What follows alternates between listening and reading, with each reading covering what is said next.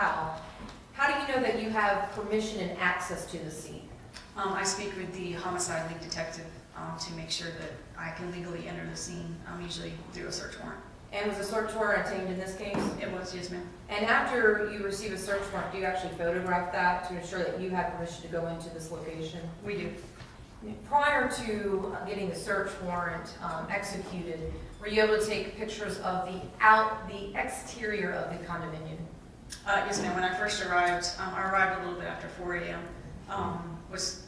I spoke with the detectives from homicide. They advised they were getting the search warrant. So really all I could do at that point was exterior photographs of the apartment and the cars in the parking lot. And Detective Brooks, again, going back to your days in the crime scene unit, is it your job and responsibility as well to find, collect, and preserve evidence? Yes, ma'am. Now, do you talk with the lead homicide detective in determining items that potentially could be of evidentiary value? Correct, yes, ma'am. And when I say potentially, what exactly does that mean? So the lead homicide detective has the actual investigation. They conduct the interviews, they conduct witness interviews, subject interviews.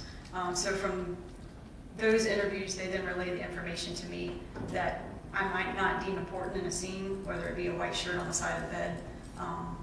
They in turn say, I need that collected.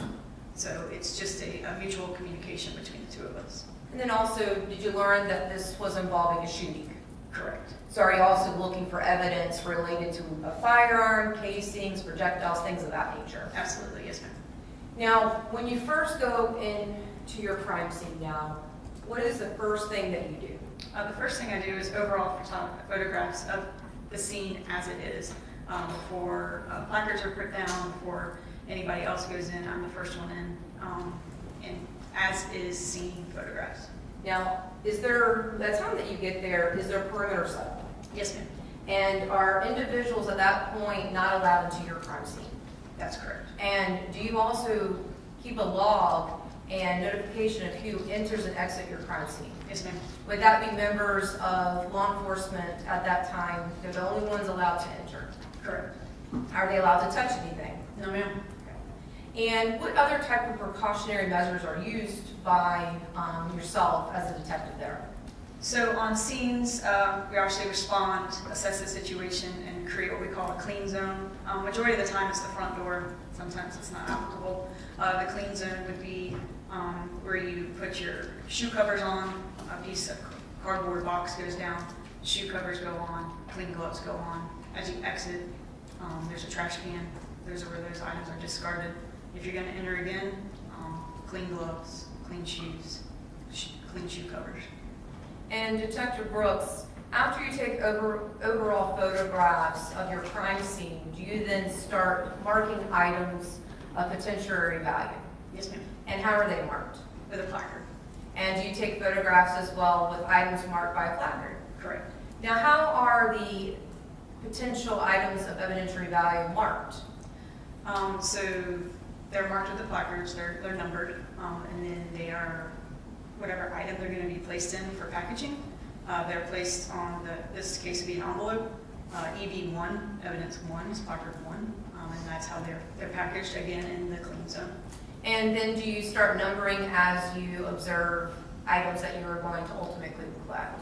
Yes, ma'am. Ideally in chronological order, if you enter a room left to right, it doesn't always work out that way, but yes, Do you sometimes then go back and find other items? yes, ma'am. So that's why I apologize. That's okay. That's why the items kind of get out of order. Yes. And then ultimately, we'll go through some packaging in just a moment. The packaging also is it brand new? Yes, ma'am. Not used packaging. No, ma'am. And in fact, then information is put on that packaging to relate back to that EV 1, 2, 3, etc. Correct. And then those items are placed into the property room. Yes, ma'am. I placed them into the property room. Now, did this crime scene commence when it was dark out? So like I said, I got there at 4 a.m., processed my crime scene. I actually left, sealed the scene with evidence tape, placed the items in the property room, came back to the scene. I finished a diagram, and to my recollection, homicide detectives still wanted the scene held. They had more interviews to conduct, and they wanted to walk with me through the scene as to what I collected. So would that then have gone into the daytime hours? Oh, yes, ma'am, absolutely. So there are photographs that are indicated by dark time and then daylight. Yes, ma'am. Now, when you say seal the scene, what does that mean? It's a piece of evidence tape that's placed on the entrance and exit. I believe this instance would have been the front door and the rear door. It's a piece of evidence tape with my initials and ID and date. That way when I return to the scene, I check it, I photograph that it has not been broken. And there's also a perimeter with a police officer that maintains and security at the scene as well? Front and back door, yes, ma'am. And when you came back the next day, or not the next day, I apologize, hours later, it seems like the next day, was any of those seals broken? No, ma'am, they were not. Now, did you take photographs in this case? Yes, ma'am.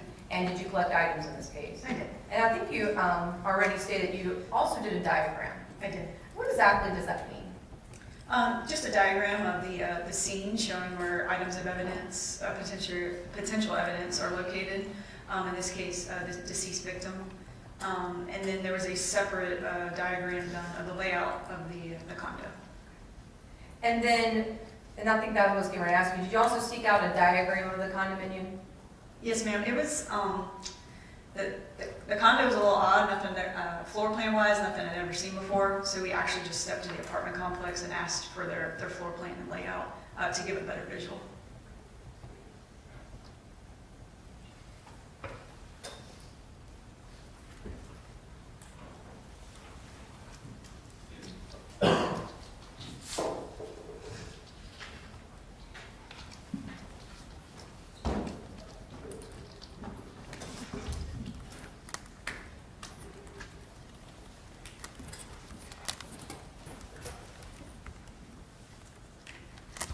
So Detective Brooks, I'm showing you State's Evidence 10. Is this the diagram of the condominium that you helped obtain for this case? Yes, ma'am.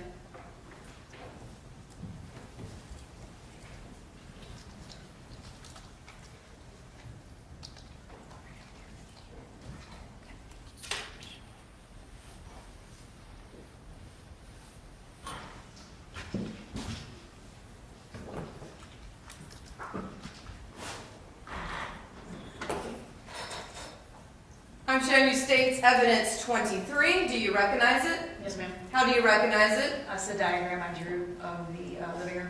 Now, you talked about the placards. Do you also mark on your diagram the EV1 through EV5 that you collect items from? I do. Now, is this also to help orient people of where those items were collected in relation to the location? Yes, ma'am. And will this assist in describing where those items were collected as we go through your photographs? Correct. Can you see it okay, Detective Brooks? Yes, ma'am.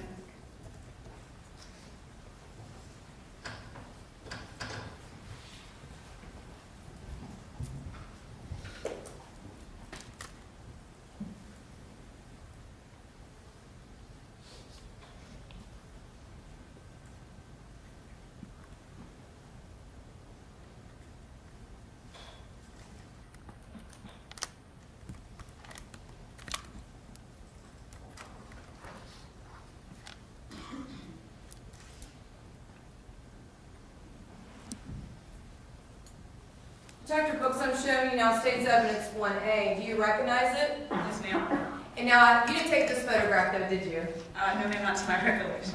But do you recognize what's in it? It's the photograph of the condo.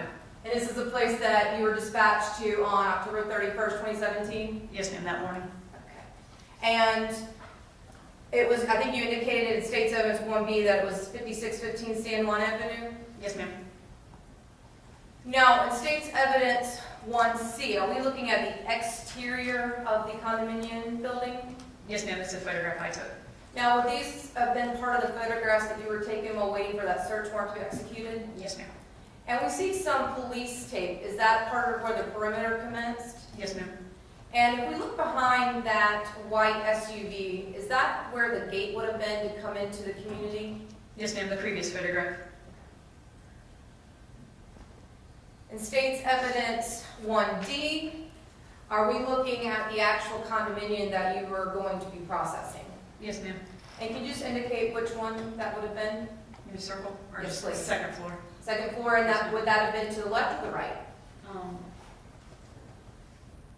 I have it right here, okay. yes, ma'am. And you just circled the second floor area, ma'am? Yes, ma'am. Now, what type of photographs do you take? Do you do long, mid, close, or do you do all of the above? All of the above. And what is the point of that? Just to get a better perspective and angle. Is that also for the person that's looking at the photograph to understand what you actually observed? Correct, yes, ma'am. I'm trying to get a photograph for the overall picture for somebody who's not there. And then you were asked in state 722 photographs of vehicles that potentially were involved? Yes, ma'am. Like I said, I get to the scene at 4 a.m. Not sure exactly what the detectives have, so it's protocol to get photographs of the cars in the parking lots. And that would have been the same situation in states evidence 1F, Yes, ma'am. in states 1G, Correct. states 1H. Correct. Now, is this a view that is potentially almost looking straight into the condo? Yes, ma'am. The door's open. Okay. And could you see inside the condo? Once up there, yes, ma'am. And then in states evidence 1I, First floor as you go up the stairs. and in states evidence 1J, if you could orient yourself. Again, you're standing on the first floor looking up at the stairs to the second floor. In states evidence 1K. Again, on the ground level, and a blood trail coming from said apartment. So are the next couple of photographs the blood trail leading from the second floor condo downstairs? Yes, ma'am. Again, I'm there at 4 a.m. and see a blood trail. I don't know what we have at this point, so I'm just documenting photography. Same in states 1L, the blood trail. Yes, ma'am. Same in states 1M, again, the continuance of the blood trail. Correct. States evidence 1N, Same. Yes, ma'am. and states 1O. Correct. Now, again, states 1P, are we now at the top of the second story of the condominium? Yes, ma'am. Pier so. And then states evidence 1Q, can you orient? Leading to the front door to condo 111. Now, we see that the door is open. Is that how it was left when you arrived? Yes, ma'am. That's how I found it. Okay. So nobody at that point had opened the door? No, ma'am. And patrol was here at the scene, but they are not in my photographs. And then states evidence 1R, Inside the front door to condo 111 with the blood trail present in the foyer. and again, in states evidence 1S, Again, same photograph as before. and then states evidence 1T. Is this just showing the full exterior of the doorway? Yes, ma'am. And states evidence 1U, Orient the actual condo we're conducting the investigation in. and is it common to make sure, like we saw the sign of the 5615, and now we're seeing that it's unit 111, is that common to ensure that this is in fact in Duval County, this is your location? Yes, ma'am. Just documentation. And then states evidence 1B, So we're now inside condo 111. As you enter that foyer, to your immediate right is the kitchen. and you also can you see that there's blood actually on the floor of the kitchen as Yes, well? Yes, ma'am. And states evidence 1W. It's a pizza box and trash can from the kitchen. Now, first, did you think that was of anything for you to further photograph? No, ma'am. However, through talking with Detective Banache, did he ask you to do some further photographing of this pizza box? He did. And then in states evidence 1X, does it state that pizza had been ordered to an Ashley Rucker? Yes, ma'am. The date and time placed on the box. And what is the date and time? I have 10:30. It looks like at 7:50 p.m. And that 10:30, that would be the date, ma'am? Yes, ma'am. Sorry, 10/30/2017. Thank you, ma'am. And then in states evidence 1Y, Again, just photographs of the kitchen. As you go through the kitchen, it leads to the dining area. now, to the floor plan, I know you talked about it being a bit different. Did it do kind of a circle? Circle/maze. Yes, ma'am. Was there a couple different ways to get to different locations There was. in the front area of the condominium? Correct, led to a bedroom, kind of like a seating room and then another bedroom. Yes, ma'am. State's evidence 1Z. So I'm in the dining room looking back towards the kitchen sink area. And then state's evidence 1AA. That is the freezer to the refrigerator. Now, were you also asked to photograph something specifically in the freezer? I am from Detective Vanash. Yes, ma'am, the fireball. And is that what is indicated in the fireball bottle in state's evidence 1BB? Yes, ma'am. State's evidence 1CC, if you could please orient yourself. Okay, so this is the odd room I was just referring to. Standing in the dining room, looking towards the left. If you're standing in the dining room, this is the window that would overlook the parking lot. So the immediate left is some type of sitting room, maybe bedroom. State's evidence 1DD, is this the further view of that area in the condo? Yes, ma'am. Bedroom 3, I guess as you could refer to it, used for storage in this instance. And then, in regards to the door that's against the wall, and I'll show a closer view in just here in state's evidence 1EE, did you indicate potentially some blood on that door? Yes, ma'am. And is that what we're looking at in state's evidence 1EE? Correct. Then state's evidence 1FF, can you please describe? So this is the hallway, I believe, into the bathroom that, which there's a bathroom in this location in the hallway, then there's a bathroom in the master bedroom. And was there two ways to make entry into this second bathroom? Of course, yes, ma'am. And then regards to state's evidence 1GG, if you please could describe. I would describe this as the hallway linen closet. And could you then please further orient yourself with state's evidence 1HH? Again, we're in the linen closet with some damage to the shelving racks. State's evidence 1II. I believe we are in the rear bedroom and some items on the floor. As you're going through the linen closet on your left, the rear bedroom is straight ahead. Is this a further view of that second bedroom in state's evidence 1JJ? Yes, ma'am. And then is this the alternate view looking back at the entry point of that second bedroom in state's evidence 1KK? It is, yes, ma'am. And I can mark, this is the linen closet that we were just referring to. And that is the open area that you have just circled for the area going back out to the hallway? Correct.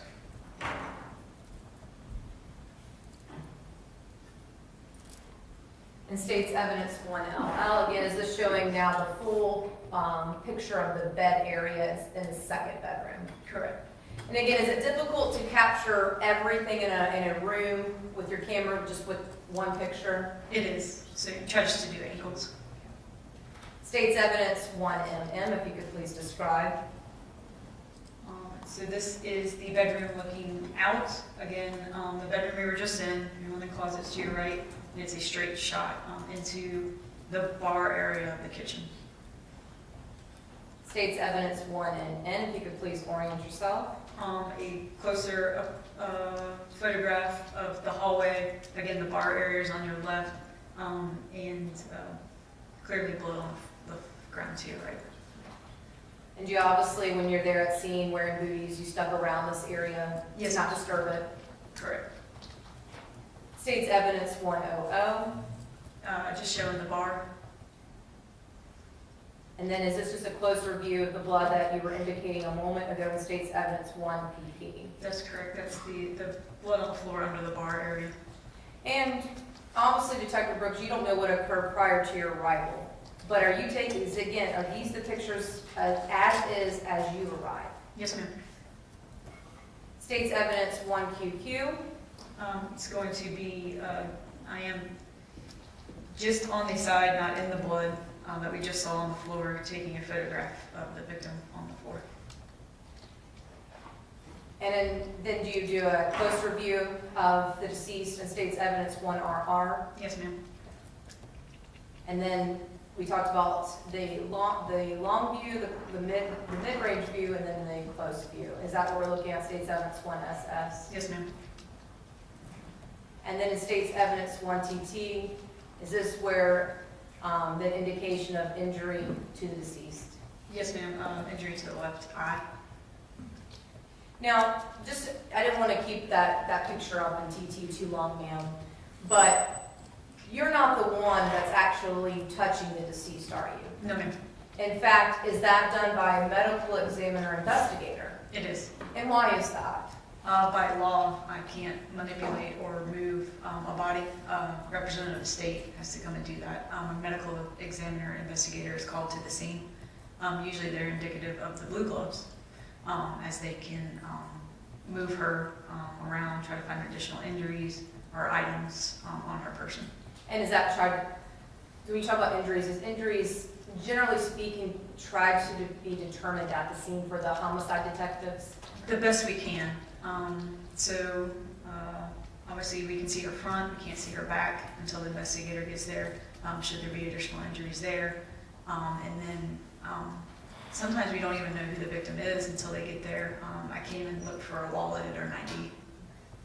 And until the medical investigator arrives? Correct. Okay. Now, in regards to collecting items, is that sometimes done then with permission to be released to JSO sometimes? Yes, ma'am, sometimes. Said items from the body can be released to us, jewelry, wallets, anything. Usually we usually do get the items if they can come off the person. If it's a ring or something, they stay with the medical examiner. And then later on, is it possible to retrieve those items then directly from the medical examiner's office? Yes, ma'am. The process is the homicide detective responds to the medical examiner's office after autopsy and retrieves personal items. And you know a lot of these procedures because you are now a homicide detective currently. Yes, ma'am. So you're on the other side currently. Currently. Yes, ma'am. So now looking at state's evidence 1UU, what are we looking at? So this is the deceased victim's bra. She had a key fob located in the bra. And then in state's evidence 1BB, is this again where the medical examiner investigator is just seeing about any potential injury to the backside of the deceased? Yes, ma'am. Now in state's evidence 1WW, can you please orient? In the living room, just taking photographs of the furniture present. In state's evidence 1XX, Again, same thing. Yes, ma'am. and we're just looking at the living room and furniture. Correct. State's evidence 1YY, Again, living room furniture. and state's evidence 1ZZ, The living room furniture ottoman. and then state's evidence 1AAA. Looking at the couch, in this photo you can see the couch, the living victim's bloodstain, the deceased victim's foot, and the front door. Again, is this just another angle, like you try to make sure that the person looking at the picture can see all angles of the living room, and this is state's evidence 1BB? Yes, ma'am. Can you please orient evidence 1CC, please? Okay, so you can see part of the couch on the bottom. I'm just trying to show the angle from the couch into what I refer to, I think in my report, as the patio room, but it's also the master bedroom. State's evidence 1DDD, if you could please describe. Excuse me. Just again, pictures of the couch and its location. State's evidence 1EE. Now we're in the patio room or the master bedroom with the mattress on the floor and the chair to the next to it. And I think the next couple of photographs, state's evidence 1FFF, 1GGG, 1HH, 1III, 1JJ, 1KK are all part of that patio master suite. Yes, ma'am, they are. Because that bathroom, it was actually inside of that bedroom, correct? It's an ensuite, yes, ma'am. Again, 1LL was also part of that bathroom, that master suite patio area. Yes, ma'am, and that is it leads to the patio, and now this is a photograph of the patio. Okay, and that states evidence 1MM for the record, and I think the next couple also indicate this patio balcony area. And evidence 1NNN, evidence 100. Now let's stop here at evidence 1PP. Is this what you were talking about earlier, Detective Brooks, about sealing the scene? Yes, ma'am, that's me. You can see my shadow. But anyway, the evidence date is placed. It was placed on this rear door and the front door, and I signed it and dated it. So is this then hours later when you came back to the scene? Yes, ma'am. Now, we also see furniture moved.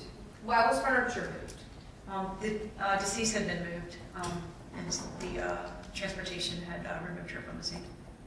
And also too, once you take the overall photographs, do you then move things to look for potential items of evidence? Yes, ma'am. So if a couch is moved, that's because you're looking underneath the couch, on the couch, in the couch to see if there's any items of value? Yes, ma'am. It's a very minimal investigation until we can remove the deceased. The medical examiner responds, takes their own photographs. I don't want to move too much around as they report back to the doctor should the doctor have a question about anything in the scene. So we try not to manipulate too much till that is done and they are removed.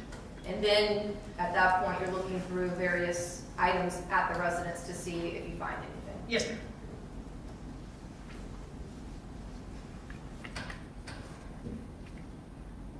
And I think we were just talking about, again, is this another time we came back later on in State's Evidence 1QQ when items were removed? Yes, ma'am. And of course, the deceased then was also taken to the medical examiner's office. That's correct. Next is State's Evidence 1RRR. Can you please describe? This is the bigger blood stain on the floor, and again, the deceased hasn't been removed, but I believe I was trying to photograph the cell phone located. Now, did you also indicate on back looking at your evidence diagram, ma'am? Were you also trying to indicate that series of blood in your evidence diagram? Yes, ma'am. And can you please point to that area that you have indicated with the large pooling of blood? Yes, ma'am. Am I good to? Yes, thank you. Yes, ma'am. Right here is the blood, and the cell phone in question is here, just to put things in perspective. Okay. So I think in just a moment here, you then label your first placard, right? Yes, ma'am. And you now indicated as well on your diagram by EV1. Correct. Okay. And then you also indicate EV1, that it's a cell phone on your evidence diagram. Correct. And in fact, you also put some other information in the top left-hand corner. Is that accurate? Yes, ma'am. It's just the information where we are, the date, and my name and ID. And is this each case that Jacksonville Sheriff's Office investigates or is called to, is it given a unique CCR number? Yes, ma'am. And what was the unique CCR number in this case? 17's the year, and the actual report number is 741-865. So that information is then placed on your evidence diagram. Yes, ma'am. And just for the record, we were looking at State's Evidence 1SSS, where you've now put that placard number 1 down. Correct.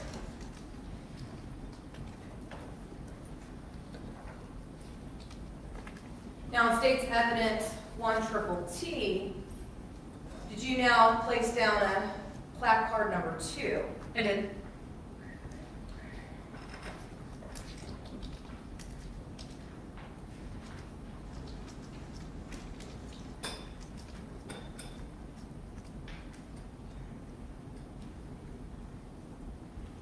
And can we also see then placard number 2 in State's Evidence 1UU? Yes, ma'am. And did you also put further placard numbers down? I did. And what numbers would you have put down in State's Evidence 1UU? 3 and 4. So now in State's Evidence 1VVV, what did you mark for evidence placard number 2? So placard 2 is what we refer to as projectile or the gun bullet. And I believe that was located against the wall in between the 2 blood areas. Yes, ma'am. And did you collect this item? I did.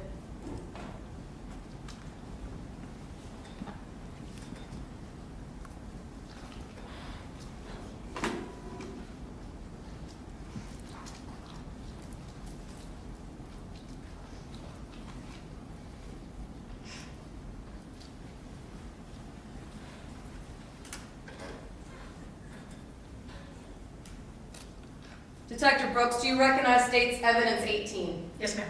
And how do you recognize it? It is projectile with blood, EB2, that was collected from the scene.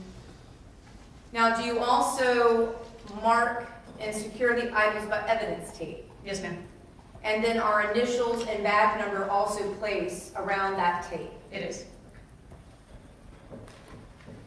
And so, again, the packaging is marked projectile EV2, correct? Correct. Again, to correlate with the photograph that we're looking at, and then to further correlate and orient with the location of where it was found in your evidence diagram states 23. Yes, ma'am. Okay. So in looking at states evidence 23 and looking at the projectile that was found, can you please show us where it was located on the diagram? Against the wall, again, between the victim and the living victim, against the wall there, as depicted in the photo.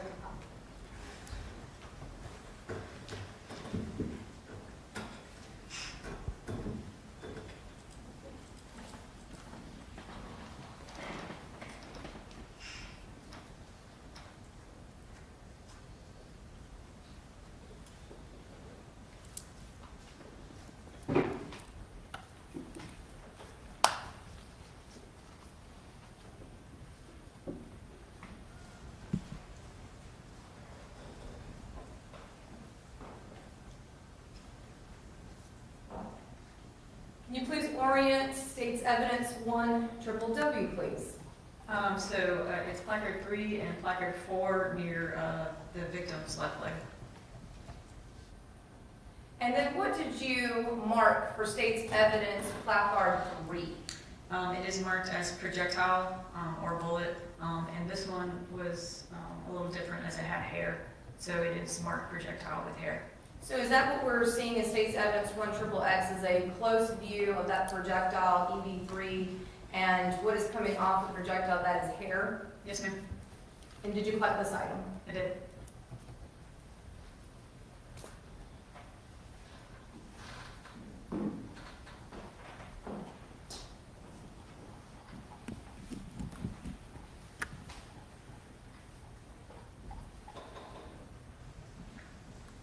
I'm showing you states evidence 19. Do you recognize it? Yes, ma'am. And again, can you show the jury how you recognize it? Again, it's projectile EV3 with hair and actual blood. Again, and, it's signed on the back, sealed. Also, it's nice clear packaging to see that it adds up to the photograph. I can't make sure you're talking about I'm sorry.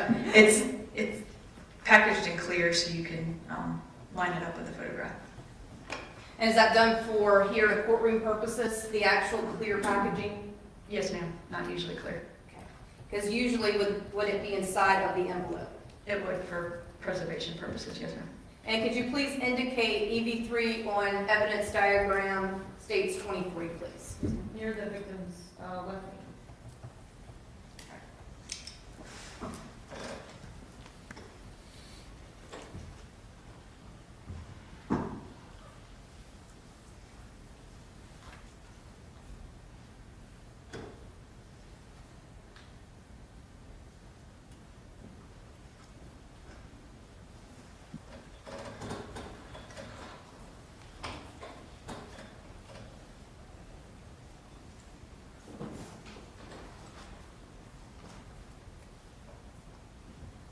Next is states evidence 1 triple Y. Can you please orient?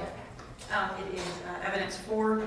It was also near the victim's left leg, and it is a casing, Were you able to identify what caliber the casing was? a 9mm. Yes, ma'am. And how were you able to do that? It's head stamps on the front. And did you collect this item? I did.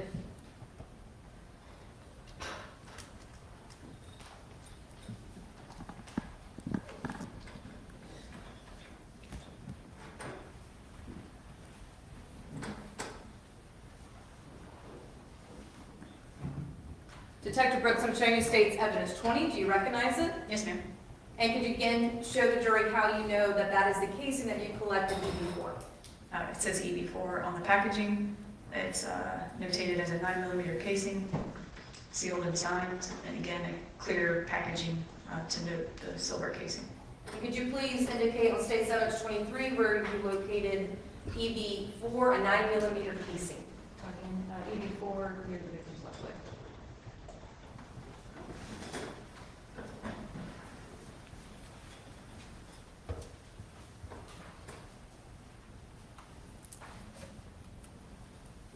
called you, you take a video or a break. I didn't know how much more you had. Are you almost done? Yes, ma'am, Your Honor. Okay. Go ahead and finish. Yes, ma'am, Your Honor.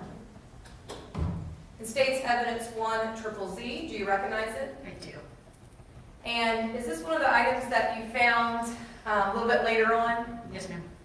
And what did you find? Another 9mm casing. And is that what we're looking at, State's Evidence 1 Yes, ma'am. quadruple A? Yes, ma'am. And did you collect it? I did. And was it again a 9mm casing? It was, yes, ma'am.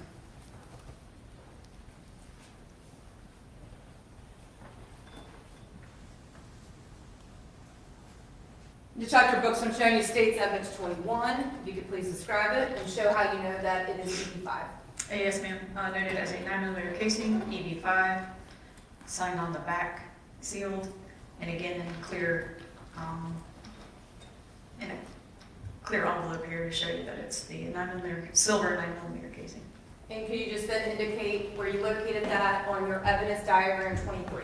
So it was actually on this side of the couch, with this being the front door. It was on this side of the couch.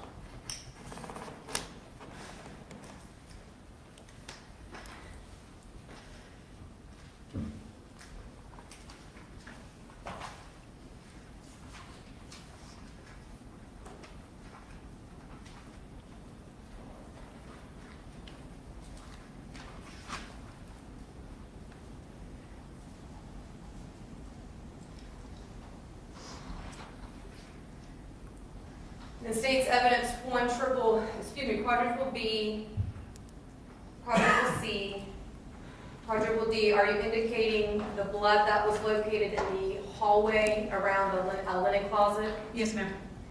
Same in State's Evidence 1 quadruple E, did you find some blood splatter on the wall? I did. And this would be the wall located in the second bedroom? Yes, ma'am. So not the patio room. The other room that had the bigger, actually had the bed in it. Not the mattresses, but the actual bed. It was behind that door. Yes, ma'am. And is this just a close view of that blood splatter in State's Evidence 1 quadruple F? Yes, ma'am. And then again, State's Evidence 1 quadruple G, did you locate some further blood splatter on the hallway by that linen closet in that second bedroom? Yes, ma'am. Blood on towels. And in State's Evidence 1 quadruple H, is this then what was labeled EB7? Yes, ma'am. Again, it's just a closer photograph of the bloody towels. State's Evidence 1 quadruple I, and then in State's Evidence 1 quadruple J, and then State's Evidence 1 quadruple K, are we then looking at further blood that's located on towels inside of that second bedroom? Yes, ma'am. We are. And were you also asked to do some swabs? Yes, ma'am. Now, the different blood areas, did you collect some blood swabs? Yes, ma'am. Okay, just to confirm that it was the deceased blood and living sister's blood, and then if anyone else's blood. Correct. Yes, ma'am. Okay, were you also asked to swab the Fireball bottle? I was.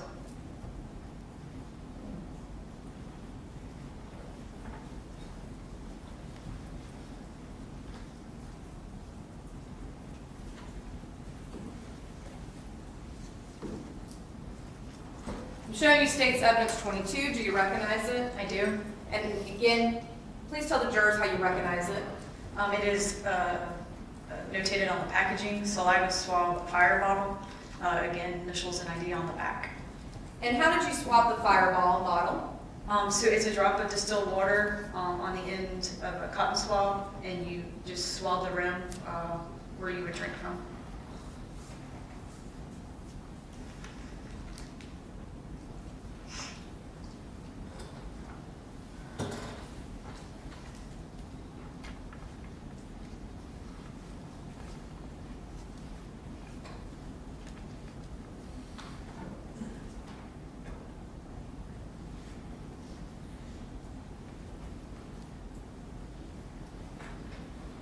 So Detective Brooks, any items that also ultimately are wet, do you put them in a dryer? Yes, ma'am. Were you asked to put clothing items that were released from the medical examiner's office, did you put those items into evidence after they were put in a dryer? Yes, ma'am, I believe they came from the hospital. I apologize, thank you for clarifying that. And did From the you, hospital, so the living victim's clothing was obviously still saturated with blood. It cannot go into our property room. We place it in the dryer in the crime scene unit office. so and after helping, assisting with the items collected from the hospital, did that conclude your involvement in this case? Yes, ma'am. No further questions? All right, we're going to take a break before cross-examination. So ladies and gentlemen, if you'll place your notepads on your seat.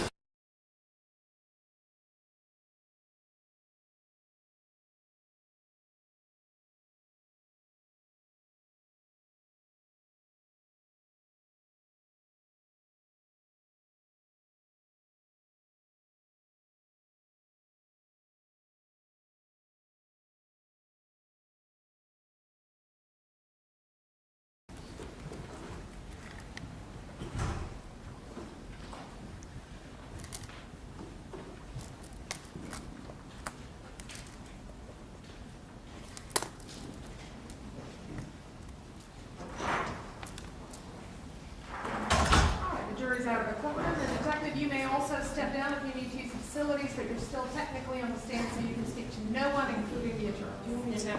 Thank you. We'll be in recess. Thank you. That's all it's asking. I don't want to trade it down if you don't use it. Yeah, no, that.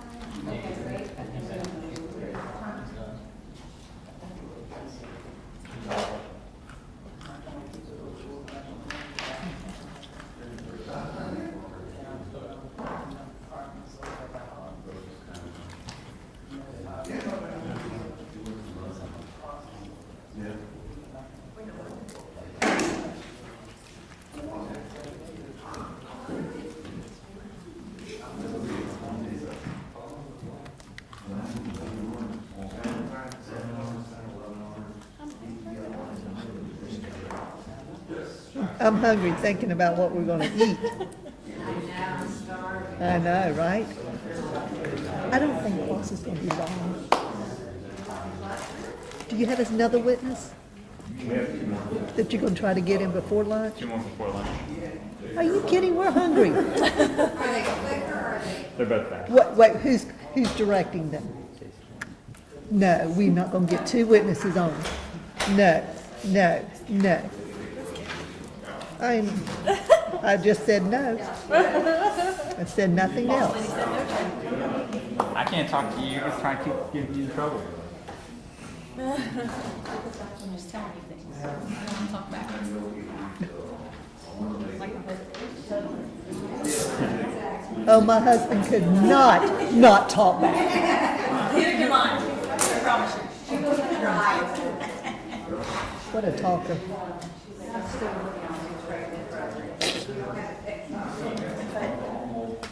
Yours is pretty good. You got him pretty trained. How long you been married? How long you been married? Married? 10 years. Me too. You got married in 12? Yeah, me too.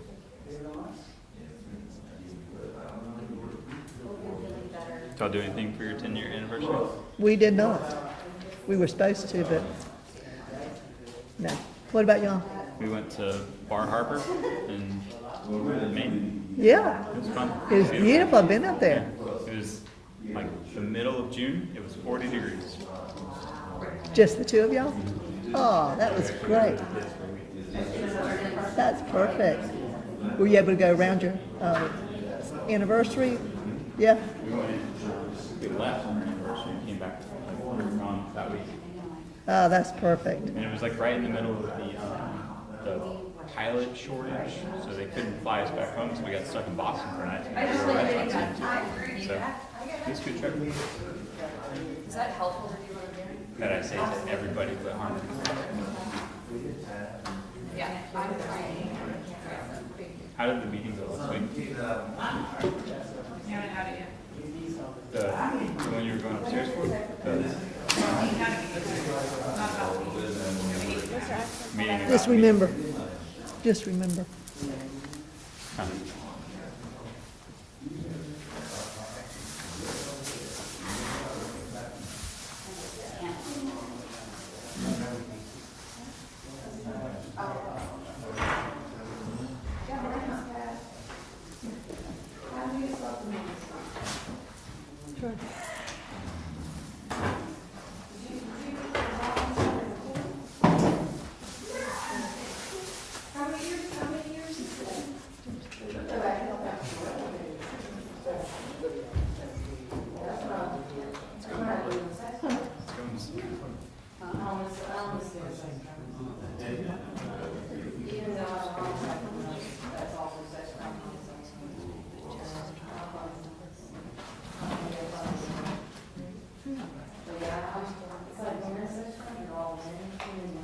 But if we get these 2 done before lunch, then we should be done At what time? 3 or 4 o'clock.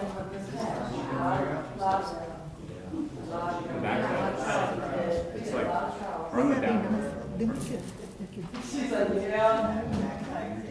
That's right. Yes, ma'am. But we're on the downtime. Yes, ma'am. Think you'd be closed tomorrow? Should be able to. I try to do. I've been wrong before, but No, that's not so. At which speed? What? All rise. Court is now back in session. You may have a seat.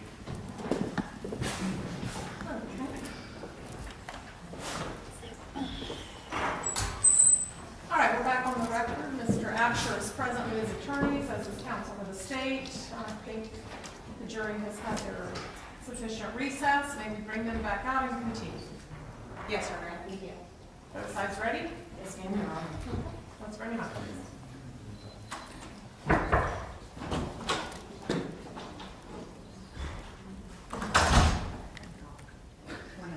Okay.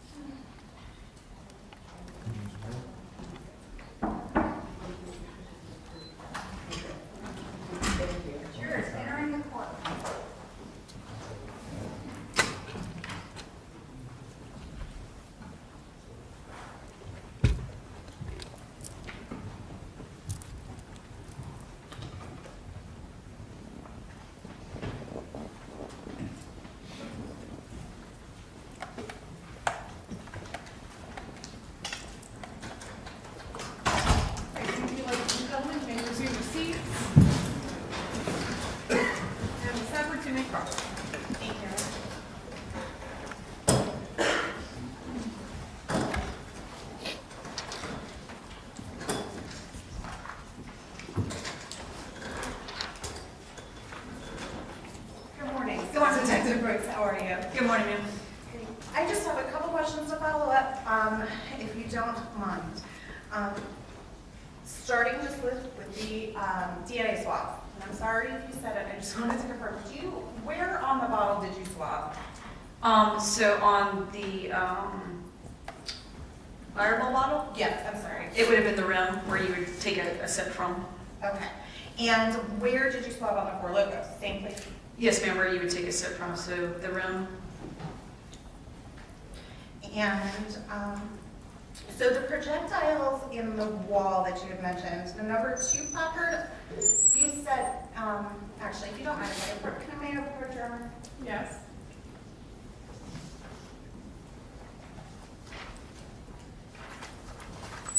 I just want to point to make sure I have this right. The EV, what's marked as EV2 on the diagram here, is that the projectile that was in the wall, correct? It was on the wall. On the wall? Yes, ma'am. Okay. Were you able to determine from which, I guess, seam this would have come from? No, ma'am. Okay. And how about any of the other projectiles? No, ma'am. Okay.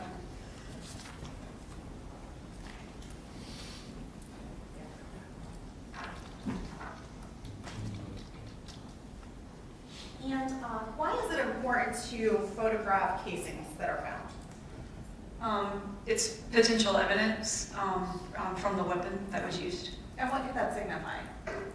That a weapon was used in the case. Okay, and would it necessarily be in the location of the casing? Is that why the location's important or not necessarily? Not necessarily, no, ma'am, as evident in BB5. Correct, and that was going to be my next question. Okay, and did you do any kind of crime scene reconstruction for this particular case? As in like where the shooter might have been and the victims or that? No, ma'am. Okay, and why did you not do that?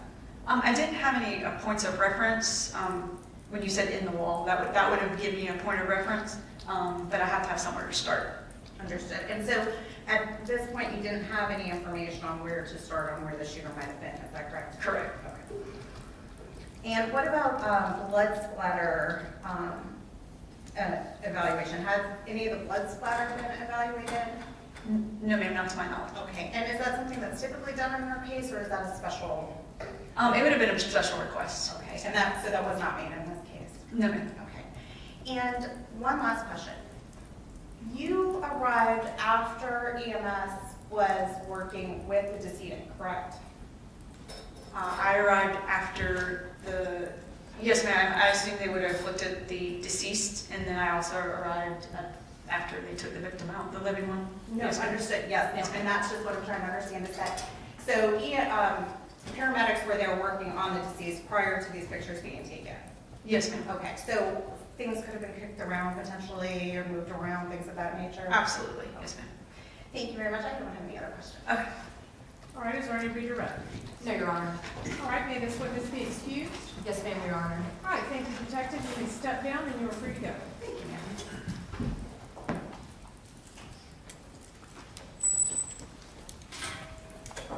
Okay, State, you may call your next witness. Yes, Your Honor. State would next call Detective Alex Hinton. And your permission to move the easel. Okay.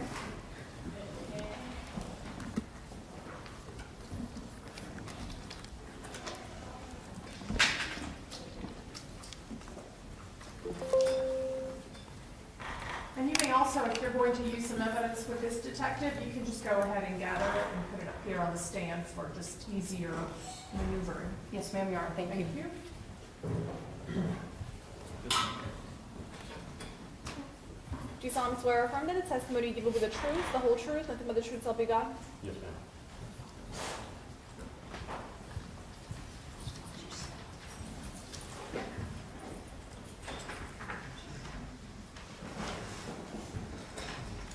All right, you may proceed.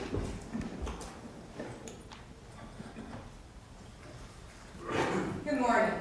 Good morning. Please introduce yourself to the jury. My name is Alex Hinton, and I'm a detective with the Jacksonville Sheriff's Office. And how long have you been with JSO? Just over 9 years.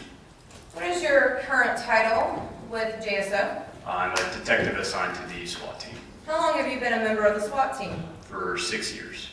And what are your duties and responsibilities as a member of the SWAT team? We respond to high-risk incidents such as search warrants or armed barricaded suspects, and we're also assigned wanted individuals with violent warrants out for their arrest. And were you a member of the SWAT team back on November 1st, 2017? Yes, ma'am, I was. And were you tasked with an assignment to go to a location where a Chad Absher was located? Yes, ma'am, I was. And was that at 5475 118th Street here in Jacksonville, Florida? Yes, ma'am, I was. How does one prepare as a SWAT team member when going to a location where a known suspect is located? Typically, several squads are sent to a location, and there's various tools we take to those locations. Do you take a robot? Yes, ma'am. Now, what does that mean, a robot? It is a device that has tracks on it to move over different types of terrain and stairs. It also has a claw allowing it to open doorways. Now, does this robot have a video camera? Yes, ma'am, it does. And does it record? No, ma'am, it does not. So is it just a live feed? Yes, ma'am, that is correct. Now, there are a couple of items placed in front of you. Could you please see if you see the photograph of a robot? Yes, ma'am. Yes. Okay. And can you please describe what we are looking at? This is a picture of the same model that the Jacksonville Sheriff's Office SWAT team has in their equipment. And just for the record, that states evidence 31. Now, where would the camera be located? There's 4 cameras on the robot. There's one here on the front at the bottom. There's one at the top of this pole on the back, and then there's one on the claw head. There's also one on the back of the back of the body that shows behind the robot. Now, how is that robot maneuvered? It is remotely with a controller. Now, could you find the exhibit that shows the image of the robot controller? Yes, ma'am. And just for the record, that states evidence 32. Now, can you please describe what we're looking at? So this is the controller for that robot in the previous exhibit. It has a couple toggles, buttons, switches, and then the screen in the middle, which allows you to toggle between different camera views when you're operating the robot. Now, would you have had that same type of headpiece and controller? Yes, ma'am. Now, I'm looking at state's evidence. I think the other image that's in front of you, Detective Hinton, number 30, could you please describe what we're looking at here? This is the residence at the address that we responded to that day. And how close would you have been to the front door of this residence? Approximately 80 yards away. I would have been outside of the frame of this photograph to the left of these palm fronds here at the bottom left corner, at the start of the driveway off 118th Street. Now, Detective Hinton, would you have then manipulated the robot to move forwards towards the front door? Yes, ma'am. Okay, and you can set that down. Thank you, Detective Hinton. Now, can you take us through what you did with the robot when you are making entry inside of that front door? Yes, ma'am. When the SWAT team arrived, they established a perimeter around the house. Prior to operating the robot, we established a perimeter, have a primary and secondary apprehension element in place, and then start making announcements on a PA when we're there. We're typically calling out directly to an individual if we believe that individual's inside, which was the case on this date. So as that PA announcements were going on, I began moving the robot up towards the front of the house. Now, are you able to talk through the robot? Yes, ma'am. And are you then, I think you stated, were you all then specifically calling out the name Chad Absher? Yes, ma'am, we were. Was anyone responding prior to the robot making entry into this residence? No, ma'am. So take us through now when the robot makes entry, what are you seeing? So the robot goes in, there's a porch on the front of the residence, the robot goes into the porch and then into the front door of the residence. Once I got inside, it was a living room like most houses, and I noticed a door off to the left. Once you go inside, as I was, just like every time I operate the robot, I pull into a room and kind of look around before I pick where I'm going to go. As I was scanning to the left, I noticed that door move slightly in the view of the screen on the remote. And so I decided to go to that room first. And so once the robot makes entry, you then manipulate it to go towards the left room area? Yes. Okay, and what happens from there, Detective Hinton? So once I got into that room, I did not see anybody. The middle of the room was pretty open, but you could tell it was a bedroom. So I turned the robot to where I could see where the door was. And at that point, I saw the door move again, and I could see a silhouette figure behind the door, like hiding behind the door in an area that somebody would not typically stand. And Detective Hinton, are you saying anything at this time through the robot? At that point, once I saw the individual, I announced to the individual, hey, I see you hiding behind the door. I want you to step out from behind the door with nothing in your hands. And let me ask you this, Detective Hinton. Prior to going to the scene, is there a briefing? Yes, ma'am. And through that briefing, are you then told that the subject is Chad Absher? Yes, ma'am. And are you also provided photographs of Chad Absher? Yes, ma'am. And is that so that you can readily identify this individual upon sight? Yes, ma'am, that's correct. Now, do you recognize, based upon that briefing, the individual inside of that residence? Yes, ma'am, I did. And who was that individual? That was Chad Absher. And would you recognize that individual if you saw him again? I would. Could you please look about the courtroom to see if you see Chad Absher? Yes, ma'am. He's seated at the table over there. When you say over there, could you just be a little bit more specific for the record, The please? defendant's table. And what is he wearing? Just stand up. Yes, no problem. He's in a black suit with a blue shirt and a striped tie. And you're going to let the record reflect that the witness has identified the defendant? All right, the record shall so reflect. So Detective Hinton, after seeing the defendant inside the residence, what did you do? Once I saw him inside, I again continued to call out to him. He moved out of the view of the camera. I had to reposition the robot to see him again. And do you know if that was then to another area of the home, or was it the same area? It was within the same room. He had moved to the left of the robot, so I turned the robot to the left to continue to reacquire a view of him. The next time I saw him, he was deeper in the room over by a bed and near a window. Now, did you see anything in the defendant's hand? I did. What did you see? I immediately recognized it to be a rifle. And so, through the robot, you were able to see the defendant was inside that residence carrying a rifle. Yes, ma'am, that is correct. Do you remember the color of the rifle? No, ma'am. In that room, it was pretty dark. I could see the silhouette of it at that point, but I cannot tell you the color. But you're confident that it was a rifle? Very confident. And is that the reason ultimately why a robot is used to make entry into the home instead of a human being? Yes, ma'am. On all of our call-outs, we prefer to use our tools before sending human beings, officers, or detectives inside the residence. It's both safer for us and safer for the individuals we are attempting to apprehend. And what are you saying to the defendant at this time? So at this time, I saw him with the rifle. He was actually peeking out the blinds, leaned over towards a window. I announced to Mr. Absher that I saw the rifle in his hands. I wanted him to put the weapon down and step outside the residence with nothing in his hands. Did you have to repeat those commands to the defendant? Yes, ma'am, several times. And after some time, did the defendant ultimately surrender? Yes, ma'am, he did. And did he put down the rifle? Yes, ma'am, he did. And did the defendant come out of the home with his hands up? Yes, ma'am, he did. Was the defendant then taken into custody? Yes, ma'am, he was. And at that point, is detectives then entered into the home to do a safety sweep? That is correct. And was that done in this case? Yes, ma'am. And there was no other individuals inside of the home? That is correct. And was the rifle ultimately seen though inside the home? Yes, ma'am, it was. And then at that time, was the scene turned over to homicide and crime scene units? Yes, ma'am, it was. And did that conclude your involvement? Yes, ma'am. No further questions. Thank you. Cross-exam? Yes, thank you.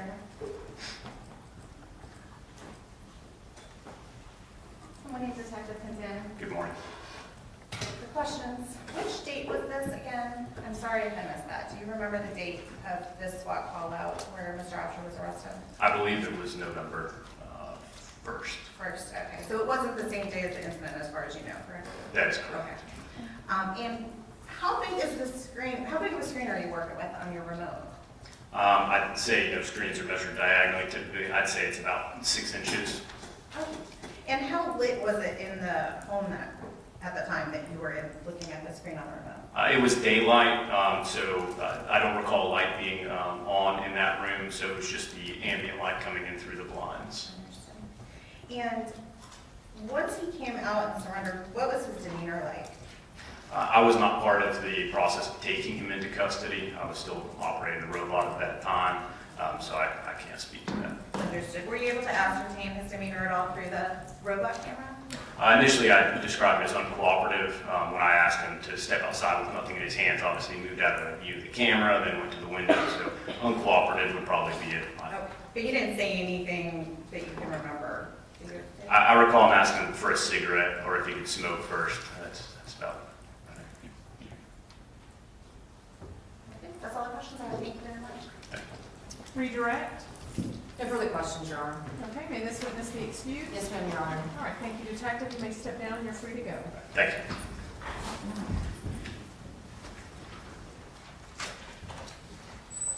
All right, you call your next witness. Yes, ma'am, Your Honor. State the next call, Shannon Willard. And Your Honor, also, I'll exchange out the evidence if that's okay. Yes, that would be great. Shannon Willard, please.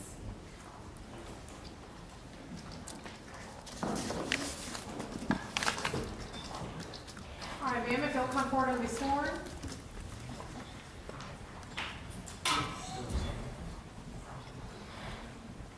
Do you solemnly swear or affirm that the testimony you give will be the truth, the whole truth, nothing but the truth, so help you God? Yes, ma'am.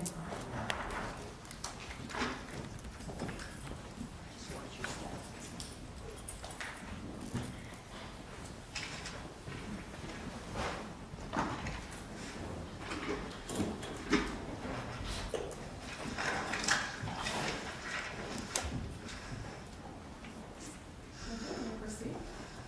Please introduce yourself. I'm Shannon Willard.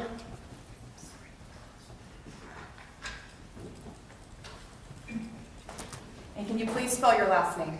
Lillard. Who's your current employer? I'm currently employed with the Jacksonville Sheriff's Office, And for how long? this time for a year. And what is your current duties and responsibilities with JSO? Currently, I am a JSO photographer. I work in the photo lab of the Jacksonville Sheriff's Office, where I take photographs of special events. I also input or download all the photographs the crime scene detectives submit, and I put them into the secure server. And do you also have another occupation currently? I'm also an adjunct professor at Florida State College of Jacksonville, And how long have you had that employment? about a year. And prior to that, did you have another career? Yes, ma'am. Prior to that, I was a police officer with the Jacksonville Sheriff's Office for 25 years. And what was your title when you were with the Jacksonville Sheriff's Office at the time of your retirement? At retirement, I was a detective in the crime scene unit, And how long were you in the crime scene unit? just shy of 14 years. And were you a major case detective in the crime scene unit? Yes, I was. How did you receive cases? Calls come in from patrol for a particular call. They get put into a queue for our dispatch, and either the dispatcher will dispatch us the call, or we'll see it in the pending, and then we'll take it, we'll take the call. And sometimes the detectives can call us directly and say, hey, we're getting ready to go serve a search warrant, we're getting ready to go do this, can you come with us? And Detective Lord, were you in that same capacity of the crime scene unit back on November 1st, 2017? Yes, I was. And were you asked to be dispatched to a location off of 118th Street? Yes, ma'am, I was. Do you recall approximately the time of the day that you were asked to be dispatched? It was in late evening. I'm going to review my report real quick, just for that time. At 17:51, which is 5:51 in the evening. So was it shortly before it would turn dark here in Duval County? Yes, ma'am. And when you arrived on scene, was there a perimeter already set up? Yes, ma'am. When I arrived, patrol officers were maintaining scene security along with some crime scene tape. Now, did you have somebody with you? Yes, ma'am. I was training another crime scene detective at the time, And what was his name? Detective Hammerstead. And do you also get a briefing with the lead homicide detective, Detective Vanash? Yes, ma'am, I did. And were you asked then to find, collect, and preserve evidence from this location? Yes, I was. And was anyone inside of your crime scene when you arrived? I'm sorry? Was anybody located within the corridor of your crime scene? No, ma'am. Now, do you also do protective measures with your crime scene? Yes, ma'am. Any crime scene that we go to, we want to wear clean gloves. We also have, if we're looking and worried about DNA or even trace evidence such as hair and fibers, we'll put on suits. In this case, we just put on clean gloves and brought our camera in to do our initial photography. And did you take photographs of this location? Yes, ma'am, I did. Now, what type of photographs do you take at the crime scene? When we first approached the scene, we were taking overall photographs. In this case, there was just 2 rooms that I had consent to go into, so we took overall photographs of those. And then if there's a particular item of evidence that we need to photograph and collect, we'll take overall photographs of that again, which is a long-range photograph. Then we'll take a mid-range photograph of that item, and then we'll take a close-up of that item in place before any processing is done. Now, there's an image in front of you, states evidence 30. Yes, ma'am. Could you please look for it? You don't need the gloves yet, for states. No, not the firearm, the image. Image. Yes, ma'am. Yes, ma'am. Do you recognize states evidence 30? Yes, ma'am. That's the front yard and the front of the residence on 118th Street. And could you just turn around to show the jury? And so that's what we're talking about, the 5475 118th Street? Yes, ma'am. And that's the place that you ultimately were assigned to find, collect, and preserve evidence? Yes, ma'am. Okay, thank you, ma'am.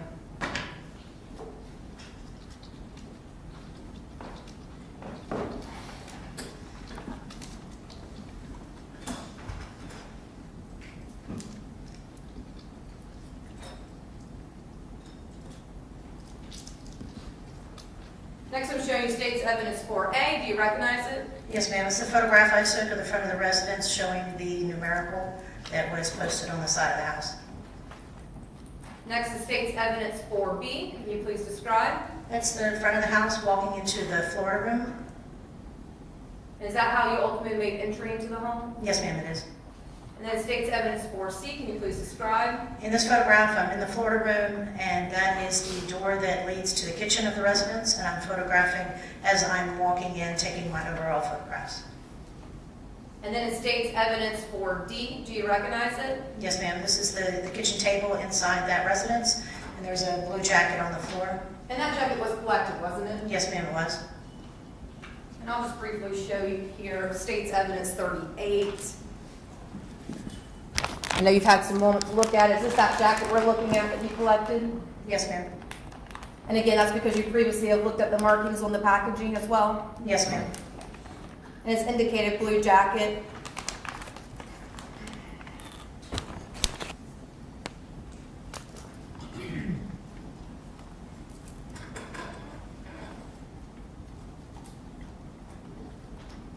Next is state's evidence 4E. Can you please orient yourself Yes, ma'am. and tell us about it? In this photograph, I'm in the northwest bedroom. You can see Detective Hammerstead in the doorway, and I am taking a photograph from about where the bed was in the room and photographing outward. When we take photographs of the room, we do all 4 corners, so we have to go around furniture, so this is just going back out of the bedroom. And then just to also help orient ourselves, can we see that blue jacket then on the ground as well? Yes, ma'am. On the floor, just to the right of Detective Hammerstead, you can see the blue jacket on the floor and the kitchen table. And can you just circle that, please? Yes, ma'am. Okay, thank you.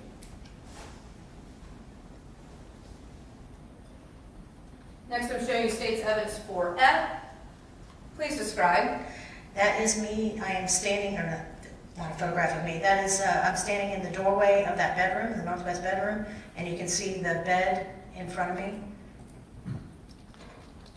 Right there. And you've just circled the bed that's in the image for the record. Yes, ma'am. Next is state's evidence 4G. Can you please describe? In this photograph is a mid-range photograph of a rifle laying on the bed. And you can see approximately on the side of the bed, you'll see the stock of the barrel of the rifle sitting right there. Now, is this how it was found by you? Yes, ma'am. With the covering of the sheet partially on it? Yes, ma'am.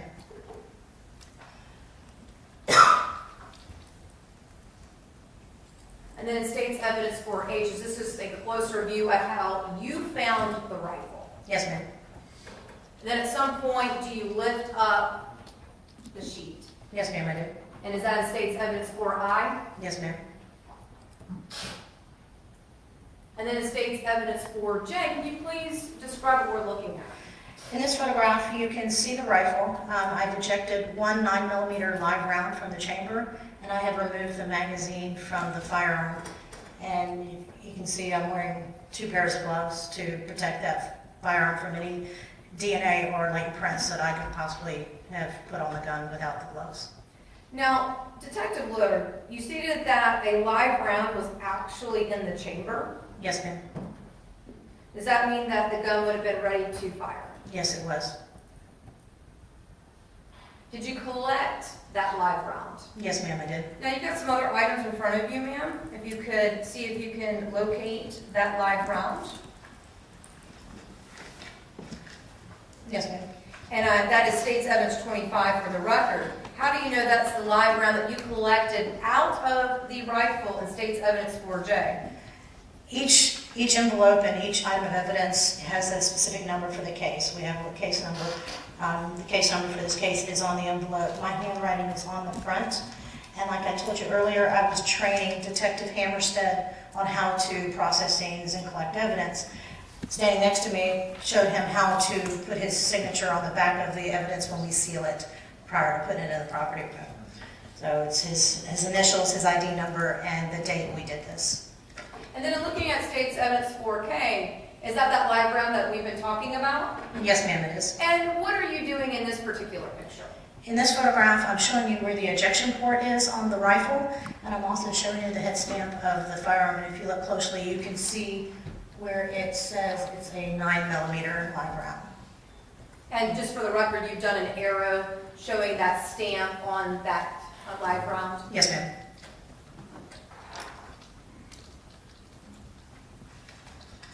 And next I'm showing you States 4L. Can you please describe? In this photograph, this is a close-up photograph of the model of this high-point firearms rifle, which the model was 995, and it also gives the Mansfield, Ohio, where the firearm was manufactured. Next in States Evidence 4M. Can you please describe? These are the cell phones that were removed from the jacket that was on the floor in the kitchen that you saw earlier.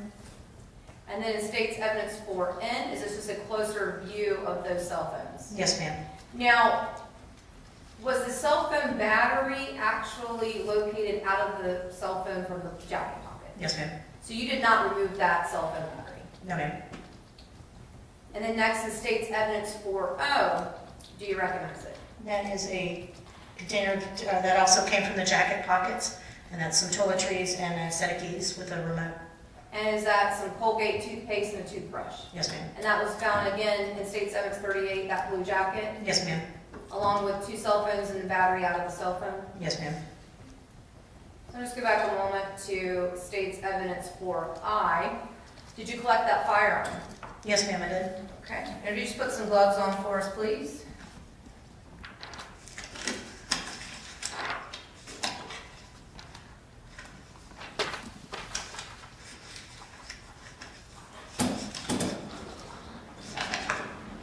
And can you see if in front of you, you see in States Evidence 24, if that's in fact the rifle that you collected from this residence off of 118th Street that we're looking at in States Evidence 4I? Yes, ma'am, it is. And if you could just take it out, please. Okay. Now, did you swab this gun? Yes, ma'am, I did. And I believe in States Evidence 26, there's a swab in front of you? Yes, ma'am. Is that in fact the swab that you used to swab that gun? Yes, ma'am, it is. Now, can you show the jurors how you swab the firearm? with this is a sterile swab, very similar to like when you would get your COVID test. This is the same type swab.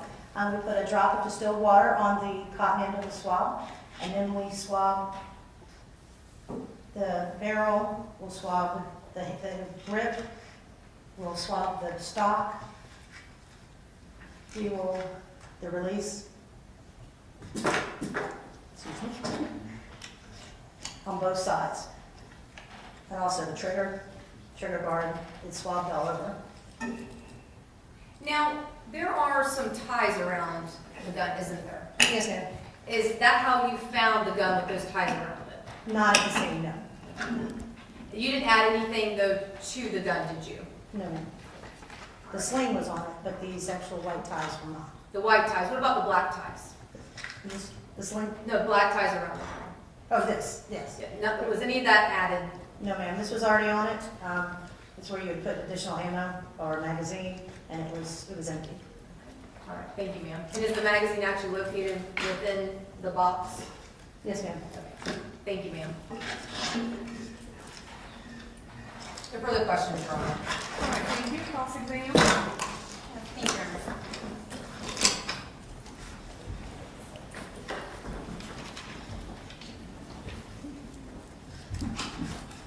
Good afternoon. Good afternoon. Question, which side of the gun is the ejection point? All right. Okay, and can you explain what an ejection point is exactly? The ejection port. Port, I'm sorry. Yes, ma'am. The ejection port is when you have a firearm or a pistol, you have the magazine that goes into the gun, and the live round is put into the ejection. When you fire, it is released. The casing is actually released from that ejection port, where the bullet will actually go through the barrel and out to its target. And so the zip ties that we were just discussing, the black ones, did you see those were on there when you found it? The zip ties, Yeah, are the not. black That is ties. put on by, I think, FDLE did that. Okay, so there were no zip ties on it at all? No, ma'am. The only thing black was on there was the sling and the extra packages for additional ammo. Okay, and so were the pins holding it together in the gun when you Which pin are you lifted talking it? about? Any of them, where the zip ties would have been, or where the zip ties are? Were there any pins in there originally, or were those put there for Well, there's several pins in the gun, so where the zip ties are right now? no, there was no zip ties when I collected that gun. The photograph that you saw earlier, there's no zip ties at all on it. The only thing was the sling and the extra pockets for the ammo and the magazines. Did you have occasion to measure this gun? I did. Okay, if you were to estimate about how long is this gun? Foot? I'm guessing. Or the total length? To be exact, I'd rather have a measuring tape. Understood, no problem. Thank you very much, I have no more questions. All right, is there any redirect? Very brief.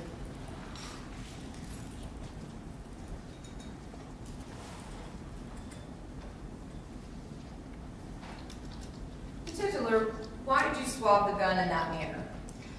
I swabbed the firearm all over to get any potential DNA that was on there from who's handled it. Someone might have just touched one section of it, and we swab another area and not get the DNA. So per policy, we swab the entire firearm with one swab to get as much DNA as we can. And is that also consistent with Florida Department of Law Enforcement's policy? Yes, ma'am. And also, too, I know that defense was just asking about where casings eject from. And I think you indicated to the right side. Yes, ma'am. And once a casing ejects, who knows where that would land, correct? Yes, ma'am. A casing, when it's ejected from the ejection port, it doesn't just fall right and stay in place. There's many variables that come into play. The casing can, it's a hard surface, it can skip, it can roll, somebody can kick it. Say if it hits grass, it can get buried in. So a casing will not hit the same spot every single time. Even if you had your firearm on a tripod and you fired the firearm or fired the weapon, the casing would still land in a different spot every single time. I think you say also it can be manipulated if someone were to kick it, you want to pick it up, things of that nature. Yes, ma'am. Okay, nothing further. All right, may this witness be excused? Yes, Your Honor. All right, thank you. Be excused.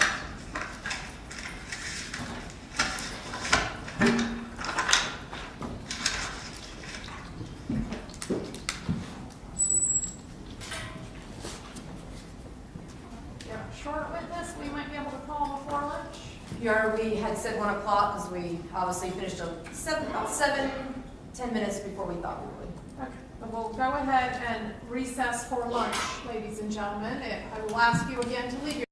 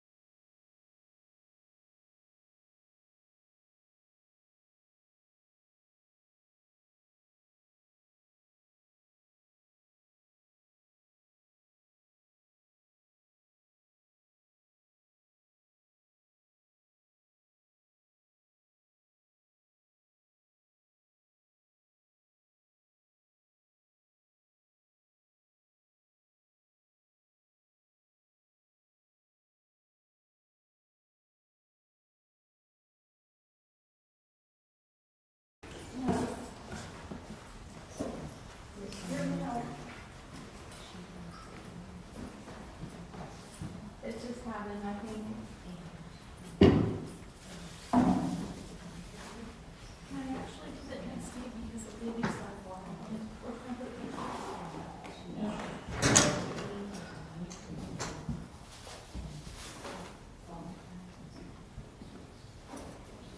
so, because I didn't miss anything.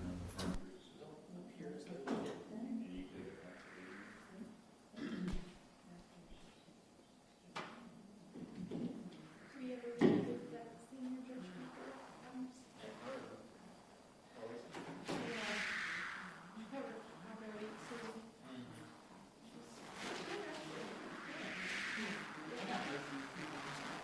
Yeah, she kept saying,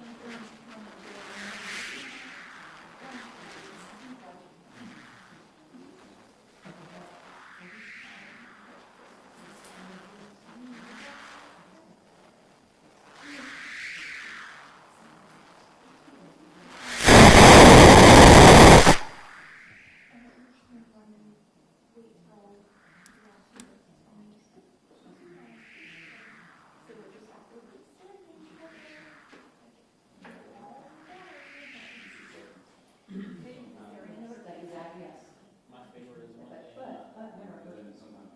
my favorite is when they go there and like call for someone and not shoot. Oh, I thought they were gonna shoot. You literally ask for 30 seconds to go in the morning call and shoot. When I've got 10 other people in front of you. Right. Yeah. Yeah. Yeah. God, let it happen.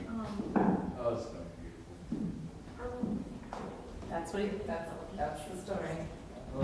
That's the story, my man. That's why we've all been kind of like, okay. like, Official wedding. it's beautiful thing. Wonderful. Yes, sir. People with good rights and Okay, so I'm very what's up? appreciative of that. I was getting all my numbers down, so I have them all. Do you Clearly. know Molly Carter looks like? Yes, I do. What is she? She is blonde and about my size. There's Matthew. What'd you have for lunch? Lord Drug is. Counselor, Is there Laura? I've never met Molly. There's Matthew. Jerk chicken? Yeah, Fort Yellow, right? So, Yeah, there are. All I did was tell me about it. And now I took them all 3 to 5. Definitely, did you eat in here? Need to hit the treadmill. What's going on in Florida? Chad. Nothing? Did you want me to show you? Oh, yeah, did they get a jury? I'm sorry? Do y'all know if they got a jury or not? Oh. Bill said that they should have one. Yeah. 4-8's random, that's nice. Yeah, I was asking him. She was asking. We might have a trial next week, Oh, I though. won't say that. Well, thank you. I almost got a break this week. We've had so many. Bill said that they should Who? How are they doing? Next week. have a jury. No, I mean, I was telling him, I said, I'm That's what always they love. appreciative when I go in other courtrooms and we get lunch Who's breaks. supposed to go next week? I'll get, Said Hayden, we don't get. so I gotta get myself refreshed on what case that Cause is. in courtroom, She's, y'all Doug's get, last y'all name get a Hayden. lunch break? No, we do. I've Hayden. been there. Hayden. for 2 Oh, years. H, like And I can Hector. only count Or one Joe. time where we didn't get lunch break and that I was don't a know if they do trial. that. And we had no Well, city they didn't see attorneys that either. knew what they were doing. They're the Reese's Thins. That's what I saw Reese's and I like, And I also have some So, pine bars that are just And even 100 the calories. book is like. I saw Reese's and I get excited when I see Nobody's Reese's. happy when we Reese's go is Why kind not of eat this at lunch? Because it just messes up your whole mood. I saw, But then I messed up because Judge I Williamson had, last week. I ate you an egg that We had I was fun. supposed to eat for breakfast. I was with y'all for a little I while. ate that with- before I came in here, with- and then with- 20 minutes later, we're eating lunch, I'm like, oh, You well. messed up. You come down during the breaks and just talk to you. Well, I Ours was on there Thanksgiving where. though too. I used Are y'all to doing not anything really like that? eat We're gonna try, there's one week, and it's in the car I now. was like, well, that would explain why I've been trying Yeah. to eat again, because Yeah. I used to skip.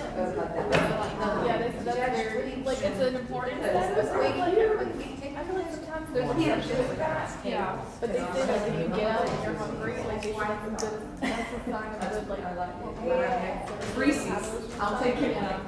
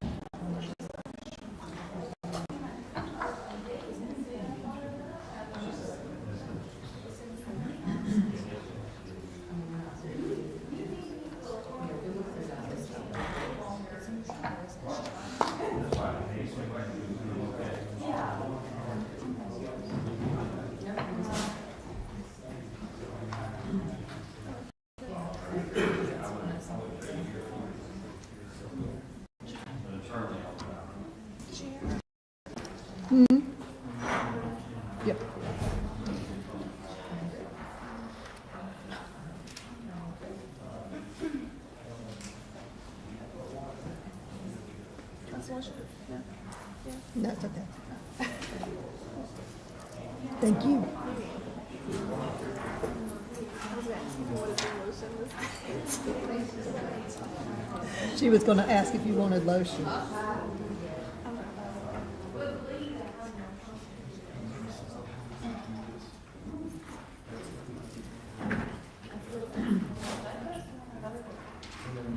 I heard it too. Yeah. She's probably just, It's taking a minute. yeah.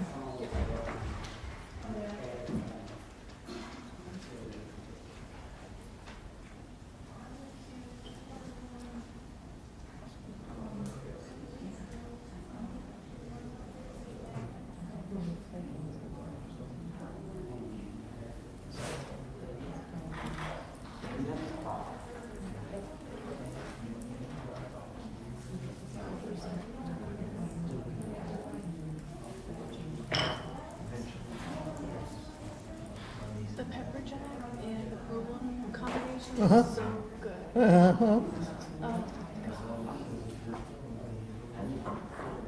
A little spicy, but not too much. Mm. It was just right. The two pepper jack was wonderful. Really? It was just good. I was really in the mood for it too. Yeah.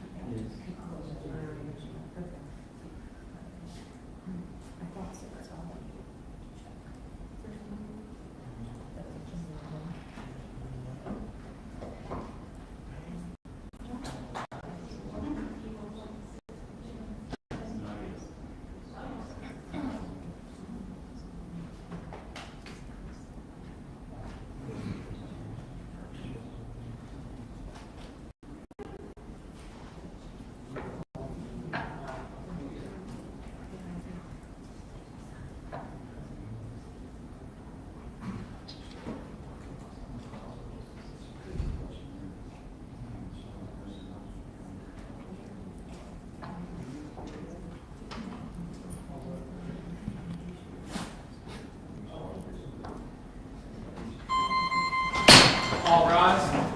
Circuit Court CRE is now back in session. You may be seated. All right, thank you. We'll go on the record. This is the state of Florida versus Chad Absher, and Mr. Absher is present with counsel as his counsel for the state. Do we have all the jurors present and counted for? All right, anything we need to do before we bring them out? No, ma'am, Your Honor. Something from the defense. Let's bring them out.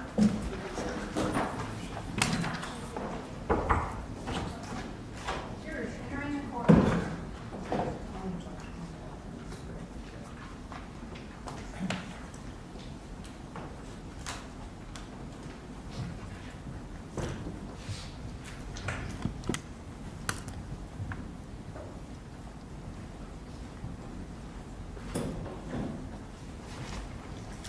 All right, thank you. Welcome back, ladies and gentlemen. You may take your seats. Be sure the note has your collect date and yours. Thanks.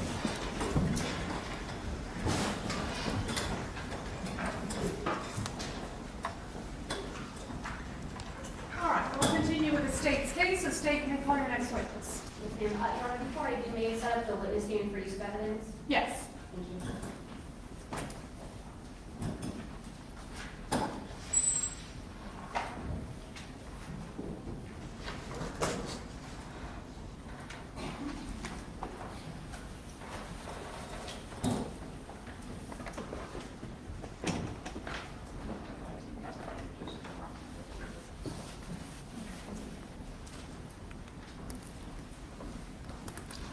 And Your Honor, the state calls William Black.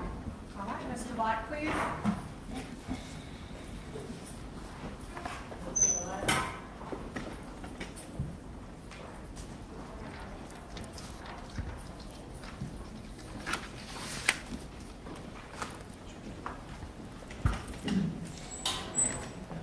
All right, sir, he'll come forward and be sworn. Do you solemnly swear or affirm that the testimony you give will be the truth, the whole truth, nothing but the truth, help you God? Yes.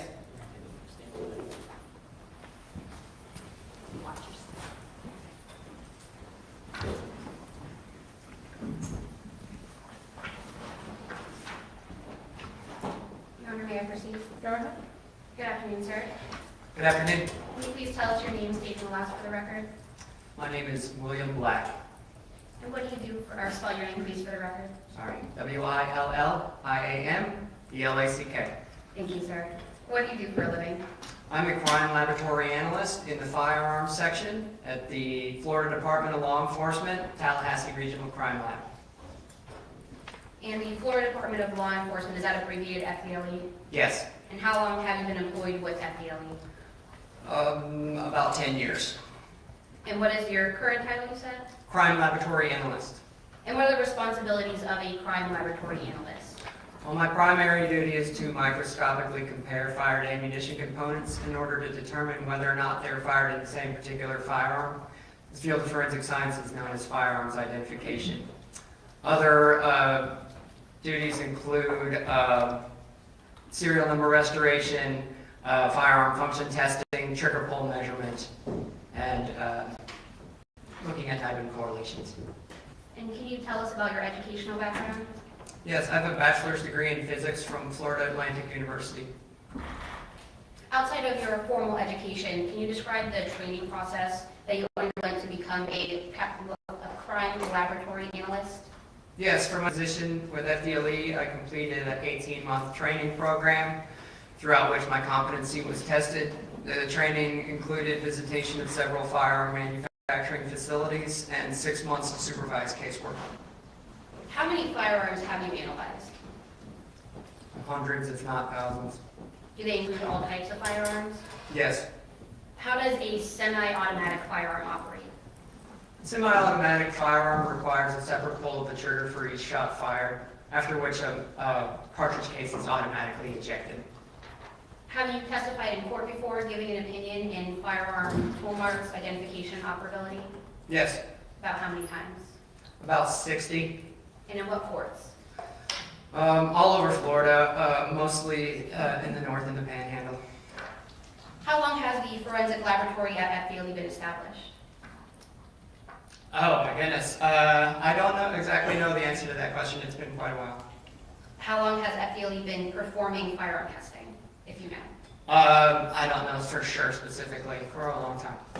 What type of quality assurance measures does your lab take to ensure reliable results?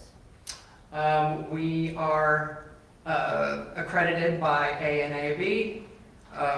All of our work is done in accordance with standard operating procedures and is subject to peer review.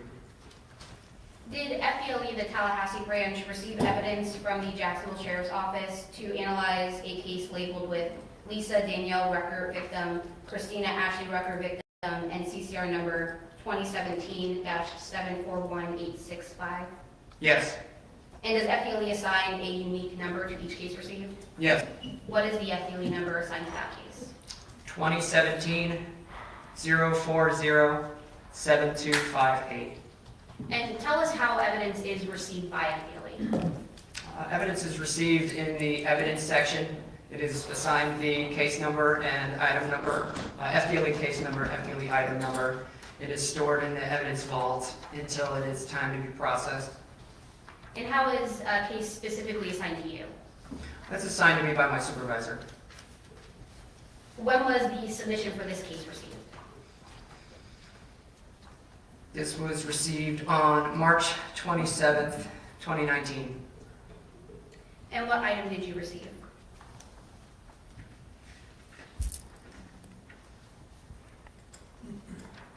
FDLE item number 6.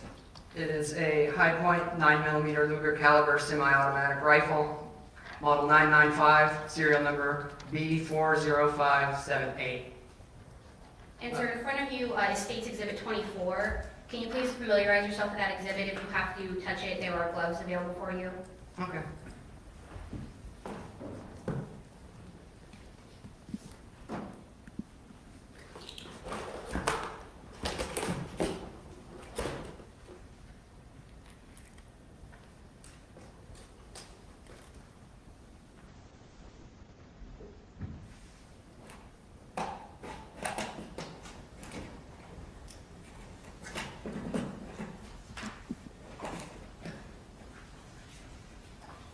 Have you familiarized yourself with it? Yes. Do you recognize State Exhibit 24 as that same 9mm Luger high point firearm you just said that you received? Yes. And how do you recognize it as such? By the FDLE case number, the exhibit number, and my initials in my handwriting on the firearm.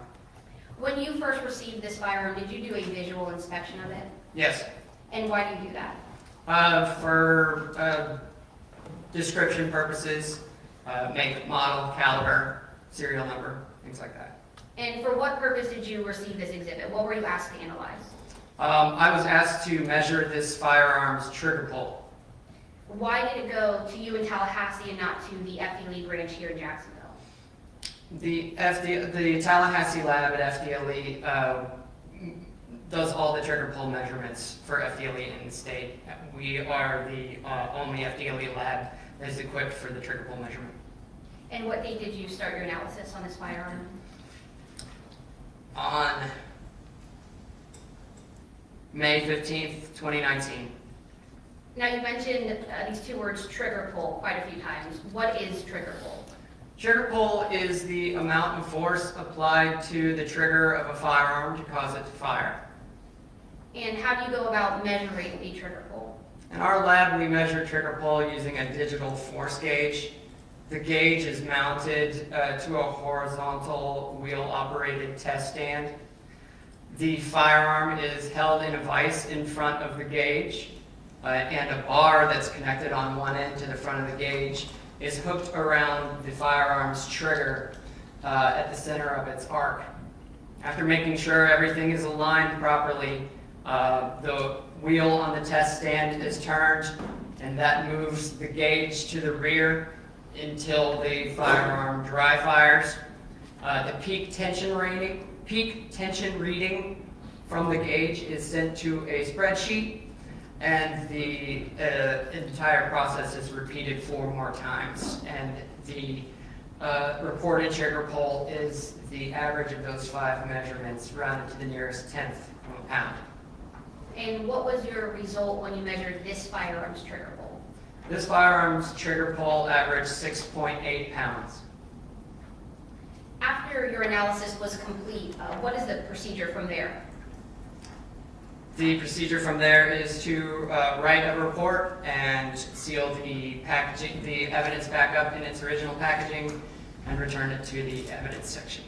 And did you have any further involvement with the firearm? No. Thank you, Your Honor. I have no further questions. Oh, one moment, Your Honor. Okay.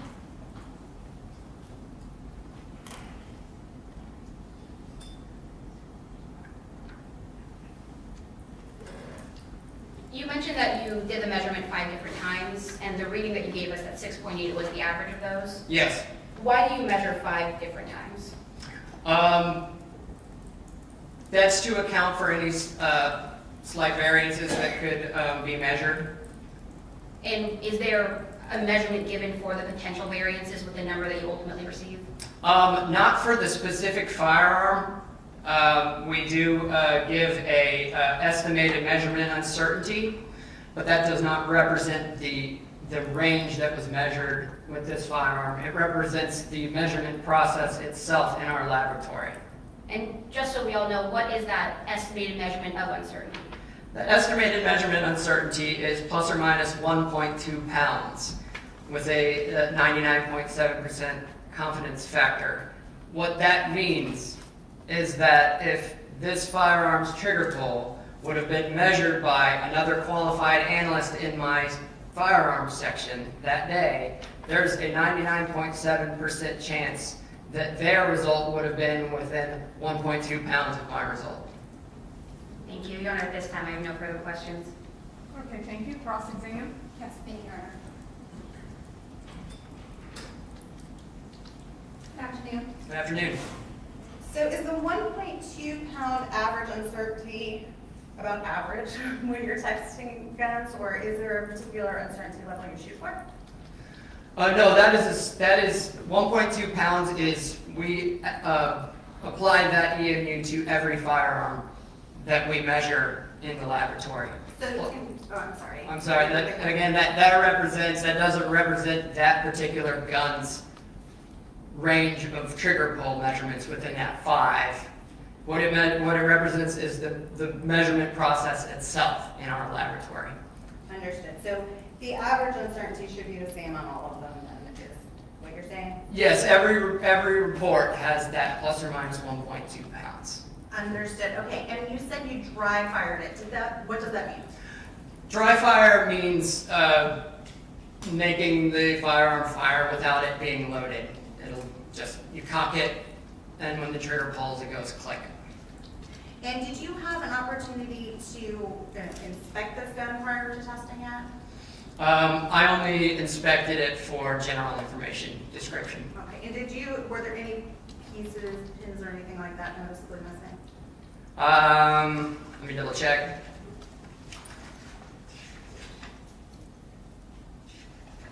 I didn't note anything abnormal about the firearm. Okay, and there's some zip ties on there. Did you have anything to do with putting those on? When firearms are received by the lab, they're usually zip tied to the box, and there's usually zip tie in the action in order to show that it's safe. They're not invasive at all. And when I return the firearm after performing my analysis, I put a zip tie in the action of the firearm also. Thank you very much. No more question. Any redirect? No, Your Honor. May this witness be excused? Yes, ma'am. All right, thank you, sir. You may go down. You're excused and free to go.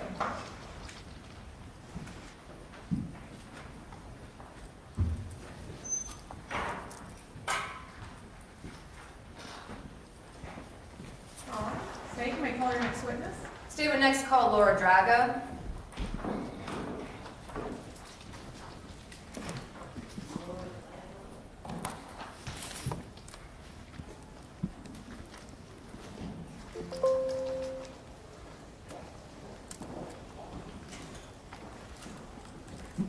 All right, Ms. Drago, if you'll come forward and be sworn.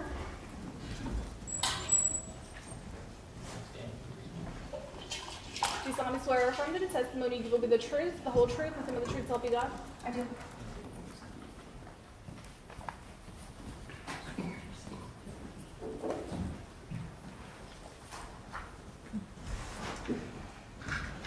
All right, you may proceed. Thank you, Your Honor. Good afternoon. Good afternoon. Please introduce yourself to the jury. My name is Laura Draga. The last name is spelled D-R-A-G-A. Who's your current employer? The Florida Department of Law Enforcement. And are you located here in the Jacksonville branch? Yes. How long have you been employed with FDLE? Since 2006, And in what section? in the firearms section. And what are your responsibilities as Senior Crime Laboratory Analyst in the firearms section?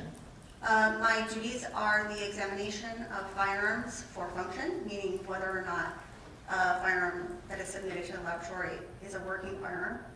I also examine fired cartridge cases and fired bullets to determine whether or not they were fired in a single firearm, or in cases where we receive a gun, whether or not they were fired using the submitted firearm. I also do serial number restorations, and I'm the primary trainer for the analyst trainees at this point in time. And Ms. Draga, please tell the jury about your educational background. I have a Bachelor of Science in Chemistry and in Biology, and particular to the area of firearms identification. I underwent an 18-month training program starting in 2006 under the supervision of an experienced analyst with FDLE. So the entirety of that program is conducted at FDLE, although there are some classes that are conducted by different agencies as well. The first part of that training program consists of bookwork, in other words, reading about the science of what we do, as well as practical exercises, firing weapons, examining cartridge cases, examining bullets. At the completion of all of the practical exercises and assessments, there's a period of supervised casework where I work real cases under the supervision of that analyst. And then that program was completed in 2008. And Ms. Draga, how many firearms have you analyzed within your 16 career there at FDLE? In casework alone, 1,400 and change, although obviously there's many more in training. But, you know, we're talking well over 1,000 anyway. And does that include all types of firearms? Yes. And are you asked to compare items to a firearm? So the short answer is yes, but the process doesn't work in the way that a lot of people might think it does. When we are asked to compare evidence bullets and evidence cartridge cases, we can't compare it directly to a firearm. So we compare it to cartridge cases and bullets that are fired from the firearm by us as a known sample. Now, does each firearm leave a distinct and unique marking? Yes, they do. And what about casings that are actually fired, live rounds that then are expelled and fired from a gun? Do they leave markings? Yes.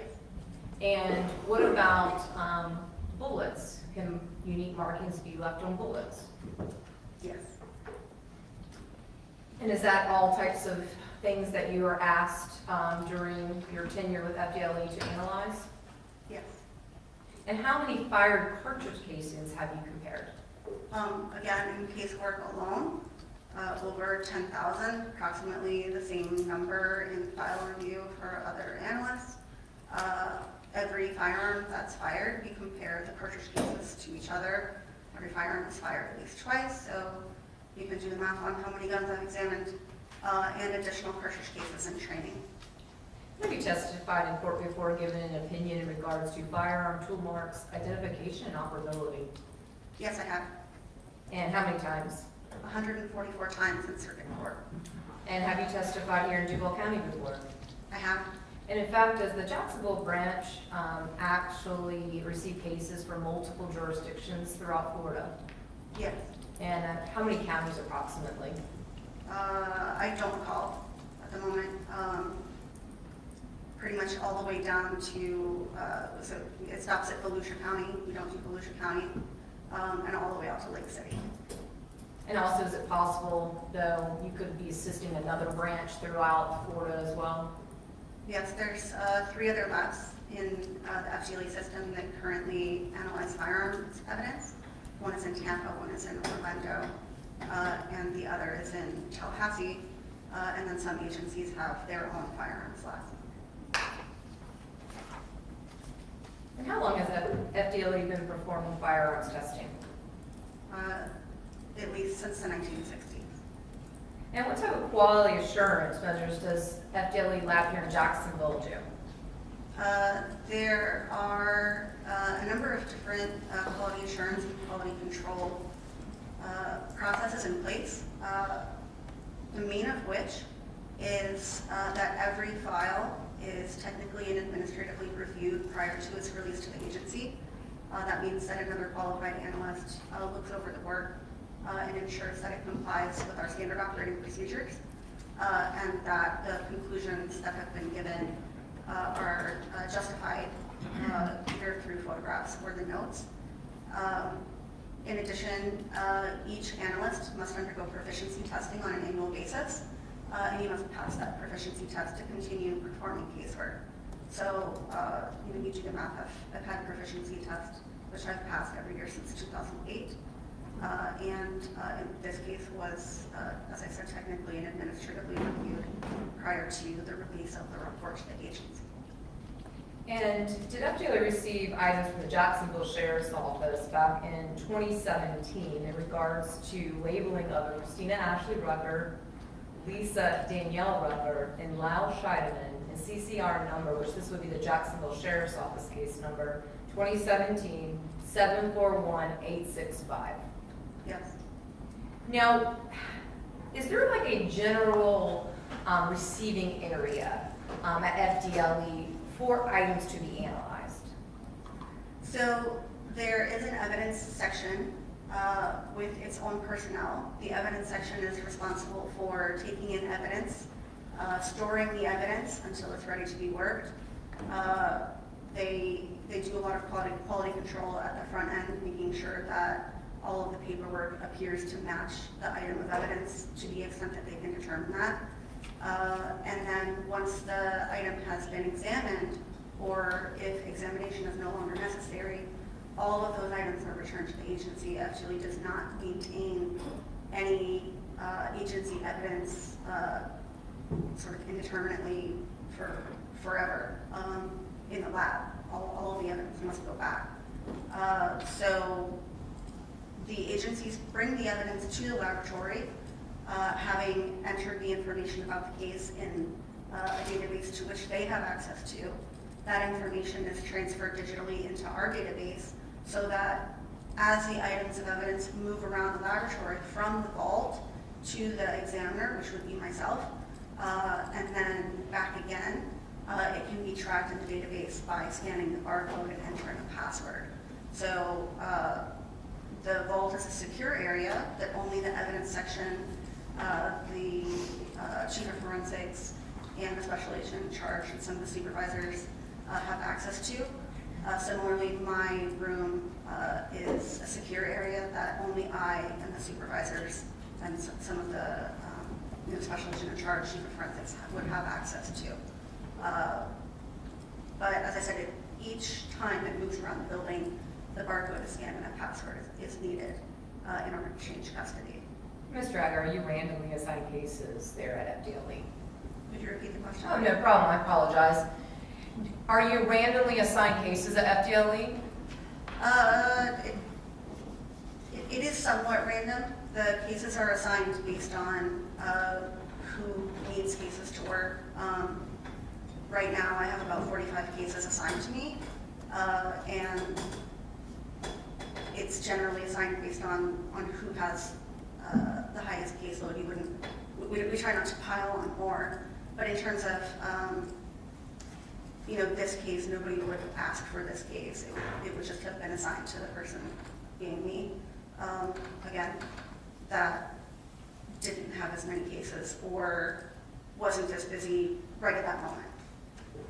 And Ms. Draga, does FDLE also provide a unique identification number for each case that comes in? Yes. And was a unique FDLE number assigned to the CCR number that we just talked about with JSO 2017-741865? Yes. And what was that unique FDLE number? The FGLE number in this case is 2017-040-7258. Now, when we talked about that receiving area at FDLE, would they have then put on a yellow sticker that had a barcode with that unique FDLE number?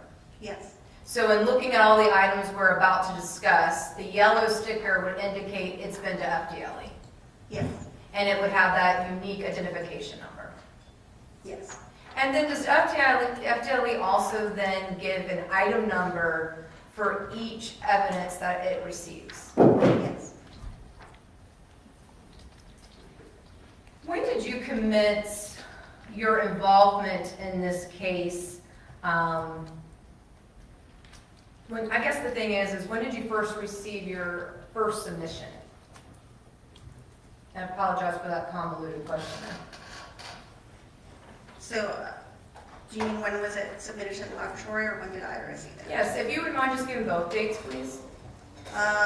According to the report in the case tracking form, the first submission was received at the laboratory on December 28th of 2017. The second submission was received on February 6th of 2018. I began working on the case in January of 2018.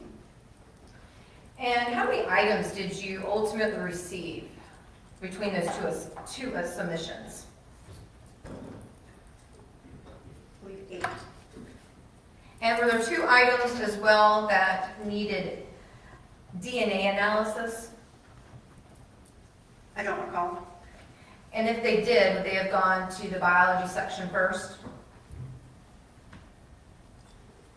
So 2 of the items that I received did go to biology, although there were additional items. And did you receive those items though after they would go to biology?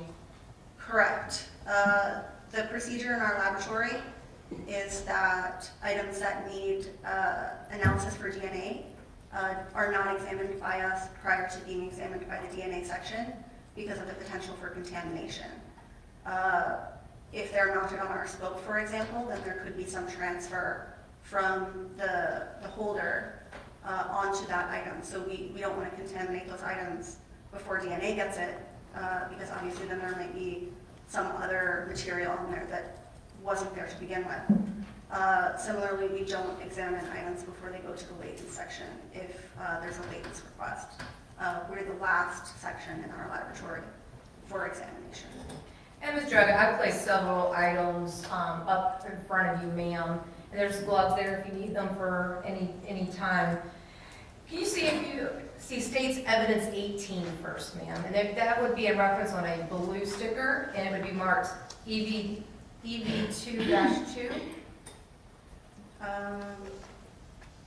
Bullet? Yes, ma'am.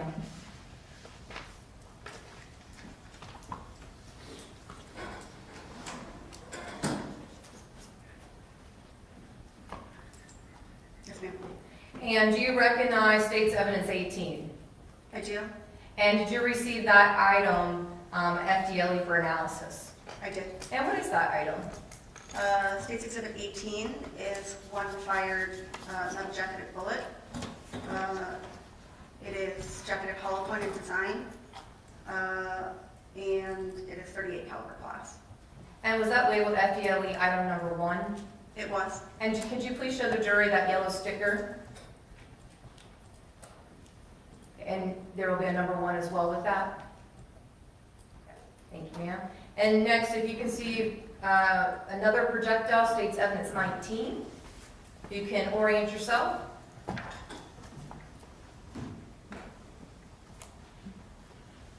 Do you recognize states evidence 19? I do. Now, Ms. Drago, when you're looking at it, in order to know if you recognize it, what are you looking for? I can put this over for a moment. You can see within this outer plastic bag, which is new, there's a small plastic bag here with a red seal. There's only one seal on that bag, but you can see on the white area here is my handwritten abbreviated case number. The item number, at the time of this examination, we were still using the agency case number, the agency exhibit numbers, and also my initials. So this would have been sealed by me at the time that I had completed my examination, and it remains sealed. And so you're talking about the smaller plastic bag. Is that what you're talking about, Mr. Drago? That would have been placed inside of that envelope and sealed by you? Yes. And in fact, do you do your initials on the sealing as well to ensure the quality of it? Yes, and although it's difficult to see within the plastic bag, the bullet is also scribed on the base, again with an abbreviated case number, the exhibit number, and the initials. So the larger plastic bag is for court purposes today in order to show what you've analyzed? Yes. Next, ma'am, do you see an item that is labeled a 9mm casing, states evidence 20? If you could please orient yourself.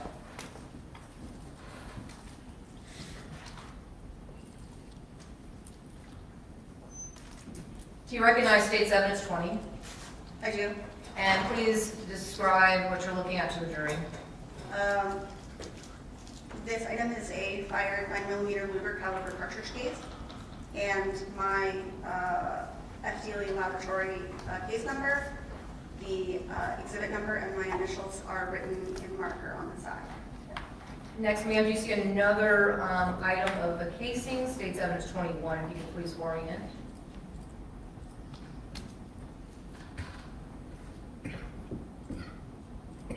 Yes, ma'am. And do you recognize it? I do. And can you tell the jury how you recognize it? Similarly to States Exhibit 20, my case number, exhibit number, and initials are marked on the side of this cartridge case.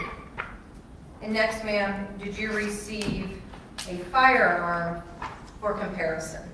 I did. Can you see if you recognize states evidence 24 in front of you, ma'am?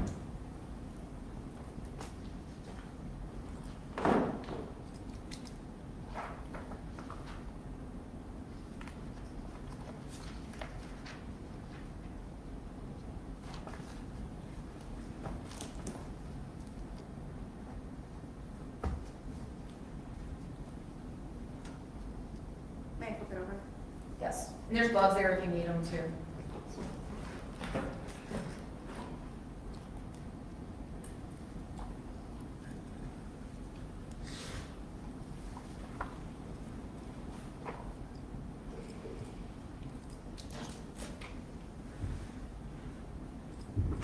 Do you recognize States 24? I recognize the magazine and the carbine orders in white envelope in the box that I do not recognize. So you had nothing to do with the white envelope? I don't know what is in that envelope. Okay. But in regards to the firearms, you recognize it? Yes. Okay. And is it also labeled with the unique number as well, on that yellow sticker? It's on the Yes. top of the box? Yes. And is that the firearm you were asked to analyze? Yes. Next, did you receive a caliber cartridge in this case? A live round? Yes, I did. And if you could please look at State's Evidence 25.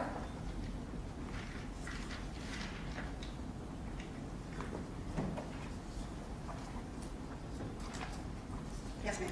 Do you recognize it? I do. And how do you recognize it? Similarly to the cartridge cases, my laboratory case number, exhibit number, and initials are handwritten on the side. And could you please look at State's Evidence 27? Should be some fragments to see if you recognize State's Evidence 27.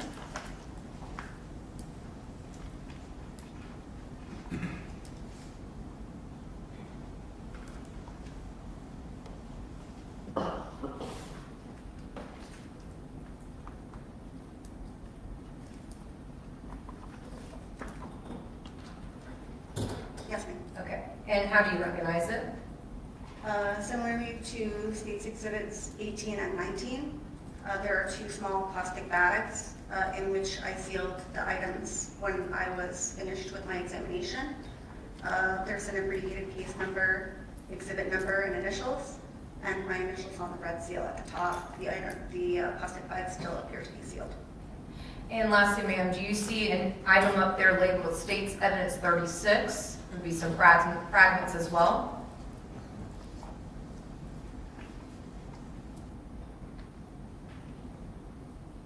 Yes, ma'am. Do you recognize it? I do. And how do you recognize it? Same way we've talked about previously? Correct. Abbreviated case number, exhibit number, initials, and as well as the initials on the seal. So, Ms. Drago, I first want to talk about those fragments. Let's talk about State's Evidence 27. Can you tell us about your analysis in regards to the fragments from State's Evidence 27? So State's Exhibit 27 contains a number of small fragments. What we have in this bag, which is marked Exhibit 9-1A, is a fired metal jacket fragment. It's a portion of a bullet which has a very small amount of markings from firing. However, those markings don't have enough stria on which to base any kind of conclusion as to whether or not it was fired in the same firearm as anything else. So it's been declared as no value for microscopic comparison. Similarly, there's a small fragment, which I'm pointing to right here. It's the largest of the fragments in the bag, labeled 9-1B. It's also primarily jacket fragment with a small amount of adhering lead. There's a very, very small portion of rifling engravings, but again, no stria or pattern on which to base any kind of conclusions.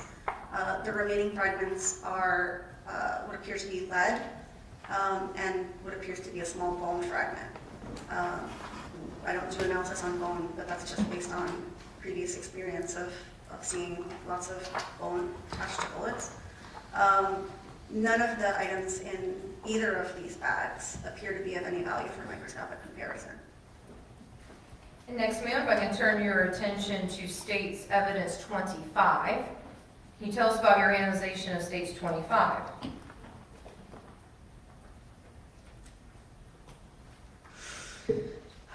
State's Exhibit 25 is a live round. It's a 9mm Luger caliber cartridge.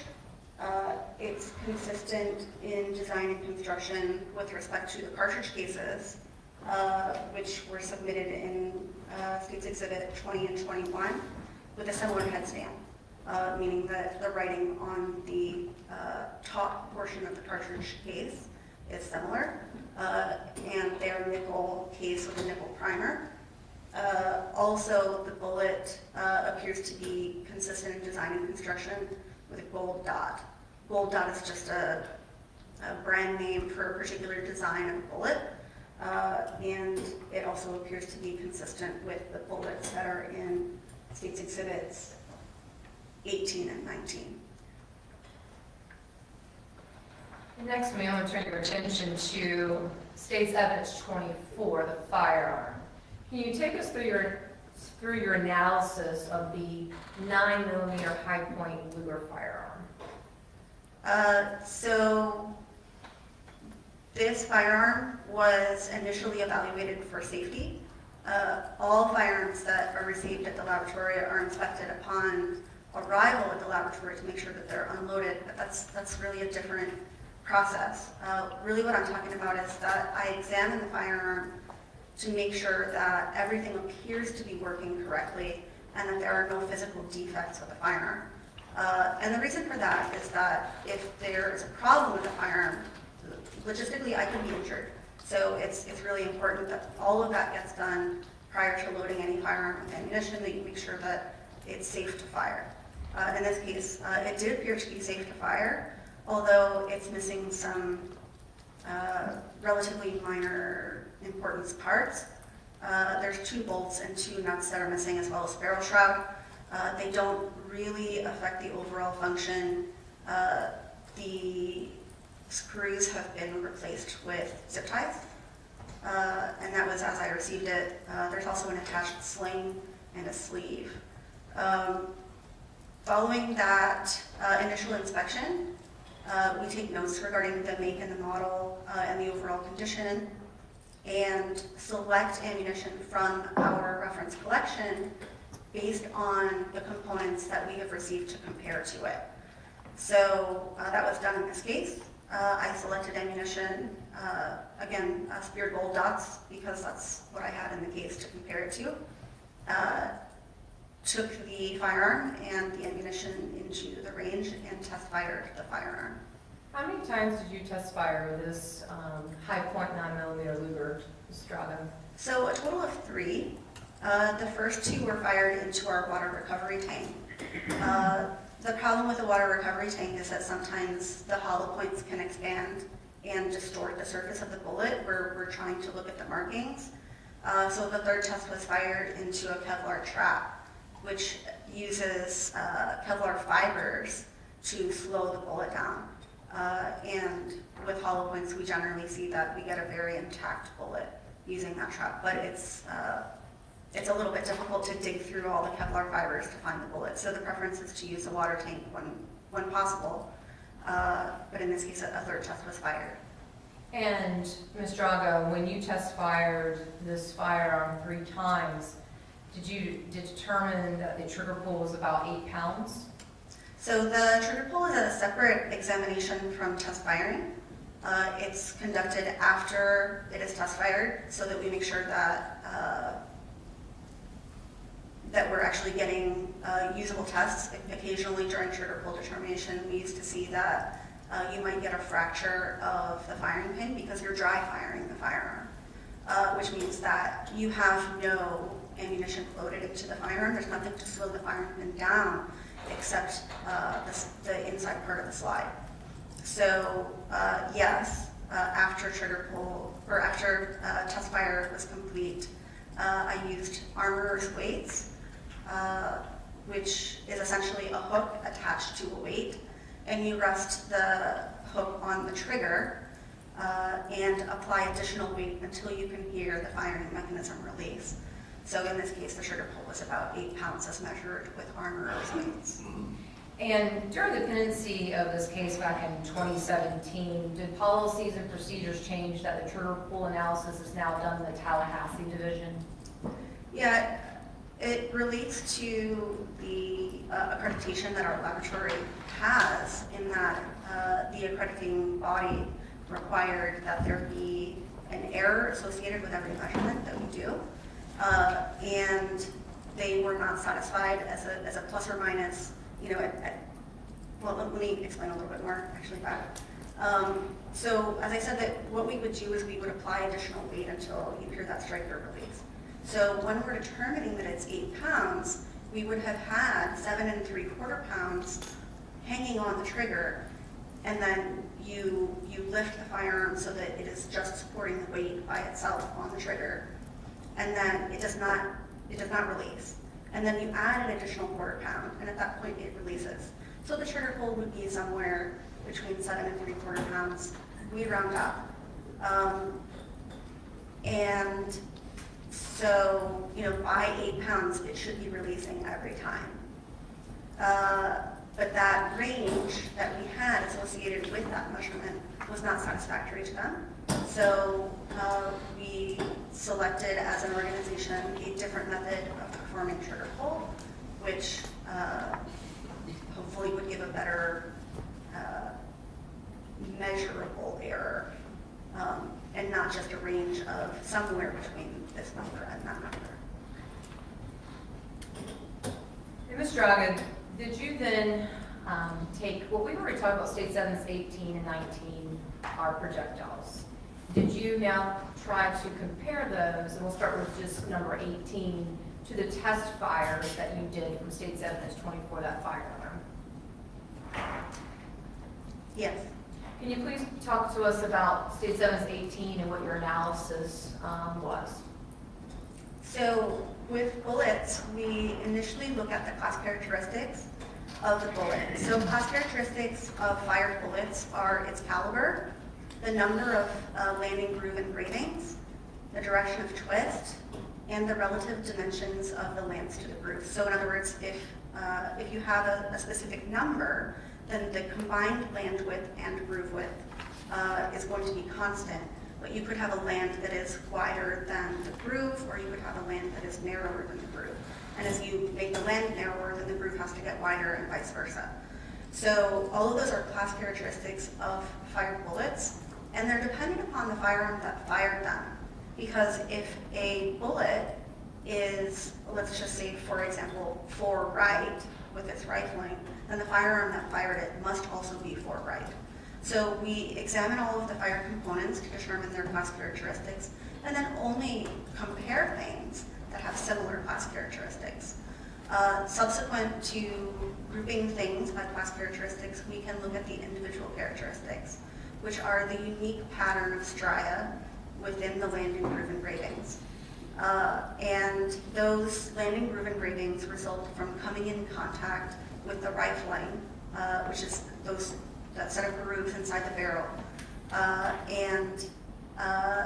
As the bullet moves past all of these imperfections that are inside the barrel, it will leave these striated marks on it.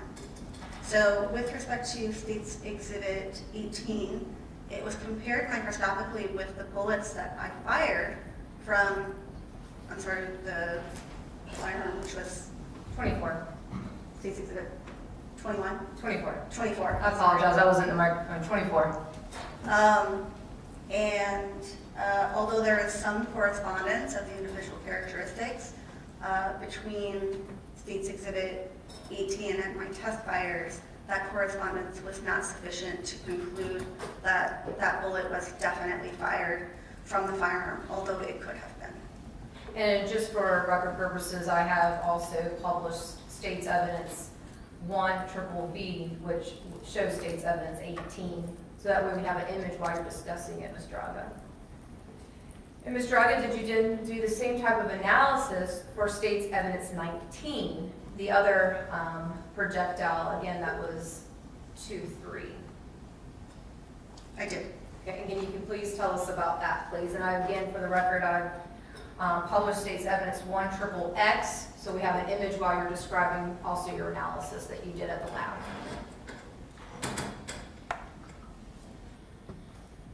And this was State's Evidence 19. Triage 3. Yes, ma'am. Exhibit 19. Yes, ma'am.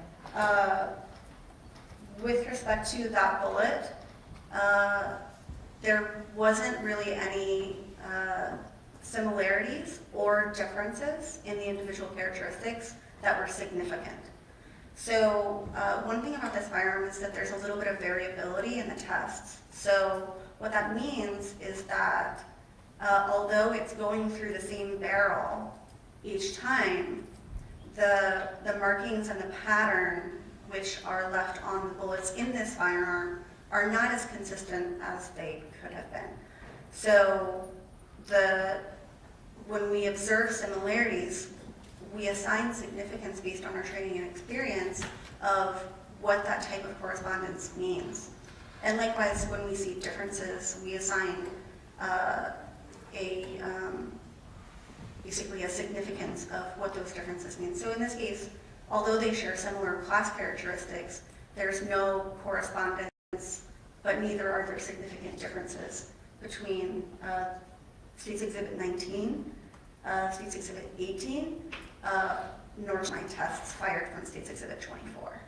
And Ms. Draghi, is it common that when comparing bullets, bless you, is it common when you're comparing bullets not to be able to have conclusive results? Pretty common, yes. And why is it common? So the first is as it relates to the firearm. If the firearm is just not marked consistently, then you would not expect a consistent pattern on unknown bullets when you're not seeing a consistent pattern in your known bullets.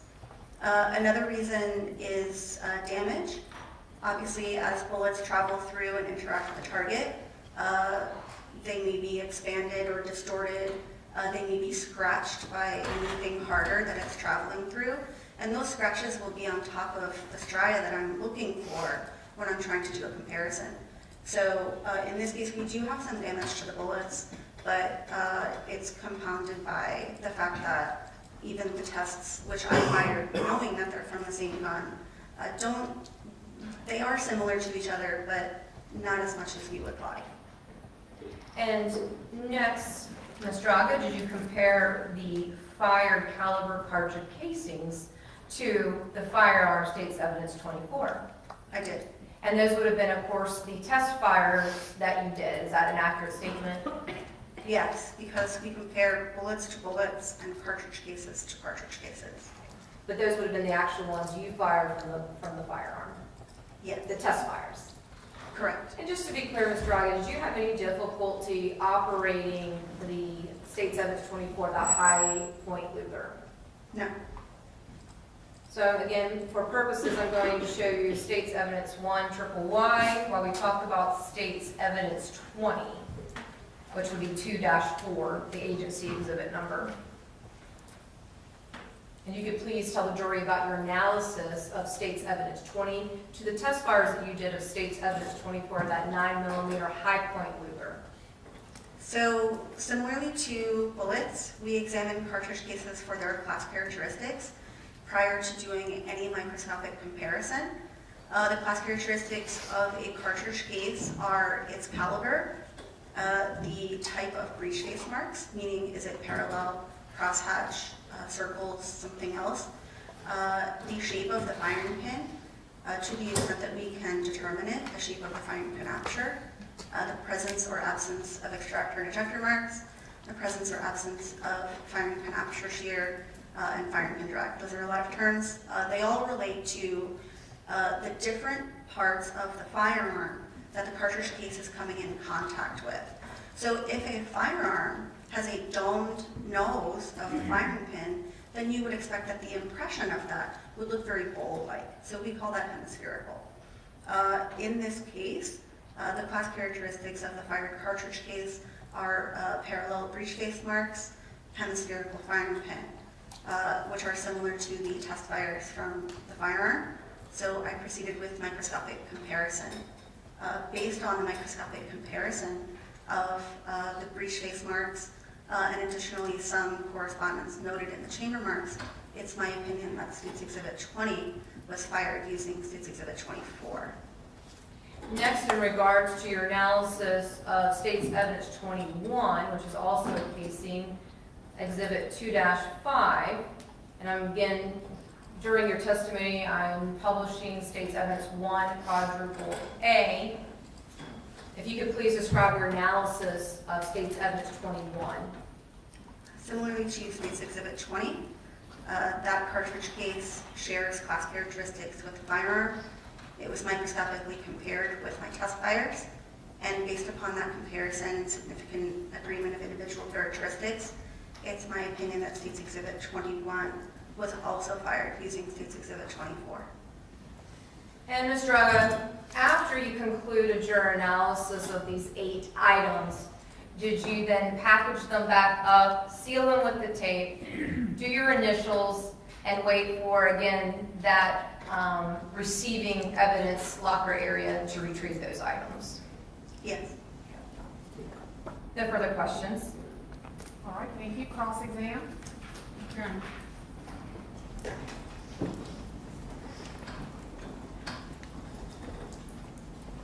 Good afternoon, Ms. Braga. How are you? Good afternoon, I'm well. Thank you. Question is for you. There are 2 bolts, and what else was missing on the gun when it was inspected? The bolts or the screws have a nut, which is on the opposite end to keep it. In other words, the bolts don't actually screw into the firearm; they screw into the nut. Also, the barrel shroud is missing. And you said that that doesn't really affect the function. Does it affect it at all? Each shot fired without issue, meaning that it didn't prevent it from working. Now, after the last shot was fired, the rear zip tie broke. But it's really just to keep everything in the stock. But it doesn't really affect the movement of the parts in any way. Okay, so how did the rear zip tie break then? Can you help me understand how the rear zip tie broke? So there are moving parts. At some point, if the jury can get a look at it, there's now a different sort of white zip tie that's through the rear, where the rear bolt would have gone through. And then the black zip tie that's in here was as it is originally was received. So there are parts inside there that are moving that can essentially come in and impact that zip tie as it is within there. And I believe that that's what happened in this case. Firing the firearm is an energetic event, and the parts are moving. Although, I really can't say exactly what broke it. It broke during the firing. Understood. So you didn't have an opportunity to shoot it with what was in there originally, did you? I did shoot it with what was in there originally. Understood. So the zip ties came after. Yeah, the zip tie broke during test firing. Understood. And again, it's only the rear zip tie that broke. And if I may, this is the rear zip tie. Thank you very much. Great, and then the trigger pull, could the trigger pull weight be affected whether there's ammo in the gun? Could you repeat the question? Yeah, I'm not even sure I'm asking it correctly, so you might have to correct it. But you had mentioned the trigger pull was tested with a dry fire, correct? Yes. Okay, so that would be without ammo in it. Correct. Okay, and you had mentioned that it could be, there was something about the weight of the slide or something that it was given the opportunity to be able to weigh it without the ammo in it. Would ammo affect the trigger pull weight measurement? Only, hypothetically, it should only affect it if the presence of the ammunition in the chamber affects the position of the slide or the bolt. In this case, there's no slide, although it's similar. There's a bolt within the receiver cover, and if having the cartridge in the chamber were to change that position, then theoretically you could change the trigger pull. But that would mean that there was really something wrong. What would be wrong in that situation? Well, if having the cartridge in the chamber is affecting the position of the bolt, that means that the bolt is not fully closed, which is generally an undesirable condition of the firearm. The high points really are not supposed to fire with the bolt not fully closed, although, of course, I didn't test that in this case. Again, that would be a highly energetic event and not a desired condition. Sure, understood.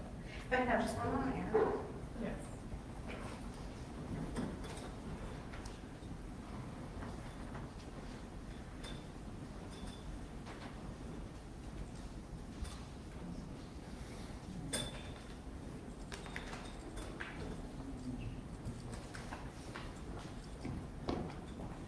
One last question. With your experience in firearms, do you know the high points to have any issues with just production in general or function?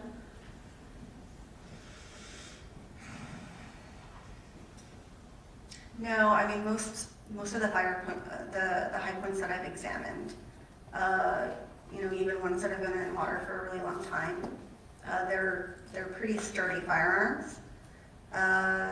Some of the early firearms had an issue with being dropped, but I believe that,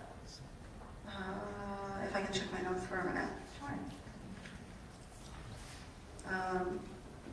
Per the literature, although I didn't disassemble the firearm to examine it, this firearm is equipped with a drop safety, which should prevent firing when dropped.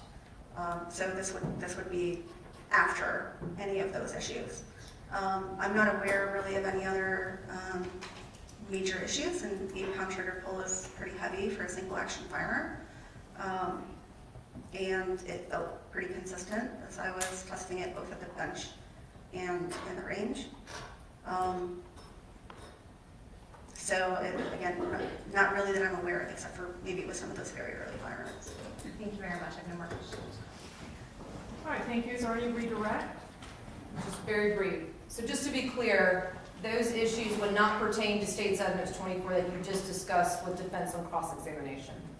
Again, I don't believe so. The literature indicates that it is supposed to be equipped with a drop safety, but because it's an internal part, I would have to take the firearm apart to examine whether or not it was actually present.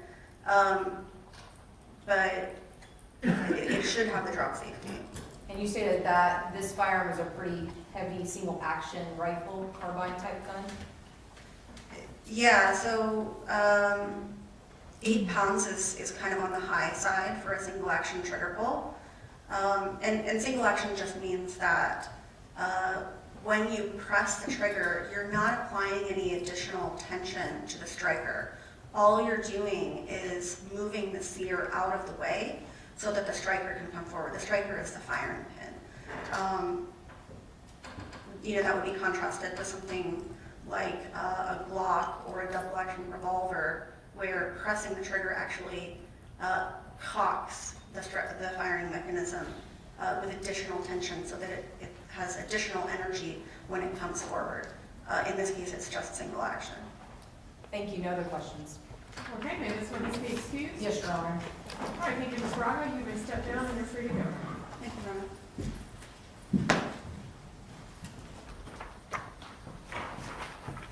All right, we're going to go ahead and give the jurors a break since they've been going about an hour now. Let them use the restroom and take a comfort break. So I will ask that you leave your notepads on your seats. Again, remember not to talk about this amongst yourself, but go ahead and have to step into the jury room for a comfort break.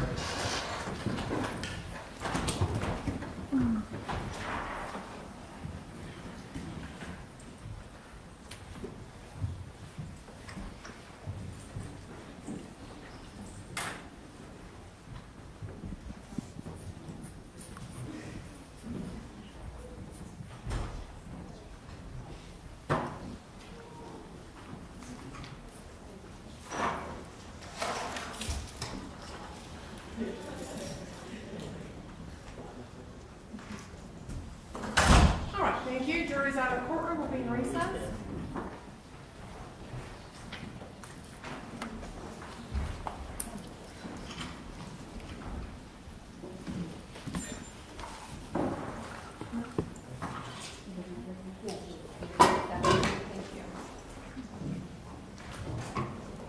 Thank you.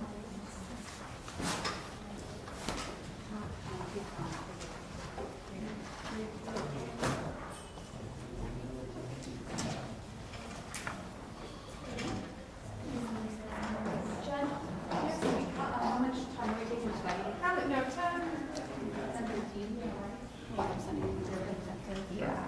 If you, I've got my list up top.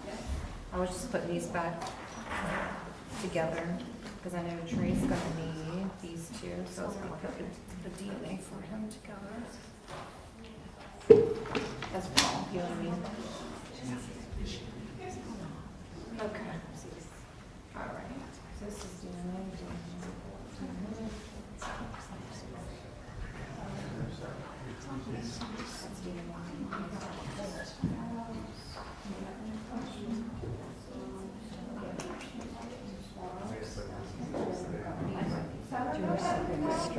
You sat one right there.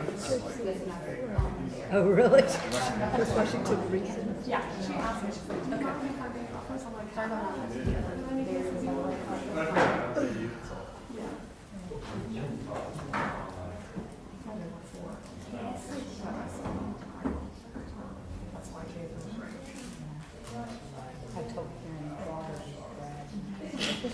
God bless her, she's so smart, she makes a lot. Well, it's just so technical.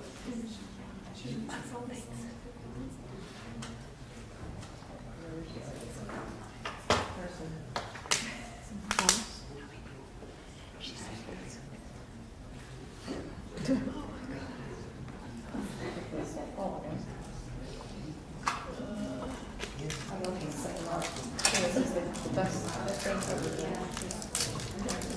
I love it. No, when you said that, Judge, I'm trying to make it was amazing. So thank you. I'm gonna ask other judges. Especially when it's sticky too.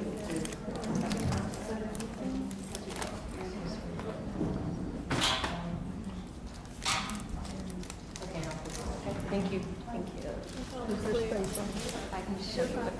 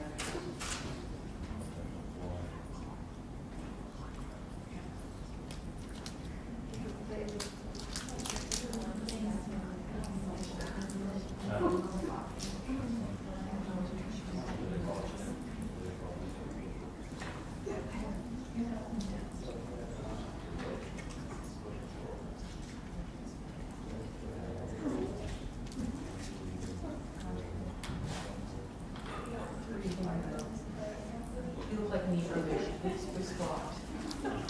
No, would you like to look? What?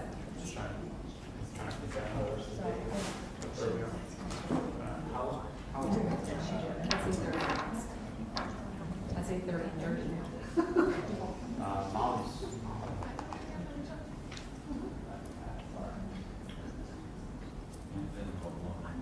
Sonic's probably.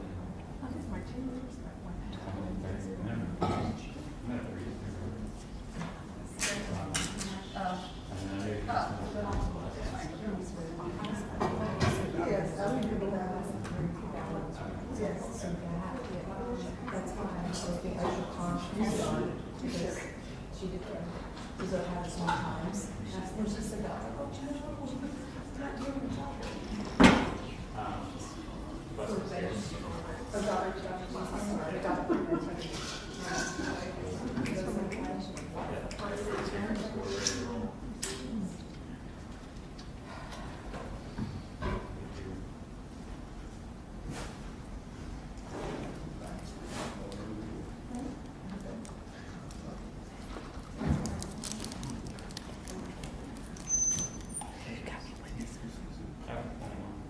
We have 3 more.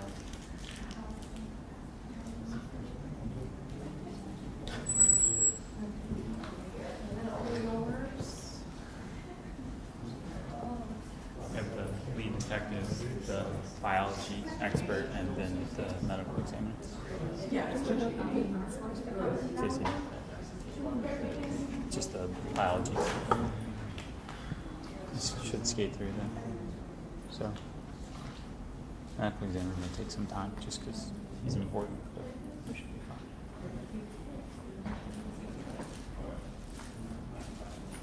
I should probably use the easy looking for doctors. Or should I just have a little bit? Oh, for the picture. We can put it on the screen. We made a full picture and put it on the screen. Yeah, will you do that for me? That's, I like that. I like that, thank you. I came into court pretending to sign. Thank you.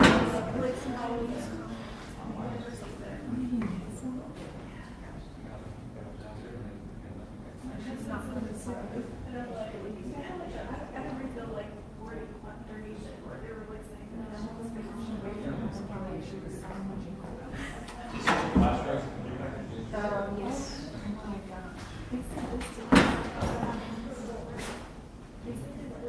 So is that a crime? So she said, that's what I have, or her signs were. Yeah, I mean, I don't know. I don't have it on my surprise. You know what I mean? Like, I know the word for us, Jen. I'm the one that's not a woman. I don't know, that's great. That's what you get when you're the old, when you're the oldest. Sure. Yeah.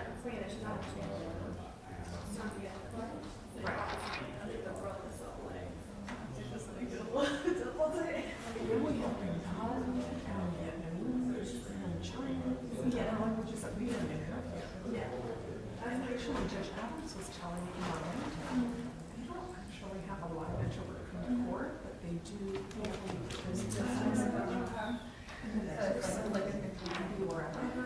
And all they have to do is listen, and they interpret right to the ear of the defendant as.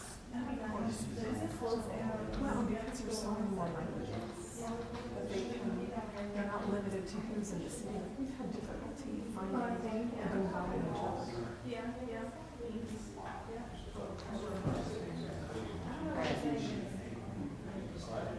I've got DNA stuff on Trey as well, together.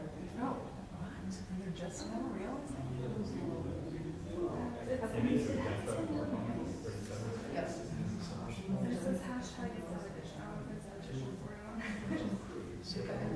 Variations of good.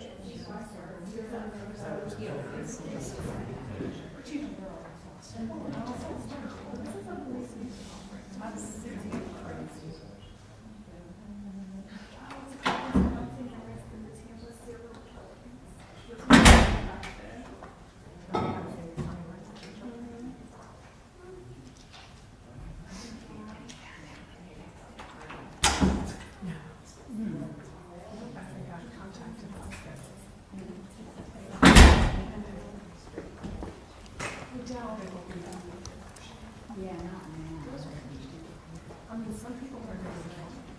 They live like Adrian.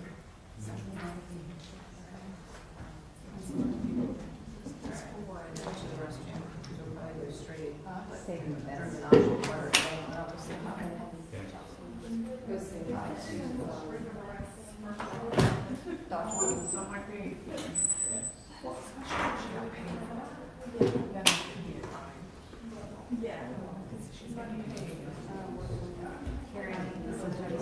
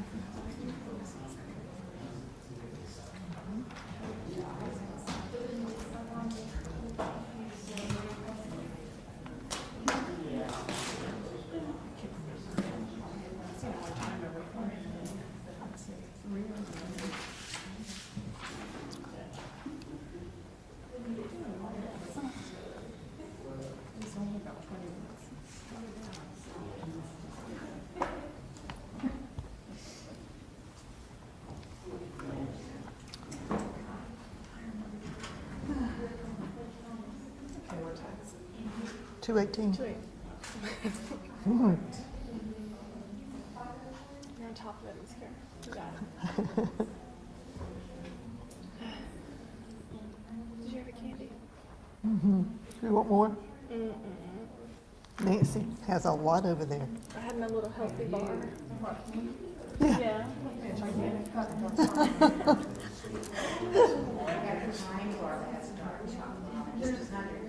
And Reese's Thins, so it's half the calories. Have you had the Reese's Thins? They are phenomenal. They come in dark chocolate.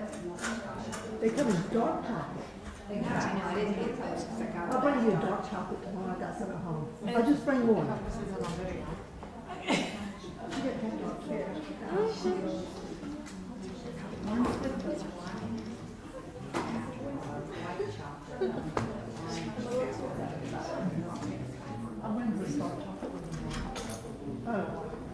Is it half the My calories? husband accidentally bought them for me. She doesn't like her. That's what Ray Ray always tears. I don't like it. All right. Why don't we get started? Miss French just walked to the restroom. Oh. There's always one of us. Is carrot and is it half the calories? The Thins. If you eat it, you get thin. I ran out of candy at 7 o'clock. You can. Something darling. Do you need it? I mean, did something? Yes, we had tons of people still come to the house. Well, I'm able to do this on these come from other neighborhoods too. We have lots of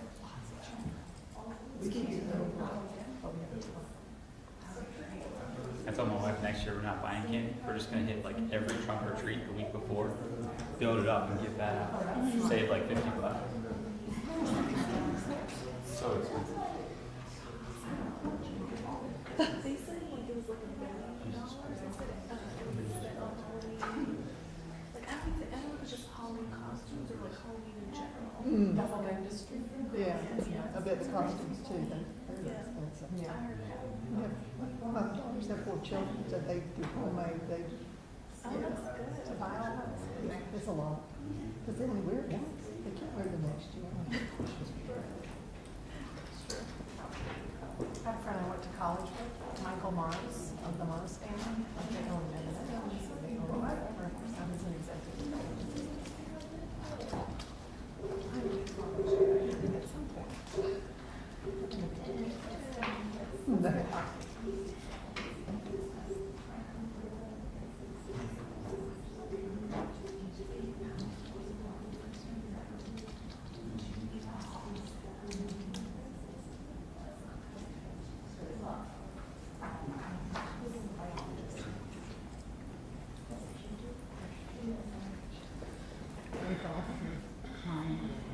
Took a bite the first time. Felt like it. Kind of like a bite. Good thing you took it. Good stuff. You do that chocolate. There you go.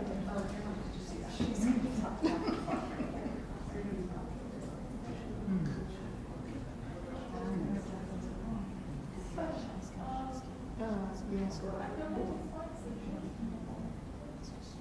Troy, are you doing the next Are you witness? doing the witness or is she doing it? She's got the next one. I've got the one after that, and then she's got the Emmy, and then we're done.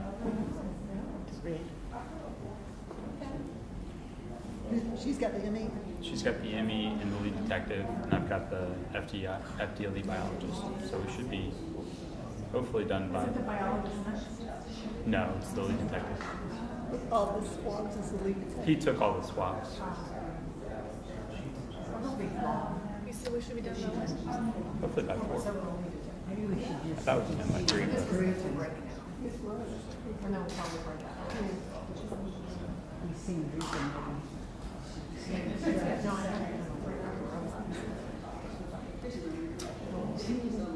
Get answer.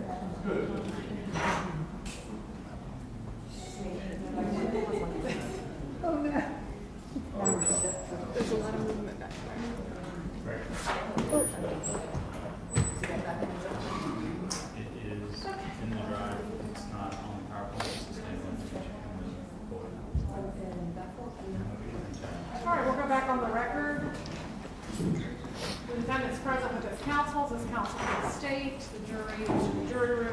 recess. Are both sides ready to have them brought out and continue? Yes, Your Honor. Yes, Your Honor. Let's bring them up.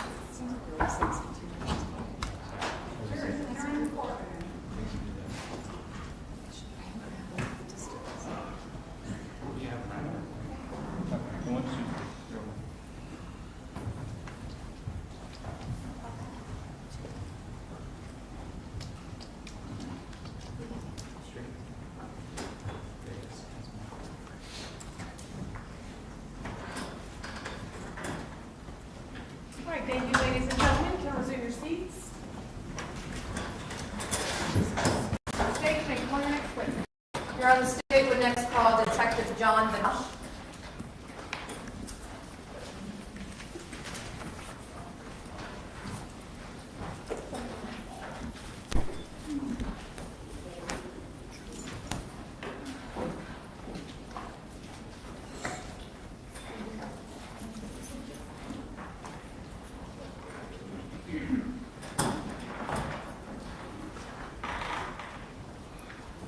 All right, detective, if you'll come forward and be sworn.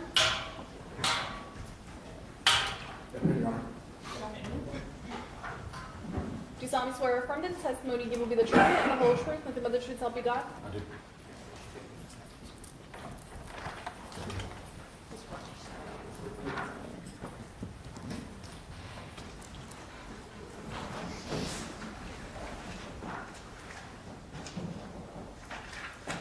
All right, you may proceed. Good afternoon. Good afternoon. Please introduce yourself and spell your last name. Well, I'm Detective John Thomas Vinosh Jr. Last name is Vinosh. It's V as in Victor, E-N-O-S-H. Who's your current employer? I am currently employed with the Jacksonville Sheriff's Office. For how long? I've been with the Sheriff's Office for approximately 24 years now. Where is your current assignment? I'm currently assigned to the Integrity and Special Investigations Unit. Prior to that, were you assigned to the homicide unit at JSO? Yes, ma'am, I was. What time were you assigned to the homicide unit? It was in the years of 2017 to 18, I believe. And have you also been a member of the robbery unit as well? Yes, ma'am, I have. And were you in the same capacity with the homicide unit back on October 31st, 2017? Yes, ma'am, I was. Can you please describe to the jury how the homicide team, how many people were part of the team? What was the makeup of that time back in 2017? So at that time, there were 5 we called hot teams. A hot team consisted of 4 detectives and a supervisor, sergeant. Within that team was broken down into 2 sub-teams, I would call it. There's 2 partners, and we responded to several different types of incidents. Murders, homicides would be the entire team, and then other incidents like warrant would be just 2 at a time. And who was a part of your team back in October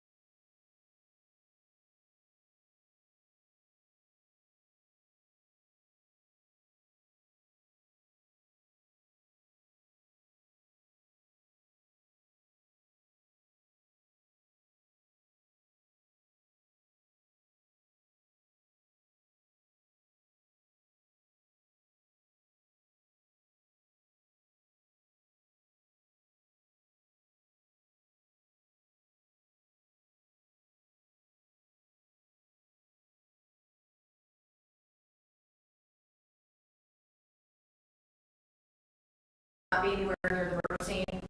Absolutely. Did you have down to the sheriff's office? Yeah, they were transported from the actual scene to the police memorial building. And was that additional guardians for them? It was. Now, would you personally interview Colton and Joseph? Not in this incident, due to their race. And so is there another mechanism that JSO uses that, that's okay, that interviews children? Yes, ma'am. We use the child protection team. It's a group of counselors that are specially trained to interview younger children in traumatic incidents like this. So we defer to them for the interview of the younger kids. And you can either watch that live or receive a video of that? That's correct.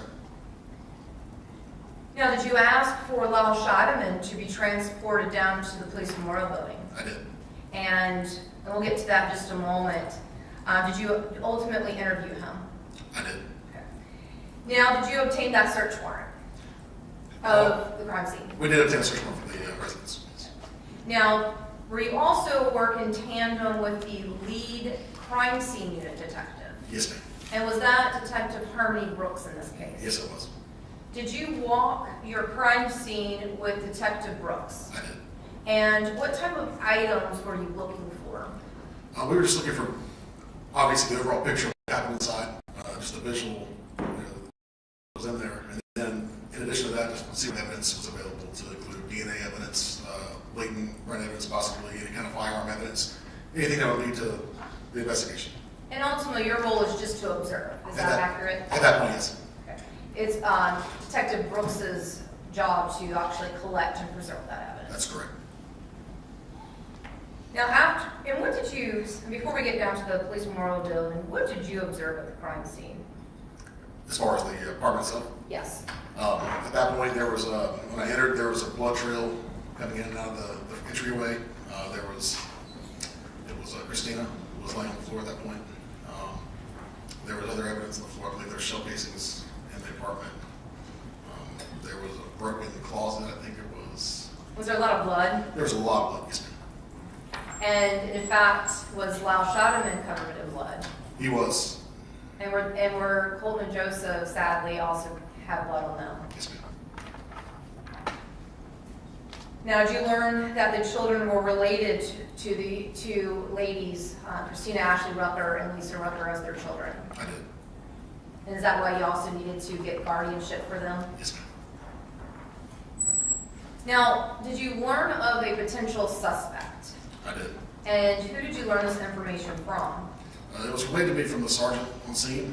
It was relayed from Lisa to the initial responding officers. They were given a name, and then I also received it from Lyle. Okay. And what was that name? It was Chad Absher. And once you received a name, are you looking for a photograph to see for identification to confirm the person they're talking about is one and the same with the photograph that you get of this individual, Chad Absher? Yes, ma'am. We would have used that for identification. So did you create two identification photographs, one for Lyle Scheidemann and one for Lisa Rucker? I did. Okay. And there are several items in front of you, Detective Binoche. If you could please find one that is labeled ID pick number 17, and you would see the numbers on the blue sticker. Yes, ma'am. I have it. Okay, and do you recognize State's Evidence 17? I do. And is that the ID pick of the defendant that you showed to Lyle Scheidemann? It is. And how do you know that is? I had him sign the photograph, identifying the person in the photograph, and I also initialed the bottom. And could you just hold it up and point to where your initials would be? On this photograph, it's in the bottom right corner. Okay. And what date did Lyle Scheidemann identify and place his signature on Chad Absher's photo? It's October 31st, 2017. Okay, because in fact, did you talk to Lyle Scheidemann less than 4 hours after the murder occurred? I did. Was that approximately around the 5:30 a.m. hour? That sounds correct.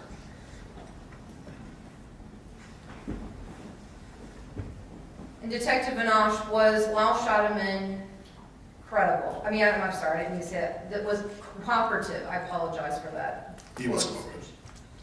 Okay. And was Mr. Scheidemann able to give you a clear and coherent statement? He was. Did he at all appear to be intoxicated to you? I don't believe he was. Could you just tell us about his demeanor?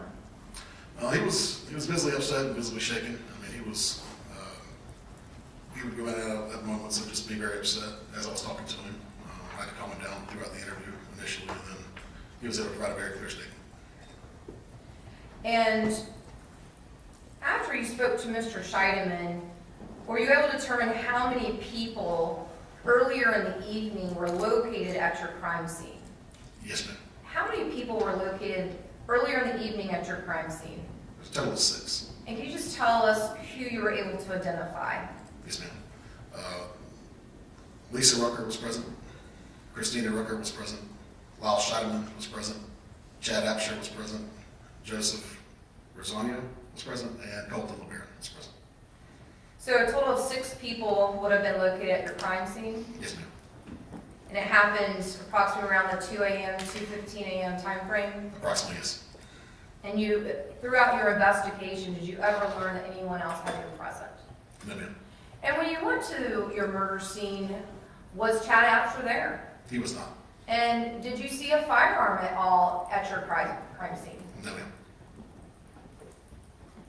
And when speaking to Lyle Scheidemann on October 31st, 2017, did Mr. Scheidemann tell you what he observed when he first went into the bedroom of Christina Ashley Rucker?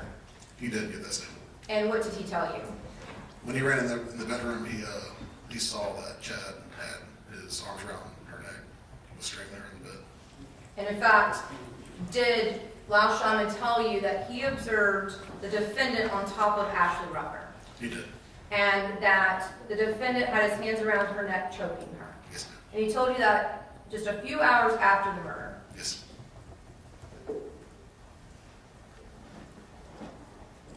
After you spoke with Lyle Scheidemann, did you also get his DNA? I did. What was the purpose of getting his DNA? So because he was present at the scene, we want to collect this information to be compared to any evidence we gain at a later time, so it'll be comparable. And if you look in front of you for State's Evidence 28, again on that blue sticker will indicate the number, and you can look through to see which one. Okay. What number is it? 28. 28.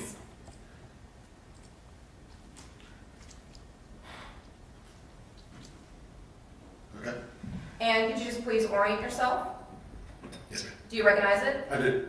And what are we looking at? So this is the package that 2 cheek swabs from Lyle Scheidemann were packaged in and submitted as evidence in the case. Now, Detective Anash, do you have DNA packets that you have access to at the Jacksonville Sheriff's Office? Yes, ma'am.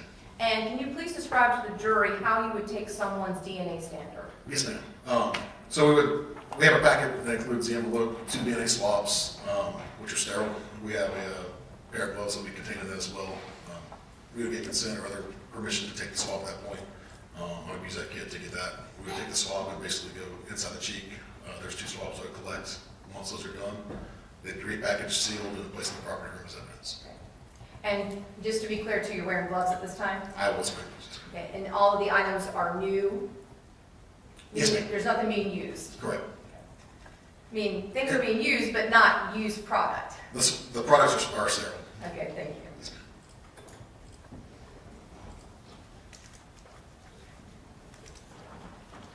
Now, after you speak with Lyle Scheidemann, do you go to the hospital? I did go back to the hospital, yes, ma'am. And are we still on the same date of October 31st, 2017? Yes, ma'am. Now, are you able to speak to Lisa Rucker? I was. Was she in between surgeries? She was. Now, was Lisa Rucker able to verbally speak to you? She was not able to speak. Was that because of medical intervention of life-saving measures? Yes, ma'am. However, was Ms. Rucker alert enough to write? She was. And is that how you communicated with Ms. Lisa Rucker on October 31st, 2017? Yes, ma'am. And in fact, did you write down questions and did she then write down answers? I think I verbalized questions to her and she responded, yes. And in fact, you kept those notes throughout the course of the case, haven't you? I have. And were you able then to get a story as well for Ms. Rucker at that time. I was. And did you further do an identification photo of the defendant, Chad Absher, with her? I did. Okay. And if you look also in front of you, it would be State's Evidence 14. You just take a moment, look at it. Yes, ma'am. Do you recognize State's Evidence 14? I did. And can you please tell the jury how you recognize it? I recognize it because it's the identification of Mr. Absher by Lisa, and she signed the photograph as well. And do you still have your, okay, and what's the date?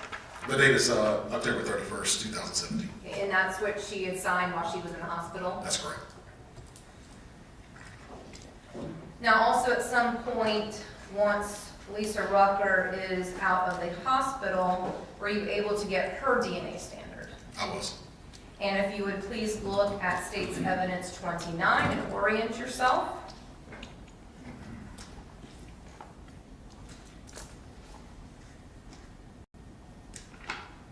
I'm sorry, I was on the inside. I couldn't see.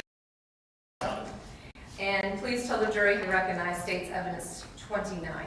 So this is the envelope I submitted the swabs from Lisa in. And you did the same procedure that you just discussed about live shotting. That's correct. And did you ultimately end up meeting with Lisa Rucker on more than one occasion? I did. Did you also speak to Lisa Rucker on November 2nd, 2017? Yes, ma'am. Did you also speak to Lisa Rucker on November 21st, 2017? Yes, ma'am.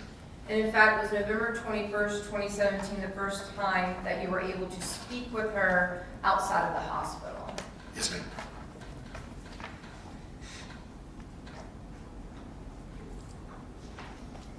Now, had a bullet been put out by patrol for the location of Chad Absher? Yes, ma'am. Did you also seek another type of search warrant? I did. And what type of search warrant was that? At that time, I think we were referring to arrest warrant. The trap and trace. Oh, I'm sorry. Yes, there was another warrant obtained for locating the cell phone. And can you just describe what type of warrant that is? We call it trap and trace, and basically that would be able to give us the ability to see where our phone is in simple terms. And did you receive a signed warrant for a trap and trace on the defendant's phone? We did. And were you able to trace the defendant? We were not. And what did that indicate? That effort was unsuccessful in finding that phone. Was that because the phone was turned off? Yes, ma'am.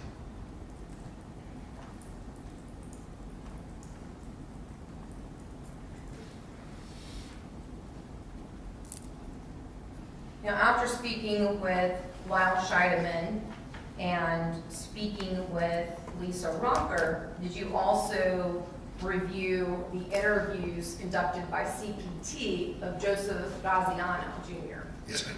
Did you do the same with Colton LeBaron? I did.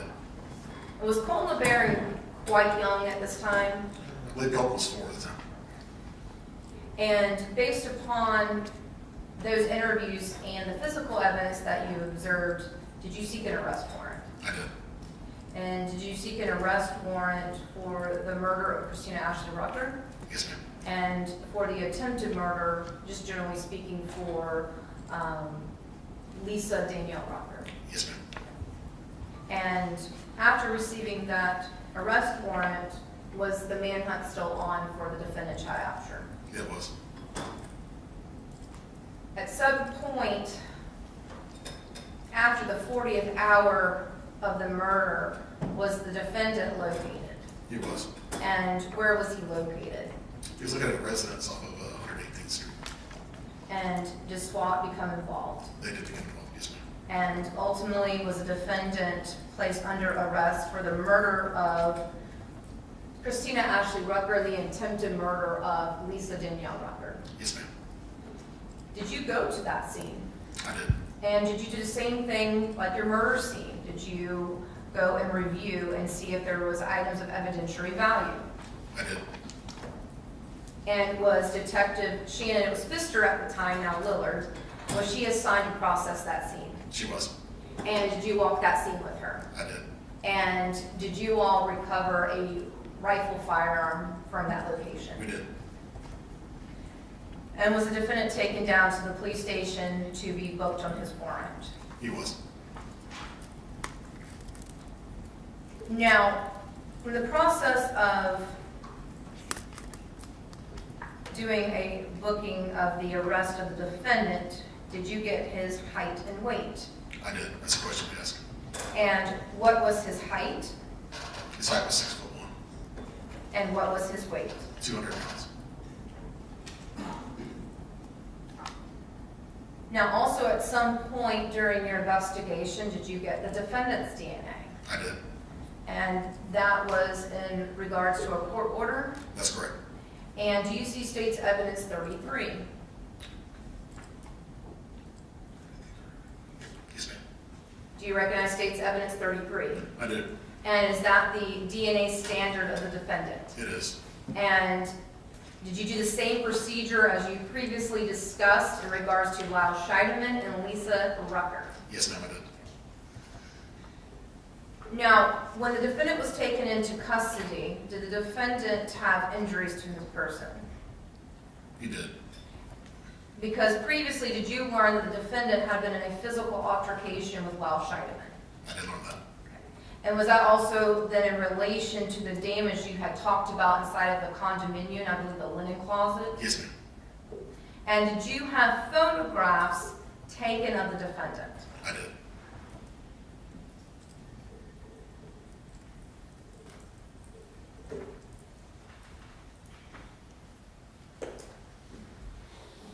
So next I'm showing you State's Evidence 6A. Can you please describe? Yes, ma'am. That's a photograph of Chad Absher. That's in one of the homicide interview rooms. Now, is that how the defendant was taken into custody? We got a little more clothing on when he was taken into custody. Next in State's Evidence 6B, if you could please describe. It's a closer image of the same shot. You can see looks like a visible injury on his forehead. Next in State's Evidence 6C, if you could please describe. That's the backside of Mr. Absher. You can see there's several scratches to his back. Okay. Did you hear from Lyle Scheidemann that the defendant had fallen into the linen closet? I did.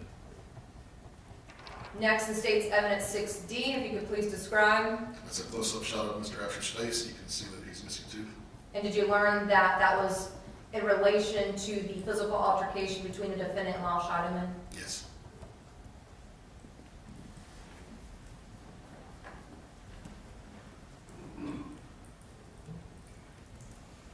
Now, when you met with Ms. Rucker to get the interview with her when she was out of the hospital, did you all meet actually at the murder scene? No, ma'am. Where did you all meet? We met at her father's residence. And were you asking her about the location of the individuals at the time of the shootings? I did ask her that. Okay. And what did she offer instead of verbally telling you? So during her explanation, she said it'd be easier to just draft it out. So she grabbed a napkin off the table and just did a quick sketch of the apartment, basically, where each person was located at the end of the incident. And before we talk about State's Evidence 15, had you told Ms. Rucker, Ms. Lisa Rucker, at any point in time the items that were collected from the scene? No. Did you tell her about items that were collected at the time of the defendant's arrest? No. At any point in time during those 3 initial interviews with Lisa Rucker, did you tell her about any of your other findings in your investigation? No, ma'am. And is that because you want to see what that individual is going to tell you independently of what you already know? Yes, ma'am. I wouldn't give out information from her. I'd be trying to obtain it from her versus giving it to her. And is that also what is used to compare from the statements that Colton LeBaron made? Absolutely. And Joseph Graziano, Yes, and then Lyle Scheidemann? Yes, ma'am. And is that how ultimately you make your analysis of what your case is? It's a portion of it, yes, ma'am. And involving also with the physical evidence? Absolutely. Okay. So looking at State's Evidence 15, if you take a moment and look at it, do you recognize it? I do. And is that the napkin drawing that Lisa Rucker did for you for the locations of herself, the defendant, and Christina Ashley Rucker? Yes, ma'am, it is. Okay. And did you then place that into evidence? I did. Now, when the defendant came down and he was arrested, was he ultimately booked on November 2nd, 2017? Yes, ma'am. In fact, 5 years to the day, today. I did not realize that it is. Yes, ma'am. Because today's November 2nd. It is. Okay, so 5 years ago, you were ultimately arrested the defendant on the murders of Christina Ashley Rucker and the attempted murder of Lisa Danielle Rucker. That's correct. Okay. Now, would you recognize Chad Absher if you were to see him in person again? Yes, ma'am. And could you please identify where he is located and something he is wearing? Yes, ma'am. You see it to my right, I guess the corner's left. He has a, it's like a black or navy blue blazer, blue shirt, and it's like a red, blue, and white tie. Okay. Your Honor, let the record reflect the witness has identified the defendant. All right, the record shall so reflect. Now, did you also ask for the items collected from your crime scene and the DNA swabs to be sent to the lab? Yes, ma'am. Did you also ask for the firearm to be sent to the lab? I did. And you send what's called an FDLE submission? That's correct. Now, do you put the names on the packaging such as it's related to Lyle Scheidemann, Christina Ashley Rucker, Lisa Danielle Rucker? If it's associated with them, such as their swabs, it would have been. Yes, ma'am. And then do you also provide a little blurb of what the facts are? Yes, ma'am. The form requires a short summary of the incident itself so they can look for what they're processing.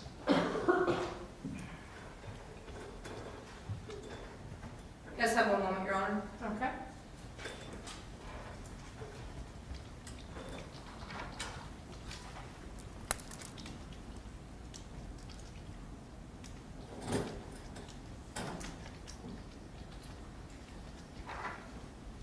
Now, at some point in time, Detective Anash,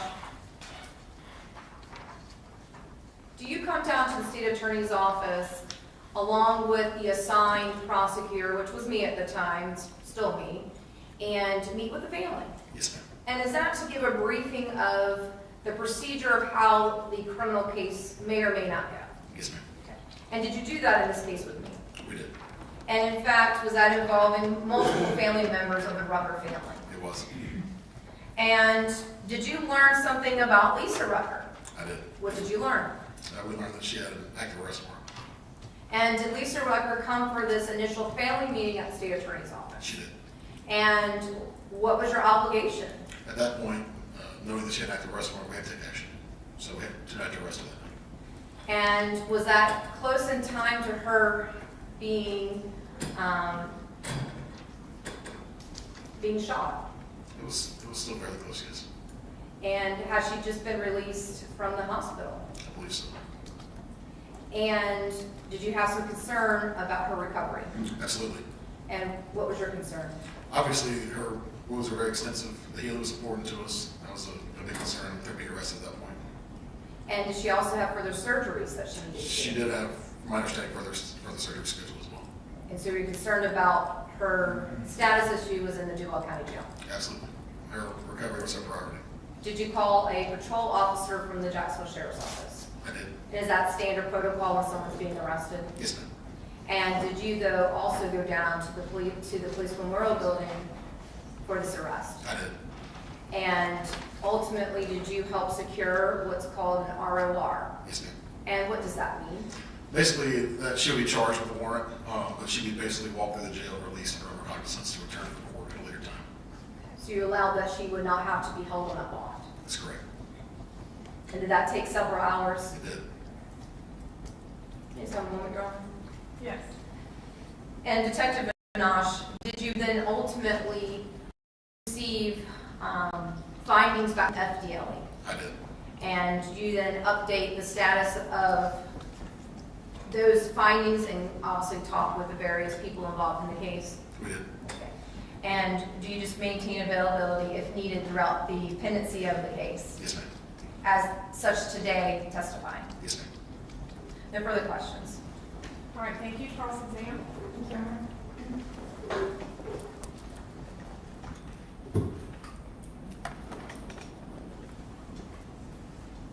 Good afternoon, Detective. Good afternoon.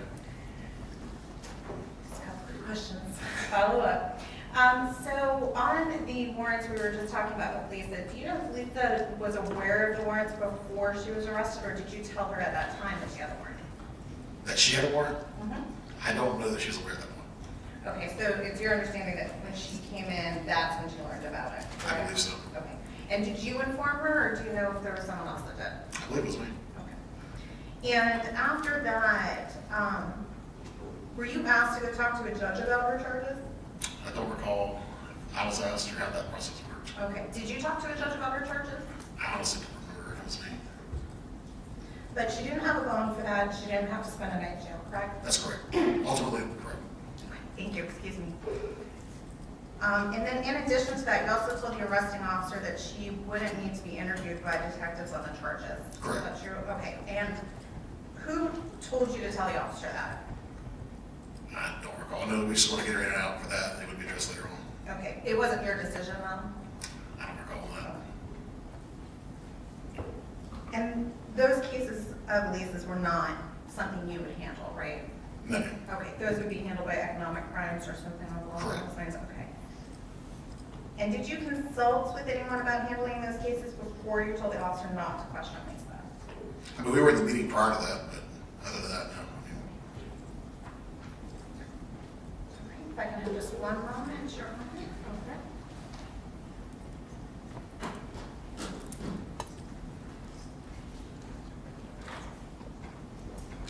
And no more questions, Your Honor. Thank you. Thank you. Is there any redirect?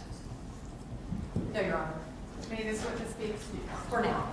All right, thank you, Detective. You may step down. Thank you, Your Honor.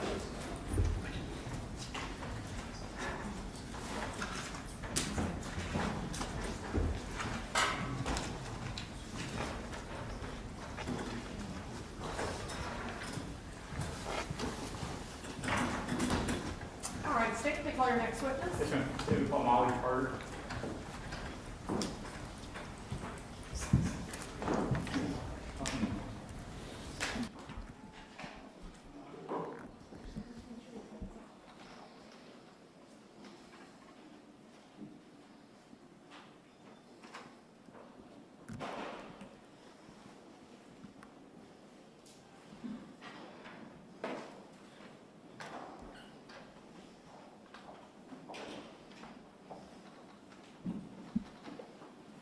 All right, Ms. Carter, you'll come forward and be sworn.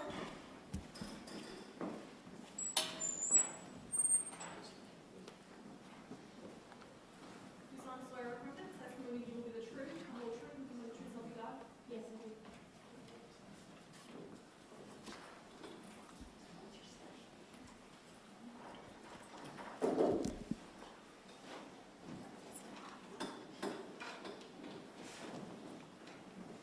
Good afternoon, ma'am. Good afternoon. Can you please introduce yourself to the jury? My name is Molly Carter. It's M-O-L-L-Y-C-A-R-T-E-R. And Ms. Carter, where are you currently employed? At the Florida Department of Law Enforcement in the Biology or DNA section. How long have you been employed with the Florida Department of Law Enforcement? Since October 2009. And what is your current position? I'm a senior crime laboratory analyst. How long have you been a senior crime laboratory analyst? For 1 month, but I've been a crime laboratory analyst since November 2012. And prior to being a crime laboratory analyst, what was your position with that? Forensic technologist. Can you explain to the jury what the responsibilities are, I guess, still as a senior crime laboratory analyst, but were as a crime laboratory analyst? Yes, I screen items of evidence for the possible presence of body fluids, including semen, blood, and saliva. I can screen hairs for their possible suitability for DNA testing. I can sample items for DNA testing. And then I perform DNA testing as necessary. And I issue reports with my findings. Can you explain to the jury what kind of DNA testing that FDA performs? We perform STR DNA testing, which stands for short tandem repeat. And we'll get to that in a little bit. Before we get there, can you tell the jury your educational background? I have a Bachelor's of Science in Biology and Molecular Biology from the University of West Florida. And have you received specialized training in DNA analysis? Yes. Where from? I received my training at FDLE. And can you explain the process, the link, all that sort of stuff? So it's a two-phase process. The first phase is heavy on literature and taking written exams blood, semen, saliva, doing DNA testing on samples, and also oral exams. And then the second phase is supervised casework, where I worked actual casework under a qualified analyst. And then I successfully completed a mock trial. Do you have a continuing education requirement? Yes, I have to receive 8 hours of continuing education as part of our accreditation requirement per year. Do you undergo proficiency testing? I do. And what is that proficiency testing? The proficiency test is a test from an outside vendor where they know the results beforehand, and I do not. I work the test like I would casework, and then I submit my results to the vendor, and then I receive a memo stating that I passed or not. You've undergone those tests? I'm sorry, twice per year. And are your results reviewed, your general testing results reviewed in every single test? Yes. Every case, including this case? Yes. Have you ever been qualified as an expert testifying court? Yes. How many times? 43. Can you explain to the jury, does the Florida Department of Law Enforcement have an established protocol and procedures when you conduct DNA testing? Yes. And what is that? We follow our policy and procedures that outline how testing is performed. We have several other manuals that outline our quality assurance program and our administrative procedures as well. Can you explain the quality control measures that you have? Yes, so as part of our quality assurance, we do perform quality control procedures in the lab. That would include wearing personal protective equipment like lab coat, glove, mask, gloves, mask, hairnet. We work items of evidence one at a time. We clean in between items. We quality control check all of our chemicals and instruments before we use them on casework. And our tech review, administrative reviews, and proficiency testing all factor into our quality control measures. Is the Florida Department of Law Enforcement office in Jacksonville accredited? Yes. And what does it mean to be accredited? To be accredited, we have an outside agency come into the lab and perform an audit of the laboratory's performance to make sure that we're meeting a standard of quality that is issued by our accrediting bodies. Will you explain to the jury what is DNA? DNA, which stands for deoxyribonucleic acid, is a very large molecule found in all cells of the body except for red blood cells. No two people have the same DNA except for identical twins. You receive half of your DNA from your mother, half from your father, and it's your genetic blueprint. It makes you human, makes you who you are, whether it's 2 arms, 2 legs, eye color, skin color, hair color. And where is that found in humans? That's found in all cells of the body except for red blood cells. Are there methods to differentiate between different people's different DNA? Yes. And earlier you talked about STR testing, so short tandem repeat testing. Can you explain to the jury what that is? So short tandem repeats are, you'll find in the DNA specific areas that have small repeating segments of DNA. It's like pearls on a necklace. And the number of times they repeat is different among individuals, and so that's how we can tell individuals apart. What are you looking for in STR testing? So I test 21 areas of the DNA plus 3 gender markers, and what I'm looking at is the data appears as peaks on a graph, and each area should have 2 peaks, one representing the contribution from the mother, one representing the contribution from the father, and there's a corresponding number to that peak. That's the number of repeats. And the combination of all those numbers make up your DNA profile. What different types of results do you get from STR analysis? There's numerous results. You could get a complete DNA profile, partial DNA profile. You could obtain a mixture of DNA. You could get no results, or you could get limited DNA results. So let's break that down a little bit. So you said you can get a complete profile. So what is a complete profile? A complete profile means that I got all of the information that I tested for. So all 21 areas, and I have 2 numbers at each area and all gender markers.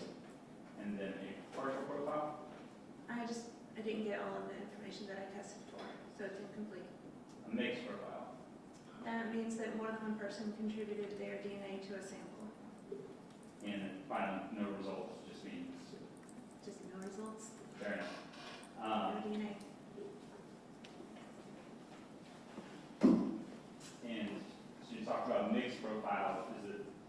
If there's a mixed profile, are you sometimes able to discern out who a contributor to that mixed profile is? Yes, sometimes. Now, let's talk about case assignment. How do you handle this at your lab get cases assigned to you? Well, evidence is brought in from local law enforcement agencies, and then it's just assigned randomly.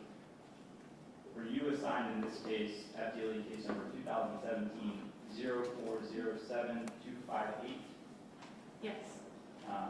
And will you explain to the jury in your lab how you receive items of evidence for testing? So when the evidence comes in from the submitting agency, it receives a unique FDLE case number, and each item of evidence receives a unique item number. And that evidence will go into a limited access vault. And then once that case is assigned, the analyst will retrieve the evidence from an evidence technician, and then it goes into their limited access locker. Once the testing is done, the evidence is returned to the submitting agency. And were those procedures followed in this case? Yes. Now, in this case, did you receive what are commonly referred to as standards or buckle swaps? Yes. And would you just briefly explain to the jury, what is the significance of taking a buckle swab? So a buccal swab, which looks like a cotton tip swab or a Q-tip, is used to swab the inside of your cheek, and that picks up cells that contain DNA, and then we can develop a known DNA profile from individuals, and those profiles can be compared to profiles from crime scene evidence. Okay, and if you look in front of you, State's Exhibits 28, 9, and 33, would be 3 buckle swabs.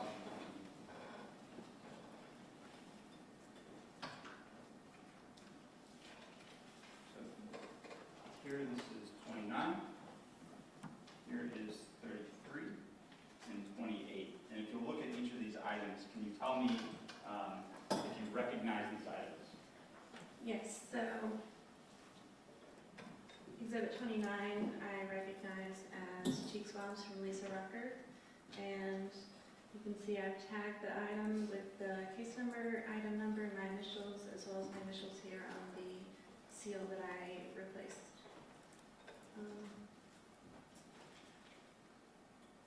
Exhibit 33 is cheek swabs from Chad Absher. Again, I've tagged it here and here. And then Exhibit 28 are cheek swabs from Lyle Scheideman, and I've tagged it here and here. And again, these are the items that you're receiving so that you can compare to other items collected of evidence. Yes. And in each of those instances, were you able to get a complete profile so that you could test it against evidence? Yes. Did you also receive what's called a blood spot card? Yes. And if you look, can you locate item number 34 in front of you? Yes. And same thing, you recognize that item? Yes. This says blood spot card, Christina Rucker, and here's my tag, as well as my initials here. And the blood spot card is taken from a deceased victim by the medical examiner's office for the same purpose. Correct. In this instance, you're able to create a complete profile so you can test against items of evidence. Yes.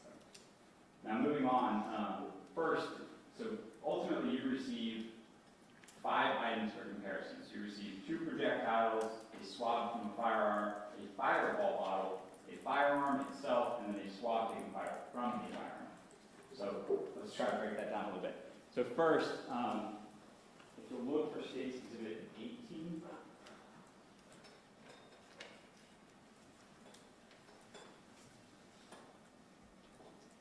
you recognize that item?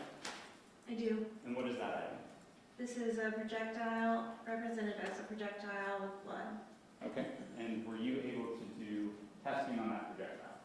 Yes. Can you explain to the jury the process when you receive an item of evidence that looks like that, versus the actual physical item? So for this item, first I would put on my personal protective equipment, clean my area and instruments, put down fresh examination paper. I would describe the package markings, and then I would open the package and describe the contents. And for this item, I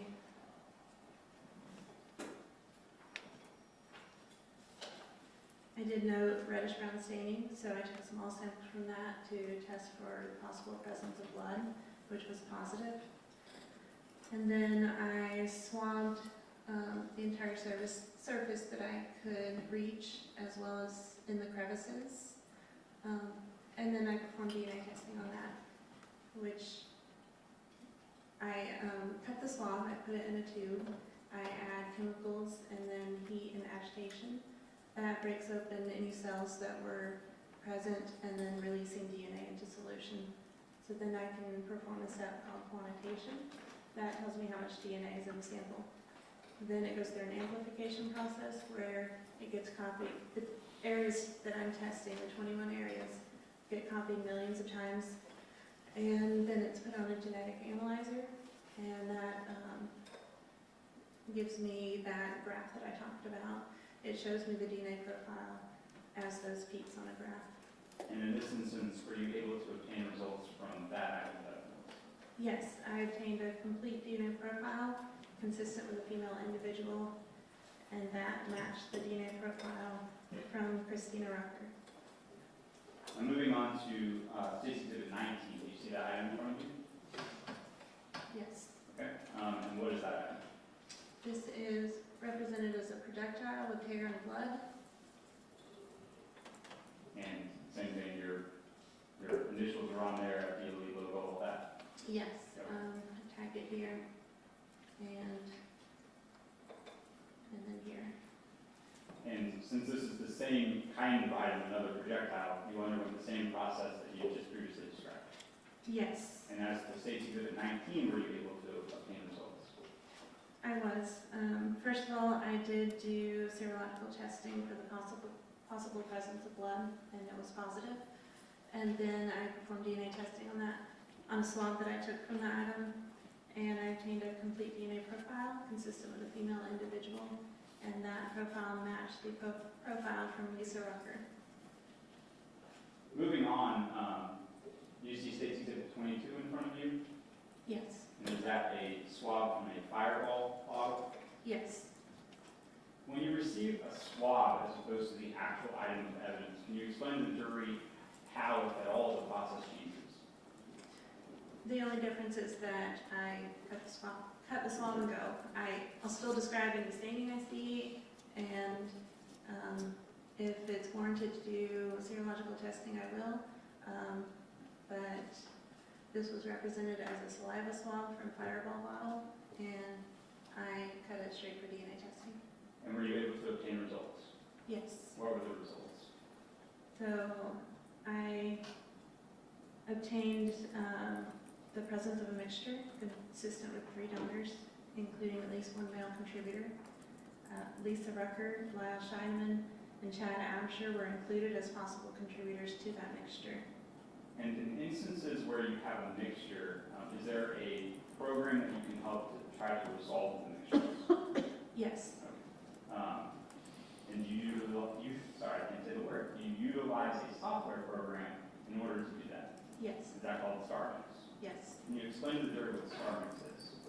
StarMix is a software program that uses probabilistic genotyping and statistical methods to help interpret DNA mixtures. And it can also provide a statistic in the form of a likelihood ratio.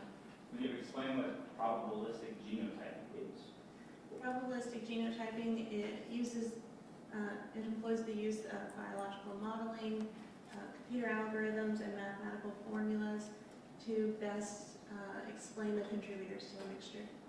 Is StarMix used by other forensic doctors? Yes. And is StarMix generally accepted in the scientific community? Yes.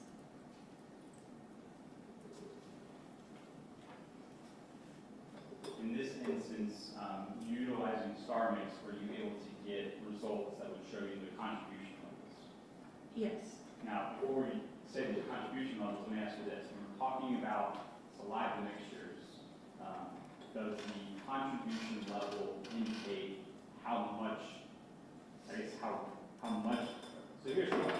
We're talking about a whiskey bottle, right? Is it going to tell you who drank the most of the whiskey bottle? No. Okay. It's just going to tell you who had the most DNA on the whiskey bottle. It breaks down the mixture proportions for the contributors. Okay. It does not tell me who drank or when. Sure. And so when we're talking about saliva, is it possible that the contribution levels are consistent with whoever drank the most recent? That's possible. In this instance, was StarMix able to give you contribution levels? Yes. And what were those contribution levels? So contributor 1 compromised 81% of that mixture. Contributor 2 compromised 17% of the mixture. And then contributor 3 compromised 2% of the mixture. And when you tell the jury whose profiles are consistent with each of those contribution levels?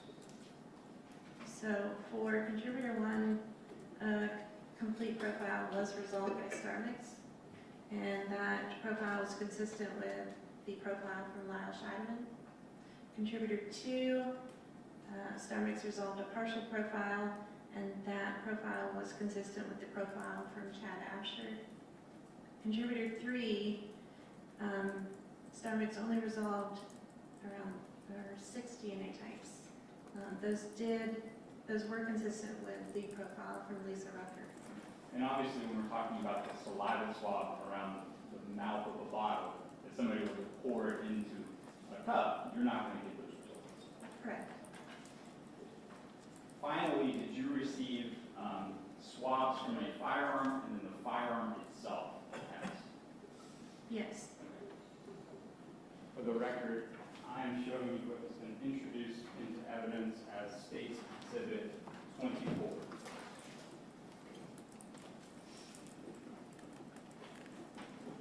Do you recognize this item?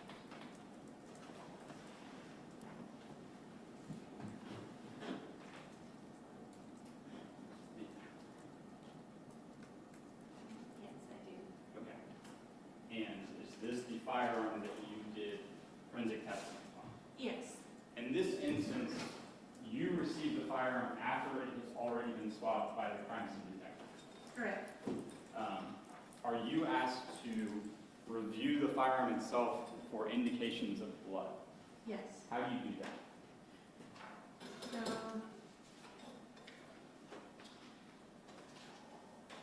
I first examined for any possible stains. I did note that there was some rust staining, apparent rust. I didn't see any obvious reddish brown staining that might indicate possible blood stain. So I swabbed different sections of the rifle. I swabbed the strap on the barrel end of the rifle, and that was negative for the possible presence of blood. I swabbed the entire barrel of the rifle. That was positive for the possible presence of blood. And then I swabbed inside the tip of the barrel, and that was negative for the possible presence of blood. After testing for presumptive blood, you also do a swab to test for the presence of DNA. In this case, I used the swab that I tested for blood to perform the DNA testing. And that's the swab of the exterior of the barrel? Yes. Because again, the interior of the barrel has no presence of DNA, or no blood, presumptive blood. Correct. So I stopped testing for that swab. When we talk about executing that swab on the exterior of the barrel to get presumptive blood, again, this is after the crime scene detective has already swabbed the entirety of the firearm. Yes. And so is it fair to say that her swab is potentially going to collect the vast majority of it as she's swabbing? As long as it's a hard surface, then that is fair to say. And we're talking about the barrel of the firearm here, so it's a hard surface. Yes. So as to your results from your swab with the barrel, did you get any DNA results?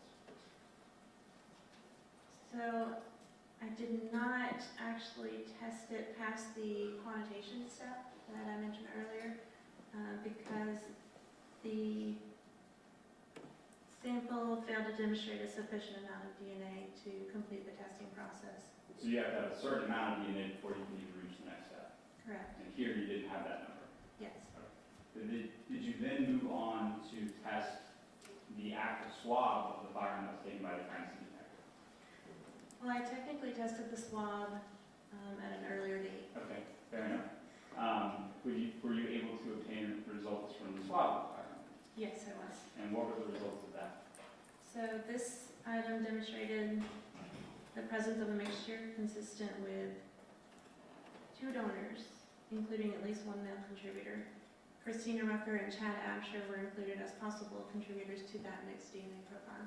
Utilizing star mix, because it's a mixture, are you able to get a contribution level to the DNA present on the firearm? Yes. And what were those contribution levels? So the breakdown for contributor 1 was 96% of the mixture, and contributor 2 was 4% of the mixture. Whose profile matched the 4%? There were DNA types that were consistent with Christina Rucker's profile. And whose DNA matched the 96%? That was a complete profile, and it matched the profile from Chad Absher. Are you able to give a statistical weight to the inclusion of Chad Absher to the firearm? Yes. And can you tell the jury what the statistical weight of inclusion is? For the observed mixed DNA profile, it is greater than 700 billion times more likely to occur if the sample originated from Chad Absher and 1 unrelated individual than from 2 unrelated individuals. And when we talk about the 700 billion number, is that an artificial cutoff number that FDLE uses for reporting? Yes, it's just a standard reporting number. Is the actual number much greater? Yes. What is the actual number of inclusion?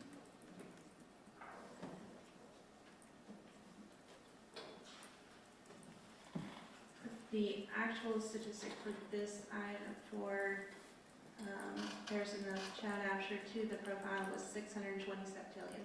What is septillion? Septillion is a number with 24 zeros behind it. Can I have one minute, Ryan? Yes.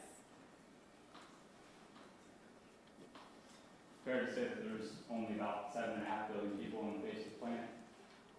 Yes. Thank you, I know that. All right, thank you. Cross-exam.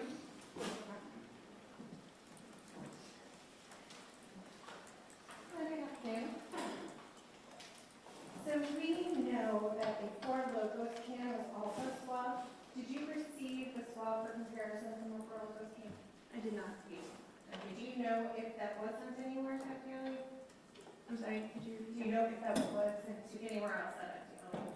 I do not know. Okay, and then this last question, the statistical weight of inclusion, is it about the same for all the tests that you did so far, since it's the same individuals, or can that vary based on the test? It can vary, yes. What causes the variations? The amount of DNA types present in the mixture, whether that person is represented at all the areas tested or if they're only represented at a smaller number. Okay, so is it fair to say if you had a full profile, it would be a higher weight of reliability, should we say, as compared to a partial one? Yes. And no more questions, Jordan, thank you. Thank you. Is there any redirect? No, ma'am. I did leave out a result on one of the items. Well, I guess that's the redirect. Okay. Sorry. Which item are we talking about? So item 2, the projectile that I obtained a complete profile from that matched Lisa Rucker also had limited DNA, or I'm sorry, there was other limited data which wasn't interpretable, and it may suggest the possibility of an additional contributor to that profile. Okay, and so what we're talking about is there is some information in the static that says there may be something more here, but it's not enough for you to make any sort of evaluation. Yes, it was one DNA type, and I can't be certain that it's from an actual person or it was from artifacts in the DNA testing process. That's why it's too limited to make comparisons to. It's kind of like static and radio. It could be. Thank you. No other questions? All right, thank you. May this witness be excused? Yes, ma'am. All right, thank you. You may step down and you're free to go.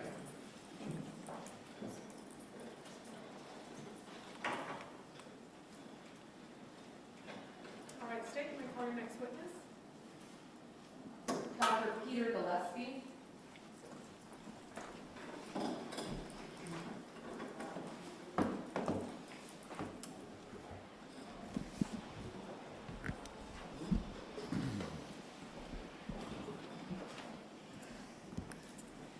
Hi, Dr. Gillespie, if you'll come forward and be sworn, sir. Do you solemnly swear or affirm that testimony you will be the truth, the whole truth, and nothing but the truth, so help you God? I do.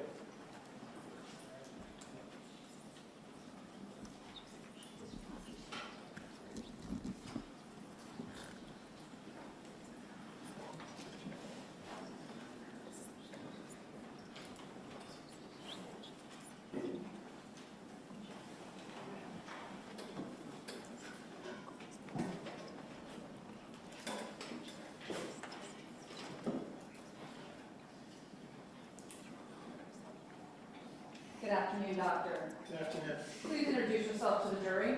Certainly, my name is Peter Gillespie. I'm a medical doctor.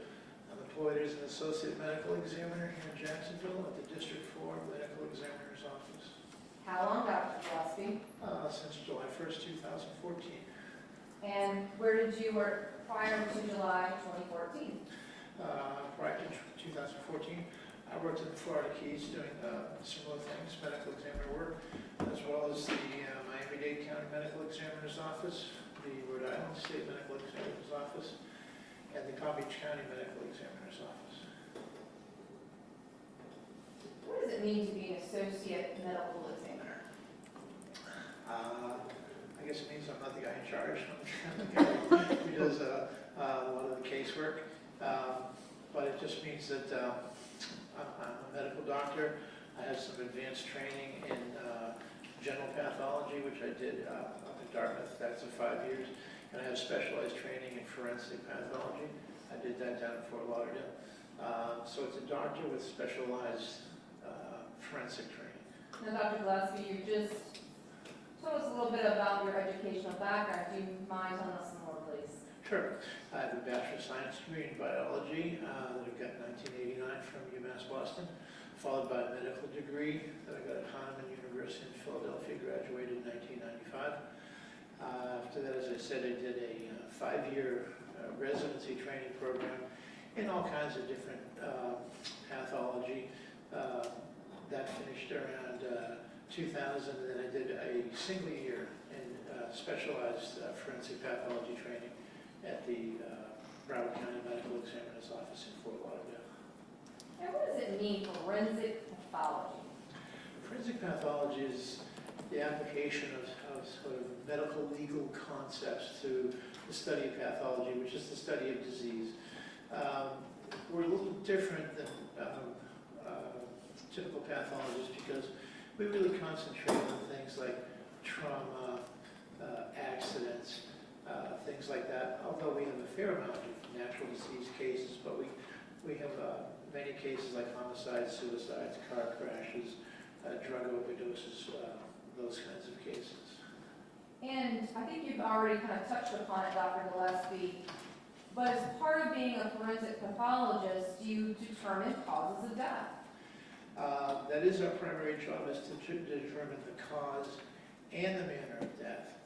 The cause of death is the proximate or the immediate injury or medical condition that causes someone's death.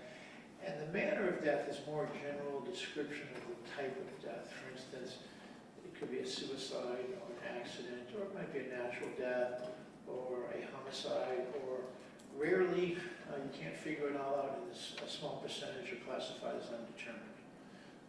And how many autopsies, Dr. Gillespie, have you performed? I never kept an exact count, I'll be honest about that. But I probably averaged about 300 cases a year times a little bit over 20 years. So if you do the math, I think that's about 6,000 cases, give or take a little bit. And have you testified before in the medical field of forensic pathology?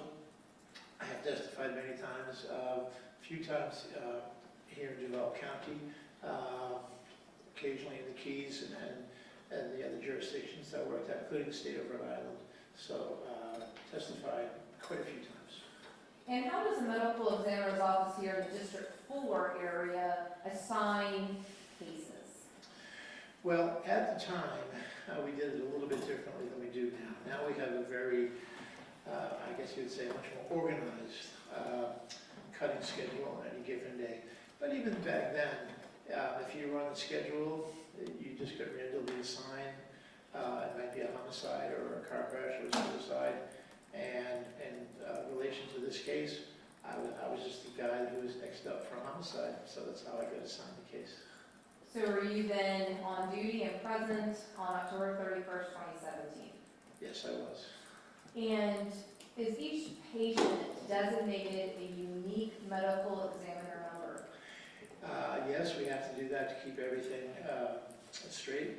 And in this case, her the number was 17-2362. That was the case assigned to the case, as well as all the photographs, all the evidence collected, the report that was issued, the toxicology report, all those things are assigned that specific number. And was that assigned to your patient, Christina Ashley Rucker, date of birth 11/5/86? Yes, it was. Now, are photographs taken of your patient? They are taken of the patients. We have dedicated photographers whose job is to do nothing but the photography. They have standard photographs that they do for certain kinds of cases, including homicides, as well as any additional photographs that we might specifically direct them to take. Now, does the medical examiner's office also have investigators? We do have investigators. They're on duty 24/7, and we do have many investigators, yes. And was there an investigator by Wendy Meacham assigned to this case as well?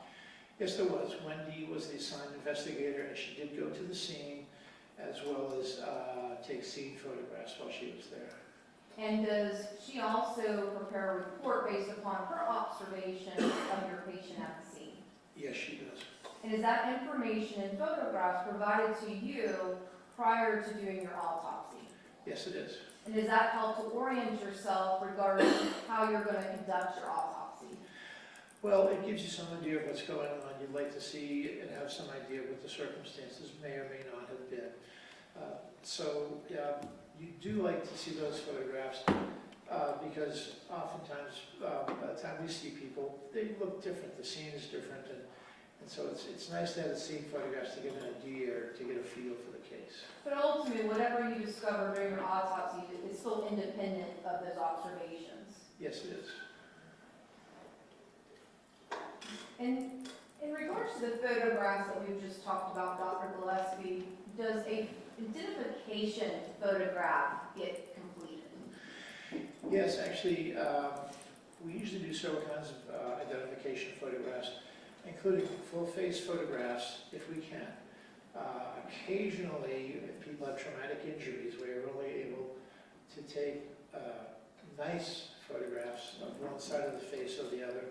And we usually take one color photograph, and we usually take a black and white photograph of the patient. And Dr. Gillespie, in front of you, if you could look at State's Evidence 9, it would be indicated on a blue sticker, the number.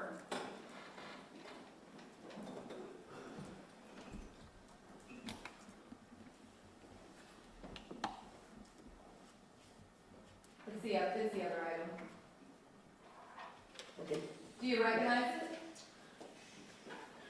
I do. That's the identification photo that was taken at the time of the autopsy. And is the unique medical examiner number also placed on the photograph? Yes, it is. Can you just point that and show that to the jury? Certainly. It's right here at the bottom of the photograph. Now, we talked about being able to provide directly face photos. Were you able to do that in this case?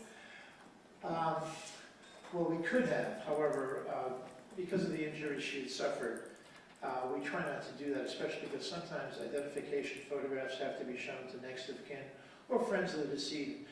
And we try not to show them shocking, nasty photographs. So if there are big injuries present, we usually don't take full-face photographs. And that's why it was not done in this case? That's correct. Now, are there photographs taken, Dr. Gillespie, of the patient as they arrive at the medical examiner's office? Yes, they are. They're called as-is photographs.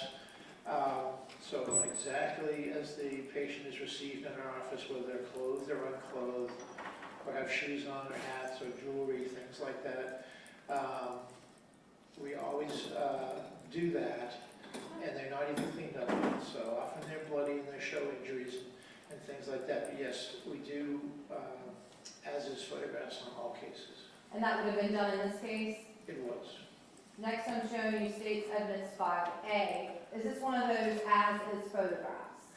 Yes, this is the first as-is photograph, which shows basically the top 2/3 of the anterior surfaces of Ms. Rucker's body. Now, when a patient is taken from a scene that is not the hospital, is she then wrapped up in some plastic protection? Yes, she is. Actually, people who are transported from scenes are usually placed within a sheet, which is then wrapped in plastic and then placed in a previously unused body bag before they're transported. And then as well, looking at your patient, Ashley Rucker, to her left hand, is it bagged? Yes. In homicides, we put bags over the hands. That's a precautionary measure to try to preserve any evidence that might be found on people's hands, specifically under the fingernails. But any evidence on the hands, fingers, wrists, things like that, that's a standard procedure in our office. And then in state's evidence 5B, is this is a continuation of your patient's second half of her body as is? It is. It's a picture of the lower anterior part of her body. Yes. Now, the item that is on the patient's abdominal area, would that have been a part of potentially some life-saving measures? Yes, you can see on the right side of her lower abdomen there's an EKG pad. So someone has to pronounce her deceased, unfortunately. And so the fire rescue people often put EKG pads or sometimes even defibrillator pads on people to determine if they have a detectable cardiac rhythm, which she did not have. Next in state's evidence 5C, were at this time her garments removed? That's correct. Her clothing has been removed and the body has actually been cleaned up. So most of the blood and things have been properly cleaned up so that she can be rephotographed. Excuse me. You okay, Dr. Blessing? I'm fine, thank you. Yes, sir. And as part of your determination, did you locate a contusion on her buttocks?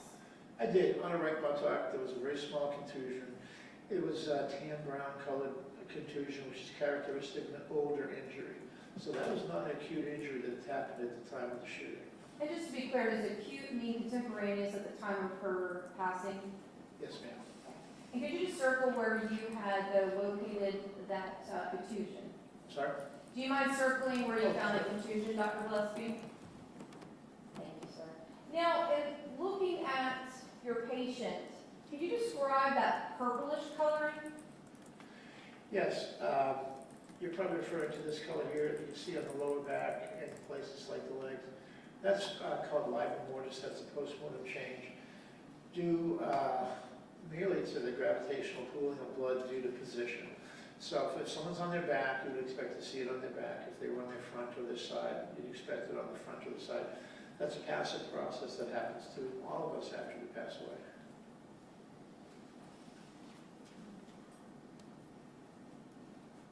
Next, I'm showing state's evidence 5D. Did you also locate another contusion on your patient's knee? Yes, I did. There's a very small contusion on the inside of her left knee. And what was your determination about the timing of this contusion? That contusion had a different appearance than the one on her buttock. This contusion had a pink color to it, which is really indicative of an acute injury that probably happened around the time of the shooting.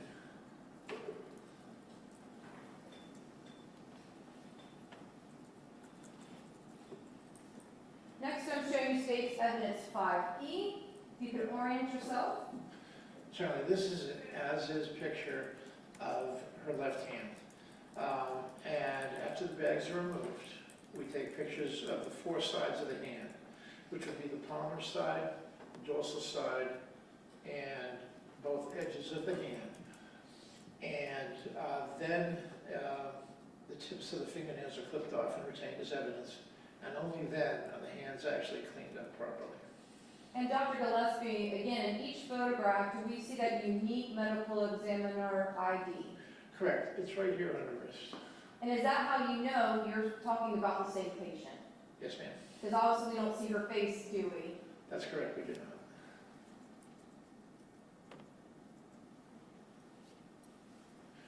Again, this is a different picture, different angle of her left hand looking at sort of the top of the thumb surface of the hand before it's been cleaned up. And just for evidence, for record purpose, evidence states 5F. Next is states evidence 5G.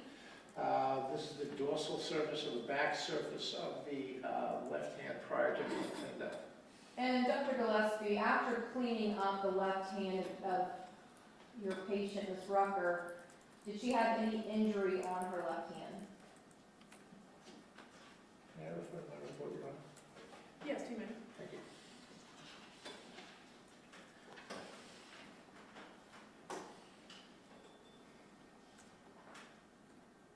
On her left hand now. Dr. Gillespie, you can orient yourself with states evidence 5H. This is the as is or before cleaned up picture of the thumb side of her right hand. Next, I'm looking at states evidence 5I. If you could please describe. Certainly, that's the palmar surface of the right hand prior to being cleaned up. States evidence 5J. This is the dorsal surface of the right hand prior to being cleaned up. And this surface of her hand does have an injury. Would you prefer 5J uncleaned or 5K cleaned? Well, I think it can be better appreciated not just being cleaned up. This is the injury right here. And it's a laceration, which is a tearing kind of an injury. Now, do you have any determination of how that laceration occurred? Just from the appearance of the laceration itself, you really cannot. There is not a unique identifying pattern to it, as we sometimes see with some kinds of injuries that are associated with clubs or knives or things like that. So it's very difficult to say. It could be any number of things. Obviously, if your hand contacted something, the back of her hand, or something contacted the back of her hand. But just based on the characteristics of the injury, you really can't tell with a reasonable degree of medical certainty. Is it possible, Dr. Gillespie, that a bullet could have grazed the back of her right hand? It's possible it could have been caused by a bullet. It's a little atypical for a bullet, but that is possible. Or it's possible that a fragment of a bullet could have caused that injury. Would a fragment of a bullet been more likely than a regular full-size bullet? Possibly, especially in this case, because I know that the bullet that struck her fragmented when it was in her head, so that a large portion of it actually exited, and it's possible it could have hit her hand. Can you please orient yourself with states evidence 5L? Sure, this is the left side of the head with the ear. We take pictures like this because people have jewelry. We try to document that before it's removed and then placed into evidence, which in this case she did. She had an earring, and so we try to photographically document that.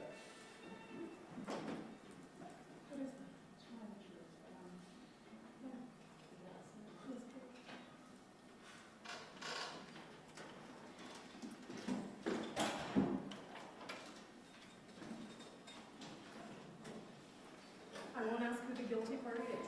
All right, you may continue. Yes, ma'am, Your Honor.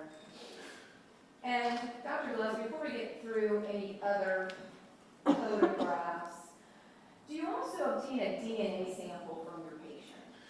We do. It's on a small card. There are 2 circles within it.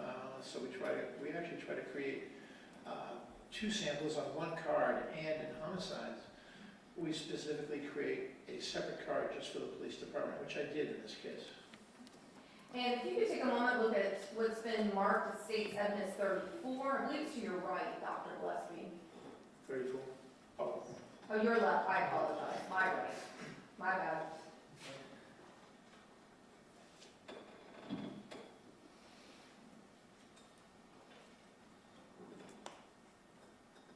Yeah, Yes, this is actually the envelope that I prepared. That's my handwriting. I prepared a card for the police and sealed it within the envelope myself. And then Dr. Gillespie, a moment ago, you had talked about finding fragments during your autopsy. Did you also collect some of those fragments? I tried to collect as many fragments as were reasonably possible in this case, which I did do, yes. And did you also go leave some fragments inside your patient? Actually, some were. Unfortunately, you can't always collect very, very tiny fragments, especially because we try to be a little respectful and not tear people's faces apart, unless absolutely, absolutely necessary. But a few small fragments were recovered. I believe one was in the brain, and the other three, I believe, were in the vicinity of the left eye exit wound. And if you could just take a moment to your left and see if you recognize State's Evidence 35. I do. Those are the fragments that were recovered by me at the time of the autopsy, and then they were photographed by the photographer and then sealed in the evidence envelope by myself. And I made an error just for the record, it's actually State's Evidence 36, I apologize. And also through collecting items in regards to your patient, if they have clothing on as such as we had seen in the photograph, do you also collect that for law enforcement? That is collected. It is photographed by the photographers. Backs and fronts are photographed. If there are gunshot defects on the clothing, those are photographed. There were not any in this case. And then sometimes if they're bloody, they are dried in specialized drying cabinets and then signed over to the police under proper chain of custody.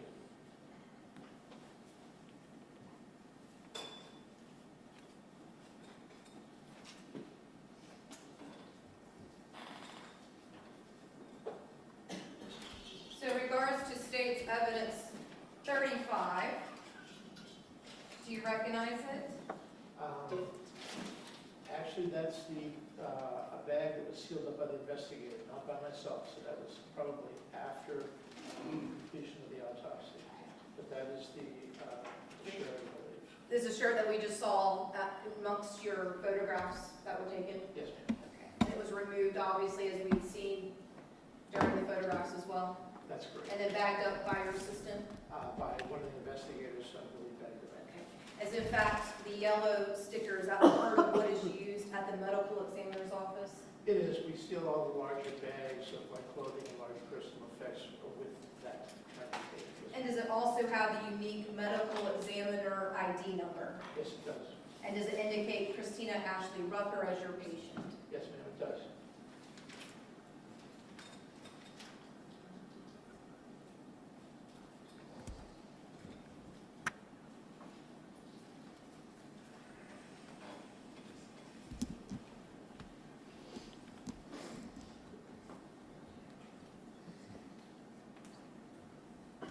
Next, looking at State's Evidence 5M, if you could please orient yourself.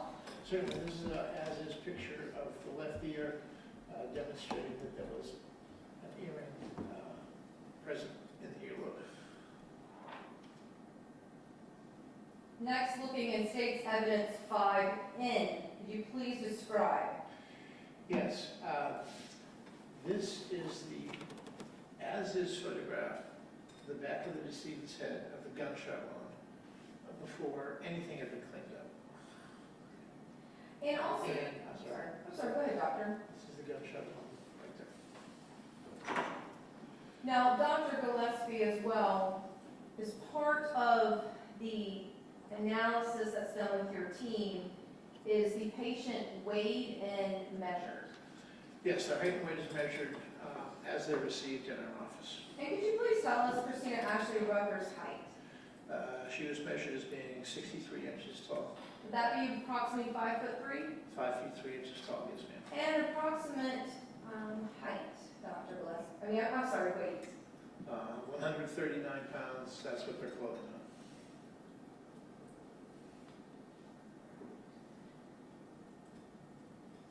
So I'm going back to State's Evidence 5N. Where is the location of this gunshot wound? It is on the back of the head, slightly right of the midline. And could you just point to the back of your head for demonstration For purposes? demonstration purposes, it's right about here. And you just indicated in the middle of your head, Dr. Gillespie? Actually, it's a little bit right of the midline, so not exactly in the midline, but slightly to the right of that. And did you do actually a measurement from the top of the headline? For all gunshot wounds, you have to measure from some anatomic landmark. If it's above the waist, it's usually from the top of the head. And I did do that in this case. And that wound was centered 3 inches from the top of her head and 1 inch right of the posterior midline. And what does that mean, posterior midline to? Back, the middle of the back, posterior back, midline. If you drew a line down like right in the middle of the back of the head, that would be the midline. Thank you for that common sense analysis for us. And Dr. Gillespie, as part as well as your duties as a forensic pathologist, do you look for what's called muzzle impression? On all gunshot wounds, actually, we're trained to look for 3 specific things that are associated with gunshot wounds. One of which is soot, which is a very fine, particulate, fully burned gunpowder. It looks like dust. The second one is stippling, which is larger burned and burned pieces of gunpowder, which also come out of the gun after it's been discharged. And those can actually be embedded in a person's skin. They don't usually wash off easily like soot does. And then we're also trained to look for muzzle impression, which you might see on a contact gunshot wound. If it's not a contact gunshot wound, you would not see that. It can sometimes help you to identify the weapon that may have been used. In this case, I did look for those things. I did not see any of them. Now, I'm looking at State's Evidence 510. What about her hair? I did look at her hair with the naked eye. I did not see any soot or stippling particles on the hair. And actually, after the hair in that area was removed so we could properly photograph and examine the wound itself, I did not see any soot or stippling on the adjacent skin next to the wound. And we'll follow up with that a little bit later on, Dr. Gillespie. You did not see any of that in Christina Ashley Rucker's hair. That's correct, I did not. And now we'll talk more specifically. Now, in State's Evidence 5.0, if you could please orient. Certainly. This is the back of the head. Top is up here. The neck is back here. And this is the wound after the hair has been removed and all blood and such has been removed from around the entrance. We'll look at it a little bit closer view, Dr. Gillespie, in State's Evidence 5P. Let's first start off, what is the purpose of a ruler? The ruler is just so that if we need to go back and look at a photograph of an injury, we have some scale, so we can, if for some reason you did measure, you could use the scale as a gauge to how big it actually was. So all gunshot wounds are photographed with this L-shaped ruler like that. That's a standard procedure in our office. And Dr. Gillespie, what did you determine in regards to this gunshot in the State's Evidence 5P that's demonstrated and shown? Okay, well, what's demonstrated and shown is, first of all, here, there's a very round appearing central defect. There is another defect there, which is actually at about the 8 o'clock orientation of the wound. There's a small skin tear, which is continuous with the wound itself. And if you look very carefully, it's hard to gauge just by the photograph, but there are very small areas where there are abrasion around the edges of the wound, for instance. Right there, here's a little bit right there. And the round central defect and the abrasion along the edges is very characteristic of an entrance gunshot. In fact, the tissue from the central defect, that tissue has been punched out. It's not there anymore, so you really can't put the wound edges back together, sort of like like a jigsaw puzzle style or something like that. So if I just had these characteristics to look at this wound without seeing what was deep underneath that one, I would have classified it as an entrance gunshot wound. However, did you do further analysis inside as well? I I did, and there was a defect on the bone deep to that wound, which is very characteristic of an entrance gunshot wound. It's called internal beveling. It's where there's sort of an angled defect on the inner table of your skull. And you only see that on entrance gunshot wounds. You will not see that on exit gunshot wounds. So the external characteristics and the bony characteristics make it a pretty obvious entrance gunshot wound. And then just for record purposes, when you indicated abrasions of the wound, would you agree, just looking straight at the photograph, actually, I guess if we turn, would that be at the 1 or 2 o'clock area and the 5 o'clock area? Which? Well, let's start with the first tear. That tear right there?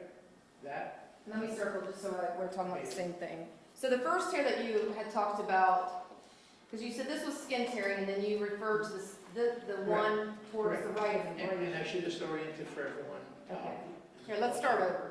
This line right here is the 12 o'clock orientation. Okay, thank you. So yes, around the 1 o'clock orientation, there's a small abrasion right there. Here's another one which looks like it's at about 9 o'clock. So those are two. They're small, but they're there. Okay, and I think you had indicated one more, Dr. Gillespie, as abrasion tear. Well, it's a little less obvious, but this edge right here is very lightly abraded. So from about 3 to 6, from about 3 to 8 o'clock, where the skin tear is, it's very lightly abraded. Thank you for that. I just wanted to make sure the record was clear with what you were talking about, Dr. Gillespie. Okay. And Dr. Gillespie, so ultimately, you opine, or did you opine, that the gunshot wound to the back of Christina Ashley Rucker was in fact the entrance wound? Yes, ma'am. It is an entrance wound.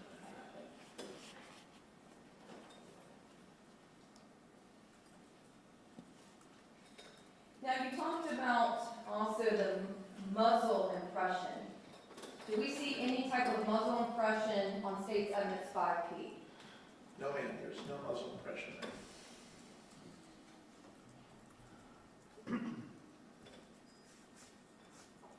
Then in looking at State's Evidence 5Q, is this one of the photographs that you would have observed and looked at from your investigator? That's correct. This was one of the photographs that Wendy Beecham took when she went to the scene. And then in State's Evidence 5R, can you please orient? Yes, this is a very much cleaned up photograph of Ms. Rucker at the time of the autopsy. Showing the head, the neck, and parts of the upper chest. Now also, let's go a little bit closer to State's Evidence 5S. Did you also locate another laceration? I did. It's a very superficial laceration. It's this injury right here. It's right at the hairline. It's slightly distal to that. It's about a quarter of an inch long. Very superficial injury. It's a contact injury of some kind. There's no specific pattern to the injury, so we can't really tell how it occurred. But something contacted her forehead, or forehead contacted something.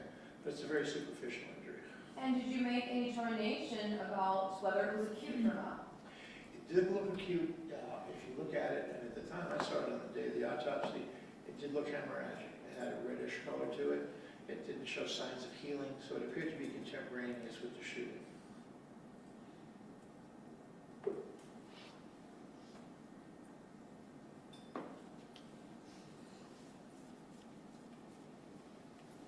Dr. Gillespie, where did you determine the exit wound to be? The exit wound is on her face, just under her left eye, through the left lower eyelid. And can we see that prior to being cleaned up in State's Evidence 5T, or further cleaned up? You can see it there. It needs a little bit more cleaning up, to be honest with you. But And we'll get to that in just a moment, Dr. it is right here. And you have circled just below or just at the left eye of your patient, Ms. Rucker? Yes. And just going back a second in State's Evidence 5R, did you also further look at the front hair for any soot or stippling? I did. I did not see any. So now we're looking at a very cleaned up frontal view of Ms. Rucker and State's Evidence 5 view. Yes. Get you a closer view here, State's Evidence 5B. Can you now describe and explain the exit wound? Certainly. When you look at this wound, it's very different than the entrance wound. It has a very different appearance and characteristics. First of all, it is not round. Not all entrances are round, but they're often round to oval shape. And you can see this is it's almost slit-like shape. You can actually take those two edges and pretty much put them back together, almost like a perfect jigsaw puzzle, which is very characteristic of an exit gunshot wound. And secondly, if you examine the edges of the wound carefully, which I did, you will see that there was no abrasion along the edges of that wound, mainly because the bullet, it pushes out as it's exiting, and it really doesn't rub against the skin. It basically tears the skin, creating this slit-like or laceration-looking defect, and does not cause abrasion on the adjacent skin. Now, in the process of Ms. Rucker being shot in the back of the head, did she lose her left eye? I don't believe she did. I believe her left eye was collapsed. Her left eye was damaged, but she did not lose her left eye. Now, were you able to determine the bullet travel path? If you mean the direction of the wound, Yes. I was able to determine that. And that I determined it to be from her back to her front, from her right to her left, and it had a downward trajectory. And if you will see in the report that the injury by the eye was a little bit over 5.5 inches from the top of the head. The entrance wound was about 3 inches from the top of the head. So you can see it has a downward trajectory quite a bit. So that'd be approximately another 2.5 inches before it exited? That's correct. So, just to be clear, Dr. Bless, that means that the bullet was traveling downward. It had a downward trajectory, yes it did, yes. Now, when you do the path of the wound, do you position a person in a certain way? We do. We do those determinations based on what's called the standard anatomic position, which is a person standing completely straight up with their arms at their side, palms facing forward. Now, we know that very few people are actually shot in that position. They're moving around, they're trying to avoid being shot, or they're falling, or things like that. But just for reference purposes, those are the orientations and landmarks that we use. Now, are x-rays also taken, Dr. Gillespie? Yes, on all homicide victims, full body x-rays are taken, especially for gunshot wounds. We want to determine if there are projectiles or projectile fragments remaining within the body, so that's a standard procedure in our office. And Dr. Gillespie, in State's Evidence 5W, can you please indicate where fragments were located? Yes.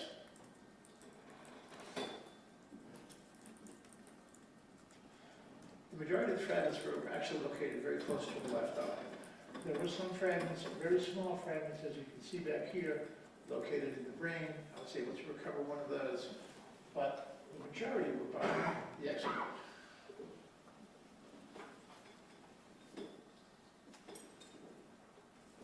And then in State's Evidence 5X, please describe. This is another head x-ray, but this is a lateral shot. And we can see where the gunshot came in here in the back. You see there's a very small fragment there, and then the trajectory of the bullet is like that. And these are the fragments we saw on the previous x-ray by her left eye. And just for record purposes, if we're looking to the left side of your patient, you indicated a circle in the mid back of her head, down the downward arrow to her left eye. Correct.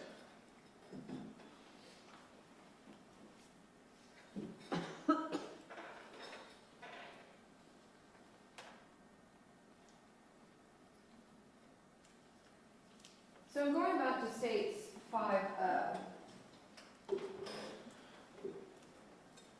When looking at the entrance room in and I know you talked about and touched upon about soot and stippling. Do they also help indicate the distance approximately from the end of the barrel to the patient's gunshot? They can. The classical teaching is that soot can travel for about 2 feet, and that stippling particles can travel approximately 3 feet. Now, it does depend a little bit on the ammunition and the actual firearm involved, but that's a good guide to use when assessing range of fire. And so, and just to be clear, that's from the end of the barrel, not the beginning of the gun, like at the stock, but at the end of the barrel. That's correct. Okay. Now, and Dr. Gillespie, through your tenure of doing autopsies, have you determined people to their manner of death be suicide? Certainly. Have you also had accidental? Yes, although I believe that true accidental gun deaths are pretty rare, but I've had a few. What about natural? Have you determined people to have the manner of death is natural? Hundreds.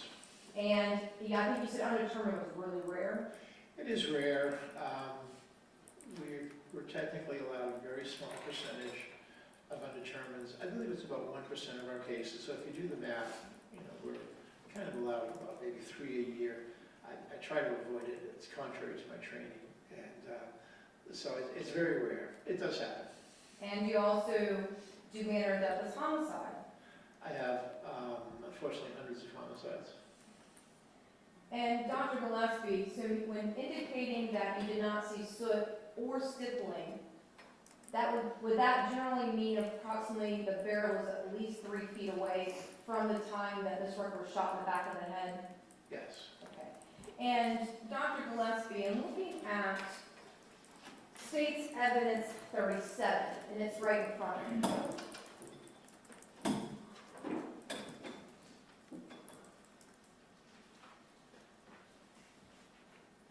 Do you recognize it?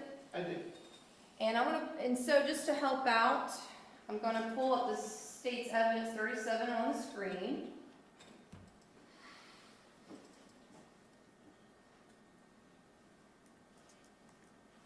Now, are these examples of gunshot wounds? They are. They're examples of gunshot entrance wounds at different distances from the decedent. And I would start at D, which is a representation of a contact gunshot wound. It has a very characteristic stellate or star-shaped appearance. And you have to remember that when the gun is fired, it's not just the bullet that comes out of the gun. There's burned and unburned gases, and if the gun is held up against a bony surface, for instance, the back of the head, the temples, or the sternum sometimes, the gas will get under the skin, and it creates a blowback, like a small, almost like a mini explosion under the skin, because it has nowhere to go because of the bony surface, and it creates these stellate edges that we see there. Next is, C is an example, oh, sorry. That's okay, and I appreciate Dr. Lesson. I apologize for interrupting. I just have another question for you about D. You talked about blowback. What is that? Well, my idea of blowback might be different than yours or a layperson's. I mean that the gas in the tissue blows back almost like an explosive manner due to the gas discharge from the barrel of the gun. That's how I would classify blowback. And would it be common then to find one's DNA or blood in the barrel based upon a close contact wound such as D? You often do find blood or tissue on the barrel of the gun in people with those kinds of contact gunshot wounds.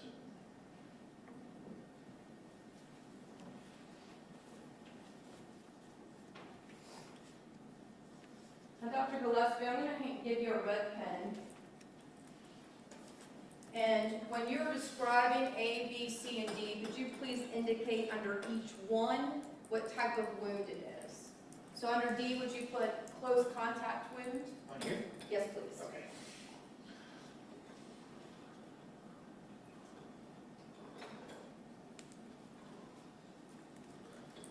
D D is actually a very good representation of a contact gunshot wound over a bony surface. Next, Dr. Gillespie, tell us about C, please. Okay, C, barrel of the gun has been moved back a little bit, not a lot, but enough so that when you see all these little particles which are stippling. So that's not a contact gunshot wound, not even a close contact. That's, I would say it's close. That's how I would define that. So I'll write close here by C. And approximately how many feet would that close mean? Well, again, that's hard to gauge. You need to know the firearm involved and actually the ammunition involved. And in a perfect world, these weapons would be test fired to see. But I would say that would be probably, a foot or less. And do you mind just put approximately a foot or less under C, please?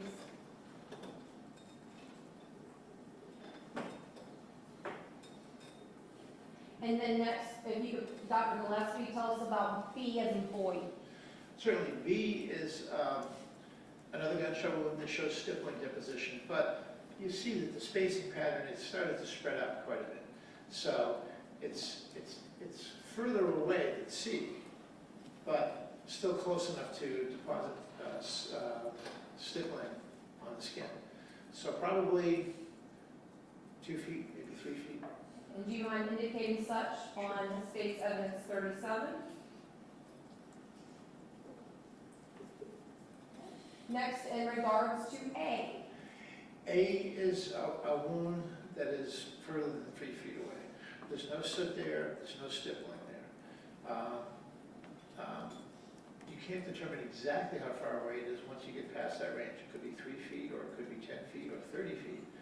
Once you don't see soot or stippling or muzzle impression, you really can't determine an accurate range of fire absent a reliable witness.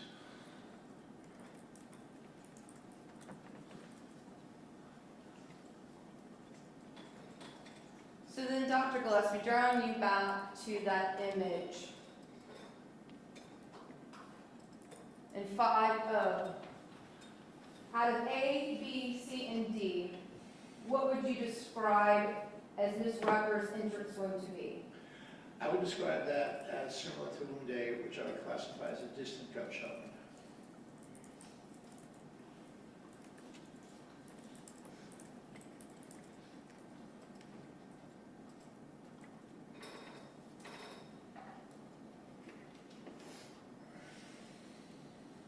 I just have one moment, Your Honor.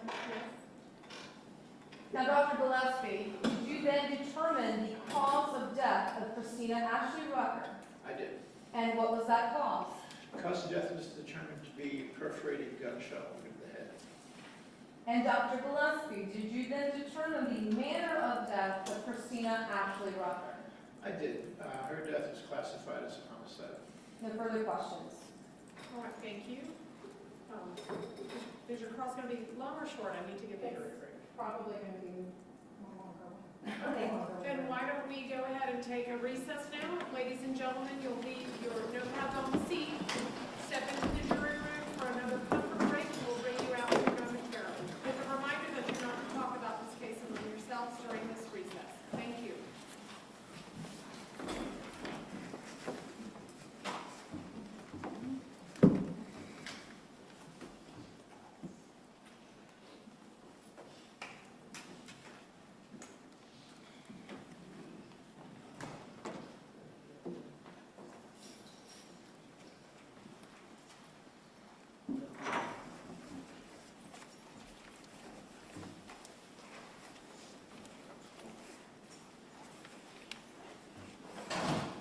In the courtroom, and Dr. Gillespie, you're also free to stand down, go use the facilities if you wish, but I remind you that you're still technically on the stand and can speak to no one, including the attorneys.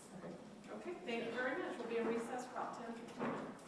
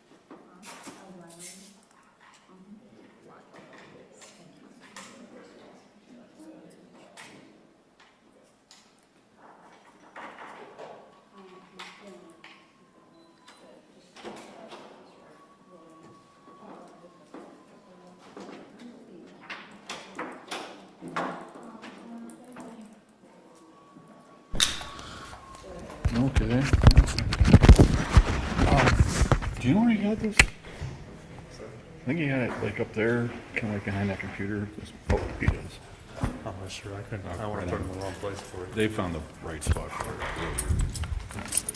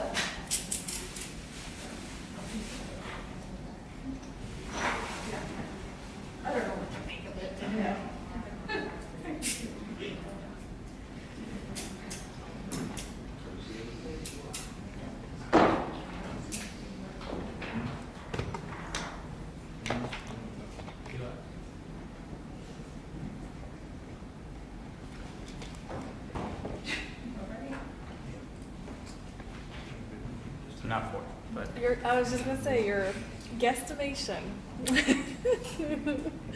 is not quite. No, but we're still finishing today.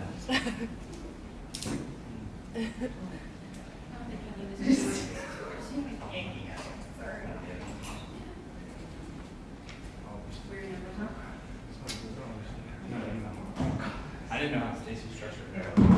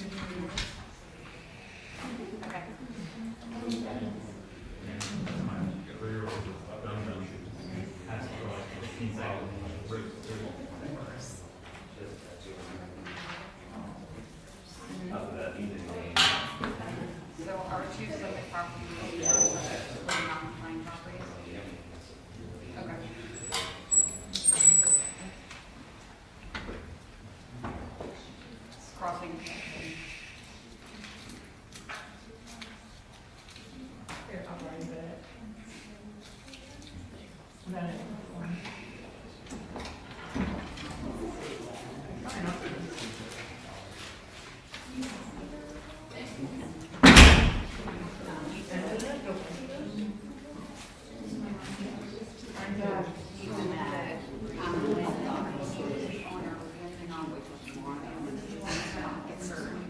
grade.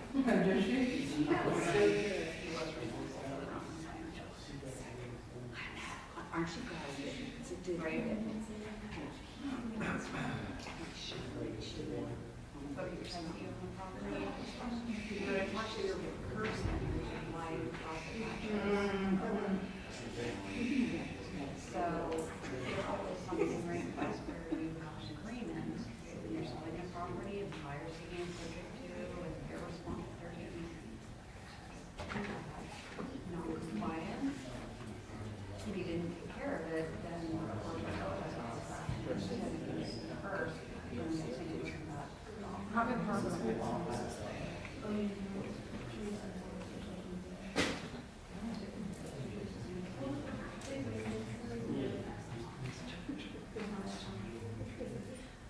There might be an email. That is actually good. Maybe in the city happens.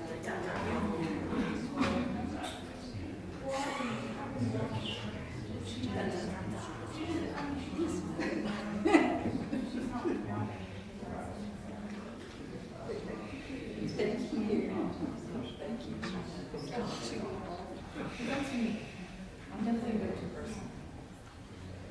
You can get it, bring it back and forth.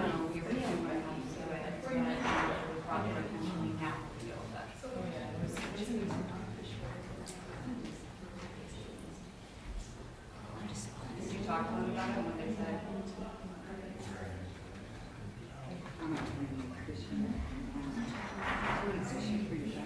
I'm wondering about, I might put this on the back.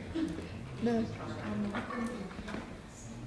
Yeah, I mean, even if we just have the file, create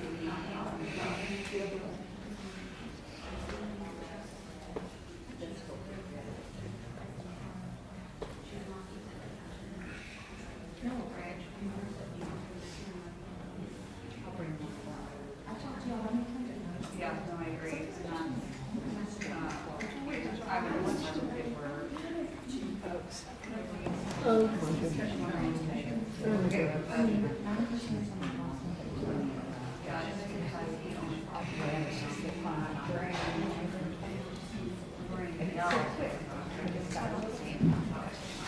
Okay, really good. All right, why don't we go back on the record? The defendant is present with his attorneys as our counsel to the state. The jury is all in the jury room. And is there any reason we can't bring them out to continue with the testimony of Dr. Plus? No, ma'am, Your Honor. No, you're, all right, let's bring him up.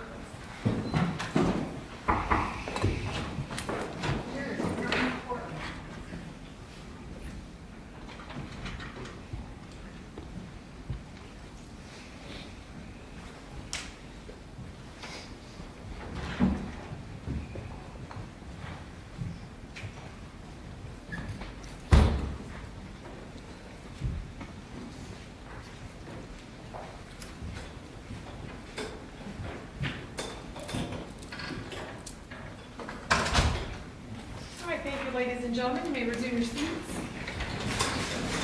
Ms. Edwards, you may cross. Thank you.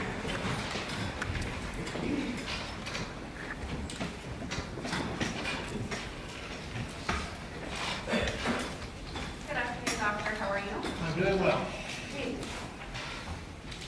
So to follow up on your direct testimony with the state, I wanted to first start just with the x-rays in general. Did you find any other evidence of any prior injuries to the head or neck by any of the x-rays?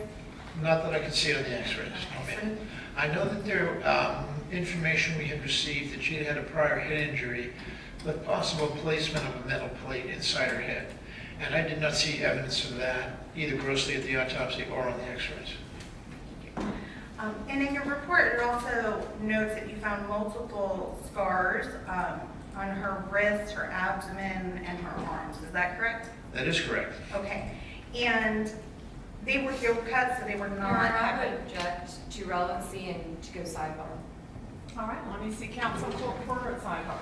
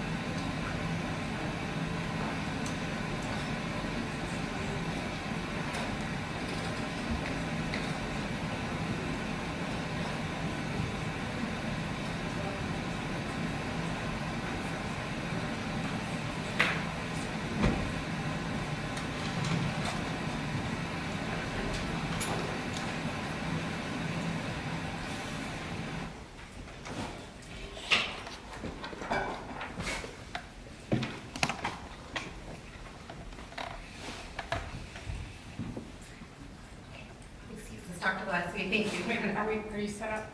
Yes, ma'am. Okay, Yes, ma'am. you may proceed. Okay, so you also found a laceration on her forehead that you testified about with Ms. French, correct? That's correct. Okay. And a laceration means a wound from a contact to something, is that correct? That is correct. Okay. And would a blow to the head or something like that possibly be able to cause that? That is possible.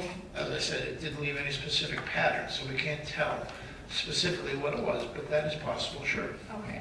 So could it be a hard edge, or is it really that unspecified? Well, it looks like an edge because it's a nice, perfect straight line. But apart from that, you really can't tell much about it. So you didn't see anything in particular that would have caused that in this case, right? Not that I saw. But remember, I only saw the body. Understood. I did not attend the scene. Did you see any photos from the scene? I did see scene photographs, yes, I did. Okay. And did you use those in some of your determinations in your report? Say again, please. Did you use some of those photos to make some of the determinations in your report? Not really. It's sort of like basic information that we have before we begin the case. They don't always influence our report. If there was something there, it might have, but I don't think that was the case here. Okay, so obviously you testified that this was a shooting, so you know there was a firearm involved in this case. Yes, ma'am.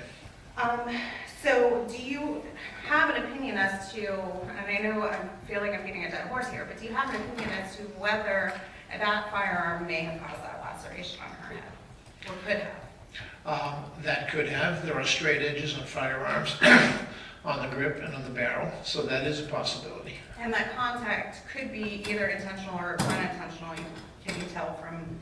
You cannot tell from just the characteristics of the wound. No, ma'am.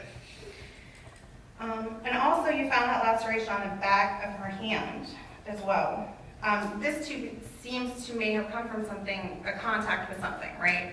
Yes, the same thing with the forehead thing, but a laceration or an abrasion, something has to contact your skin or your skin contacts something. Yes, it's a contact type of injury. Okay, and so you had testified that a bullet or bullet fragment could have caused that injury, correct? It could have, but it didn't leave a classic, like grazed gunshot wound or anything like that. So it is possible, but just from looking at the wound, I don't think you could say with 100% certainty that that was the case. Okay. And so could you say that it could be something that had an edge that caused that wound as well? It probably had some kind of edge. It's a little bit more irregular than the wound on her forehead, but it obviously had to have some kind of edge to cause that kind of injury. And you stated Ms. Rucker was 5'3" and 139 pounds, right? Correct. Okay. And so she looked healthy otherwise from all of your observations. She did. And so you mentioned that you had looked at her scalp on the back of her head for marks for soot or, stippling, if I'm pronouncing that correctly? I did. Okay. And you had to actually shave her head to be able to get down to the wound, is that right? That's correct. And you had testified that generally a firearm fired close to the skin will leave marks for the stippling and the soot, correct? They can, yes, ma'am. They can't, but not necessarily. It depends if there could be some intervening object or something like that. But if it's uncovered skin and it's a close shot like that, it should leave something on the skin. Sure. So in this case, this happens to be the back of her head, and she had hair when she came in, correct? Yes, Okay, and her hair was pulled up as well, wasn't it? I believe it was. And it was soaked with blood as well. It was bloody. So is it possible that any of the stippling or soot may have been either stopped by her hair or washed out by the blood? I think that's a possibility. Yes, I think it's possible. And you also said that the soot or stippling depends on the firearm and the ammunition sometimes as well? Correct. Okay.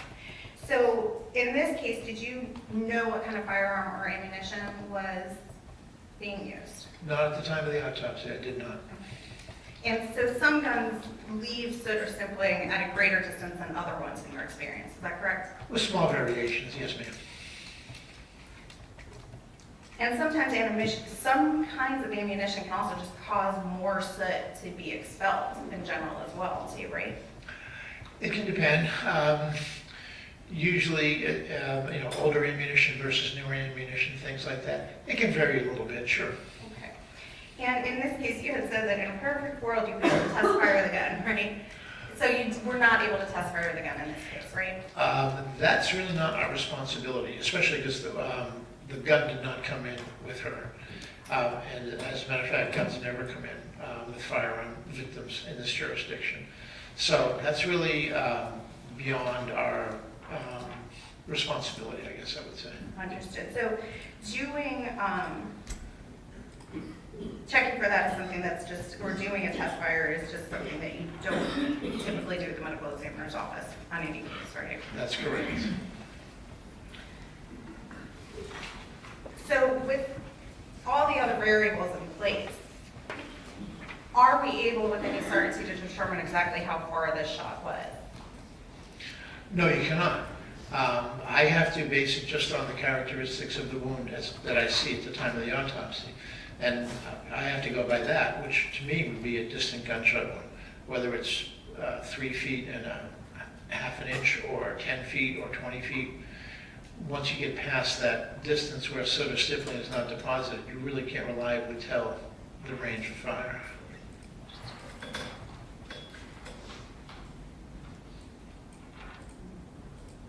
And did you check her hair or the sheet that she came in on that you mentioned to see if there was any soot or stippling in there? I did look, yes I did, and I did not see any. And did you use any special tools or did you just look with your naked eye? I just looked with the naked eye. There were no chemicals used to test for it either, correct? That's correct. Okay. And you observed that she was found laying on her back and the bullet wound was in the back of her head, correct? The bullet entered the back of her head. Yeah, I'm sorry, my apologies, I didn't, the entrance wound was in the back of her head. Okay. So it's your understanding that she potentially fell on her back based on what you saw in your examination?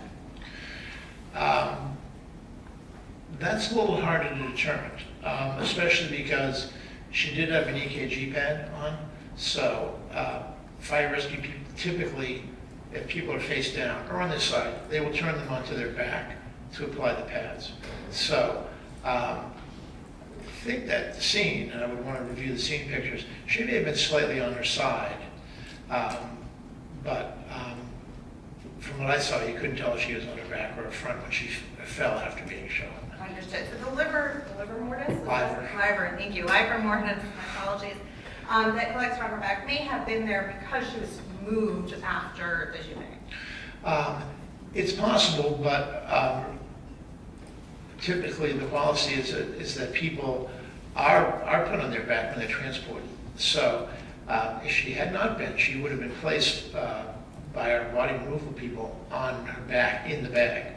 We really try to avoid putting people face down or sideways into bags and things like that. They're typically put on their back.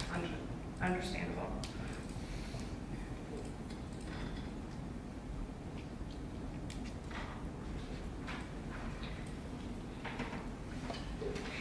You also had mentioned that she came in and her hands were bagged with tie-back bags, correct? That's correct. Okay, and nothing else was bagged up. Her hair wasn't, feet, none of that. That's correct. Okay. And do you know if her hands were swabbed for anything?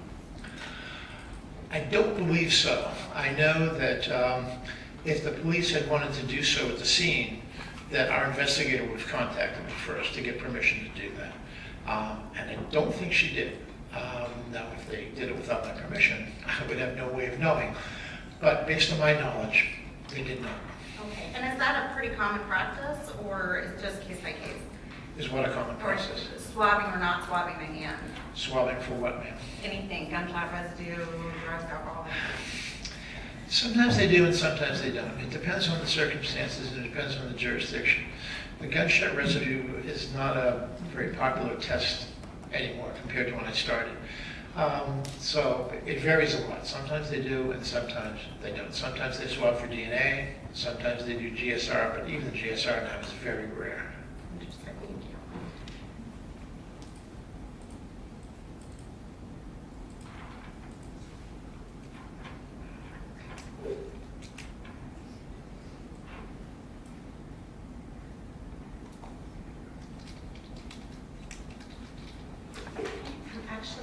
I think you actually answered all of my plain questions in direct. If I can have just one moment, Your Honor. Yes.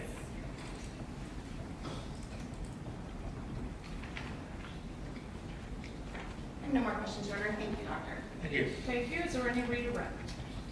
May I just have one more, Your Honor?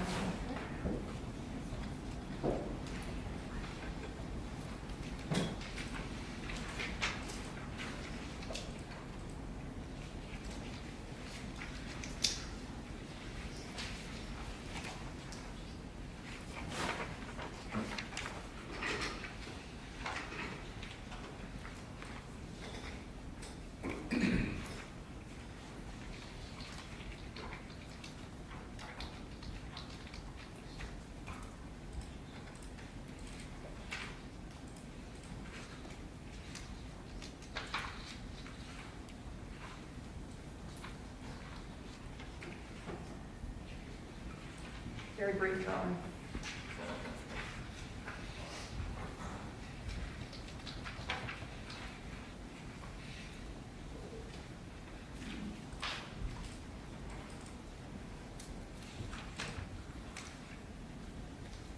Hello again, Dr. Gillespie. Hello. Now, you just made a comment about gunshot residue from hands, and you had stated it's not very popular now. Correct. And do you know why it's not very popular now? I do know why it's not popular now. First of all, typically, at least as I was trained, back when I trained, gunshot residue testing has to be done within a certain period of time, usually 4 hours, from the time you may have handled a firearm.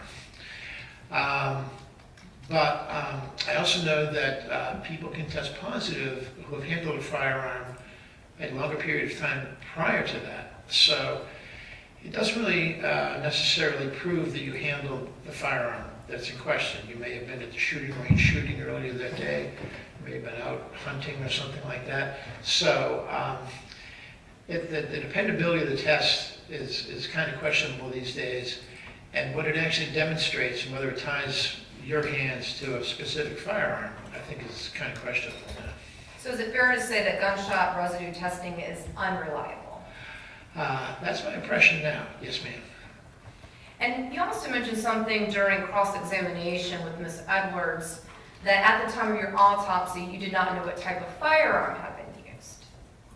Is that an accurate statement? Well, I knew it was a handgun. I knew a handgun had been used as opposed to a shotgun or a rifle or something like that. At least that was my impression.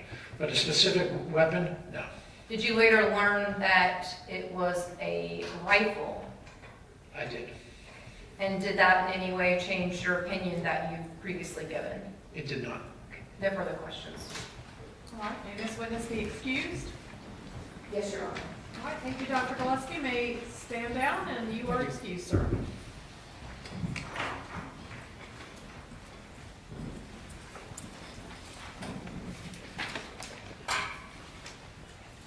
All right, State, go ahead. State rest, Your Honor. All right, ladies and gentlemen, the state has rested its case. So this seems like an appropriate opportunity then for us to rest for the evening. There are some matters that now we need to take up outside of your presence, so you are going to be done for the day. So I am going to ask you to leave your notepads behind. We will lock them, secure them, and return them to you tomorrow when we reconvene. We will be back here in the same courtroom 305 at 9 o'clock to continue with the trial. And I must remind you, during all extended recesses, that you are not to talk about this case among yourselves, nor allow anyone to say anything to you or in your presence about this case. And if anyone attempts to speak to you, you must immediately leave that person and report the matter to my bailiff, who will then report it to me. This case must be tried by you only on the evidence presented in this courtroom, in your collective presence, and in the presence of the defendant, the attorneys, and this court. And please do not read, watch, or listen to any newspaper or television stories that might be printed or aired about this case. And further, you must not speak to any of the attorneys or any witnesses who may be waiting outside of this courtroom, whether as you leave today or upon your return tomorrow. So with that, you will be excused for the evening. Thank you very much, ladies and gentlemen.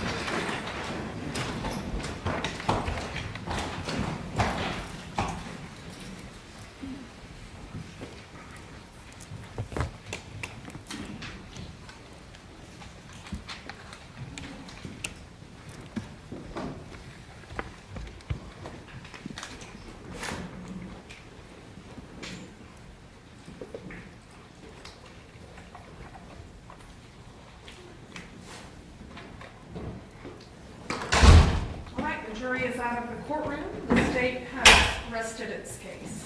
I will hear from the defense. Thank you, Your Honor. At this point, I move for judgment of acquittal, especially as to felony murder. There's been no allegations of felony murder. Only premeditation evidence has been presented, and there's a lack of a prima facie case forming a felony murder, so we would ask for judgment of acquittal on that. And then also, and that actually just on my camera. Okay, I'll hear from the state. Yes, Your Honor, so just in reference then to felony murder of the first degree, there are 3 elements that the state has to prove beyond a reasonable doubt. First, that Ms. Christina Absher is dead. That has been proven, in fact, stipulated beyond reasonable doubt by the defense with her identification. And then 2, there are 3 ways that the state could prove count 2. 1 would be while engaged in the commission of an attempted first degree premeditated murder. Defendant caused the death of Ms. Christina Ashley Rucker, or a second one that we believe could be appropriate while escaping from the immediate scene after committing or attempting to commit an attempted first degree premeditated murder. Defendant caused the death. And we submit that Lisa Rucker identified the defendant in her testimony being shot. She was left for dead. We heard that she potentially could have lost her life. And then after shooting her, that her sister was shot, and she stated that her sister was not shot previously to her being shot. So he was engaged in the commission of shooting Lisa Rucker and leaving her for dead. And he also pointed the gun at Lisa, and Lisa had stated, well, that's how it's going to be, Lisa. Again, helping form what we argue, of course, in the evidence most favorable in light to the state, that would help and show the part of the intent of the defendant. I'm sorry, I didn't mean to say premeditation. I apologize for that. And then let me back up. Let me understand, because we got 2 counts here. So what is the felony murder as to count 1? That would be the attempted first degree premeditated murder of Lisa Rucker. Okay. And what is the felony murder as to count 2? So count 2 is attempted first degree premeditated murder. I'm sorry, correct. So there's no felony murder, no. All right. Separate, specific. Got it. All right. So on those grounds, Your Honor. Okay. Well, as I must do at this juncture, take this evidence in the light most favorable to the state. I am going to deny the motion for judgment of acquittal as to each of these 2 counts, finding that the state has established a prima facie case against the defendant for counts 1 and counts 2. So those motions are denied. All right. That said, is the defense introducing or presenting any witnesses as part of the defendant's case? Yes, Your Honor. We have 2 impeachment witnesses that are prepared to come tomorrow morning, and then Mr. Absher maybe. We're still contemplating this evening, but he's contemplating being our last witness tomorrow. Okay. Well, then if we have 2 defense witnesses tomorrow, we'll take them beginning at 9 o'clock, and then I will colloquy with Mr. Absher after those 2 witnesses have testified to see if he chooses to testify in this case or not. Is there anything else we need to take up then this evening before we recess? Yes, Your Honor, there was a concern on behalf of the state. We would just inquire potentially who are these witnesses, Your Honor, to make sure that they, because we were not told of any additional defense witnesses, and also a witness list had been read to the jury. Yeah, are they folks who are on this list? Your Honor, they're Ms. Brooker's attorney. It's when she didn't remember her charges. We're just asking them to come and tell us what they are, what maximum penalty was. Okay, have those witnesses been disclosed to the state? They have been disclosed. We had not planned to call them, so we hadn't talked again. I have not discussed it again as of just today. We're going to be here tomorrow. Okay, all right, then that's who we'll hear from tomorrow. Your Honor, one of the attorneys actually has a pretrial, so they wouldn't be available till 10 a.m. So I don't know if they're going to be the first. I don't know if people want to start at 10 or. Well, I just told this jury to be here at 9. Yeah, we can get, we'll do what we can. That person needs to be here. Understood, Your Honor. I mean, if it's a pre-call conference, is it in this building? Yeah, and I actually think it's in Your Honor's calendar, so. Okay, they can hear here first. And. I have Judge Bigby covering my docket, and he'll be on the bench from 9 to 12. So the witnesses can come here first. Right, and that's why I said we'll get him here. Okay. Thank you. Yes, thank All you. right. All right, and then of course, be ready, both sides, to then, after all the evidence is presented, go straight into charge conference. So I did receive proposed jury instructions. Just be sure that y'all are prepared to go into that tomorrow as well. Yes, Your Honor, thank you. All right, thank you very much. And we'll be in recess till 9 o'clock tomorrow. Thank you, Your Honor.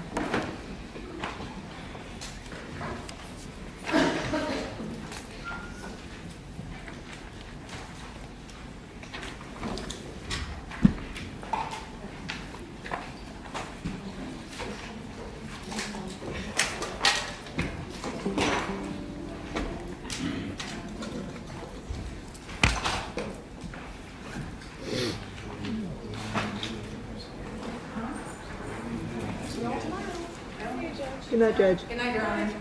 Good one, Your Honor.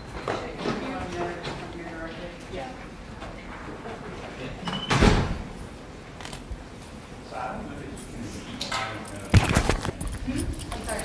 She said that she doesn't remember, but she said you're calling from.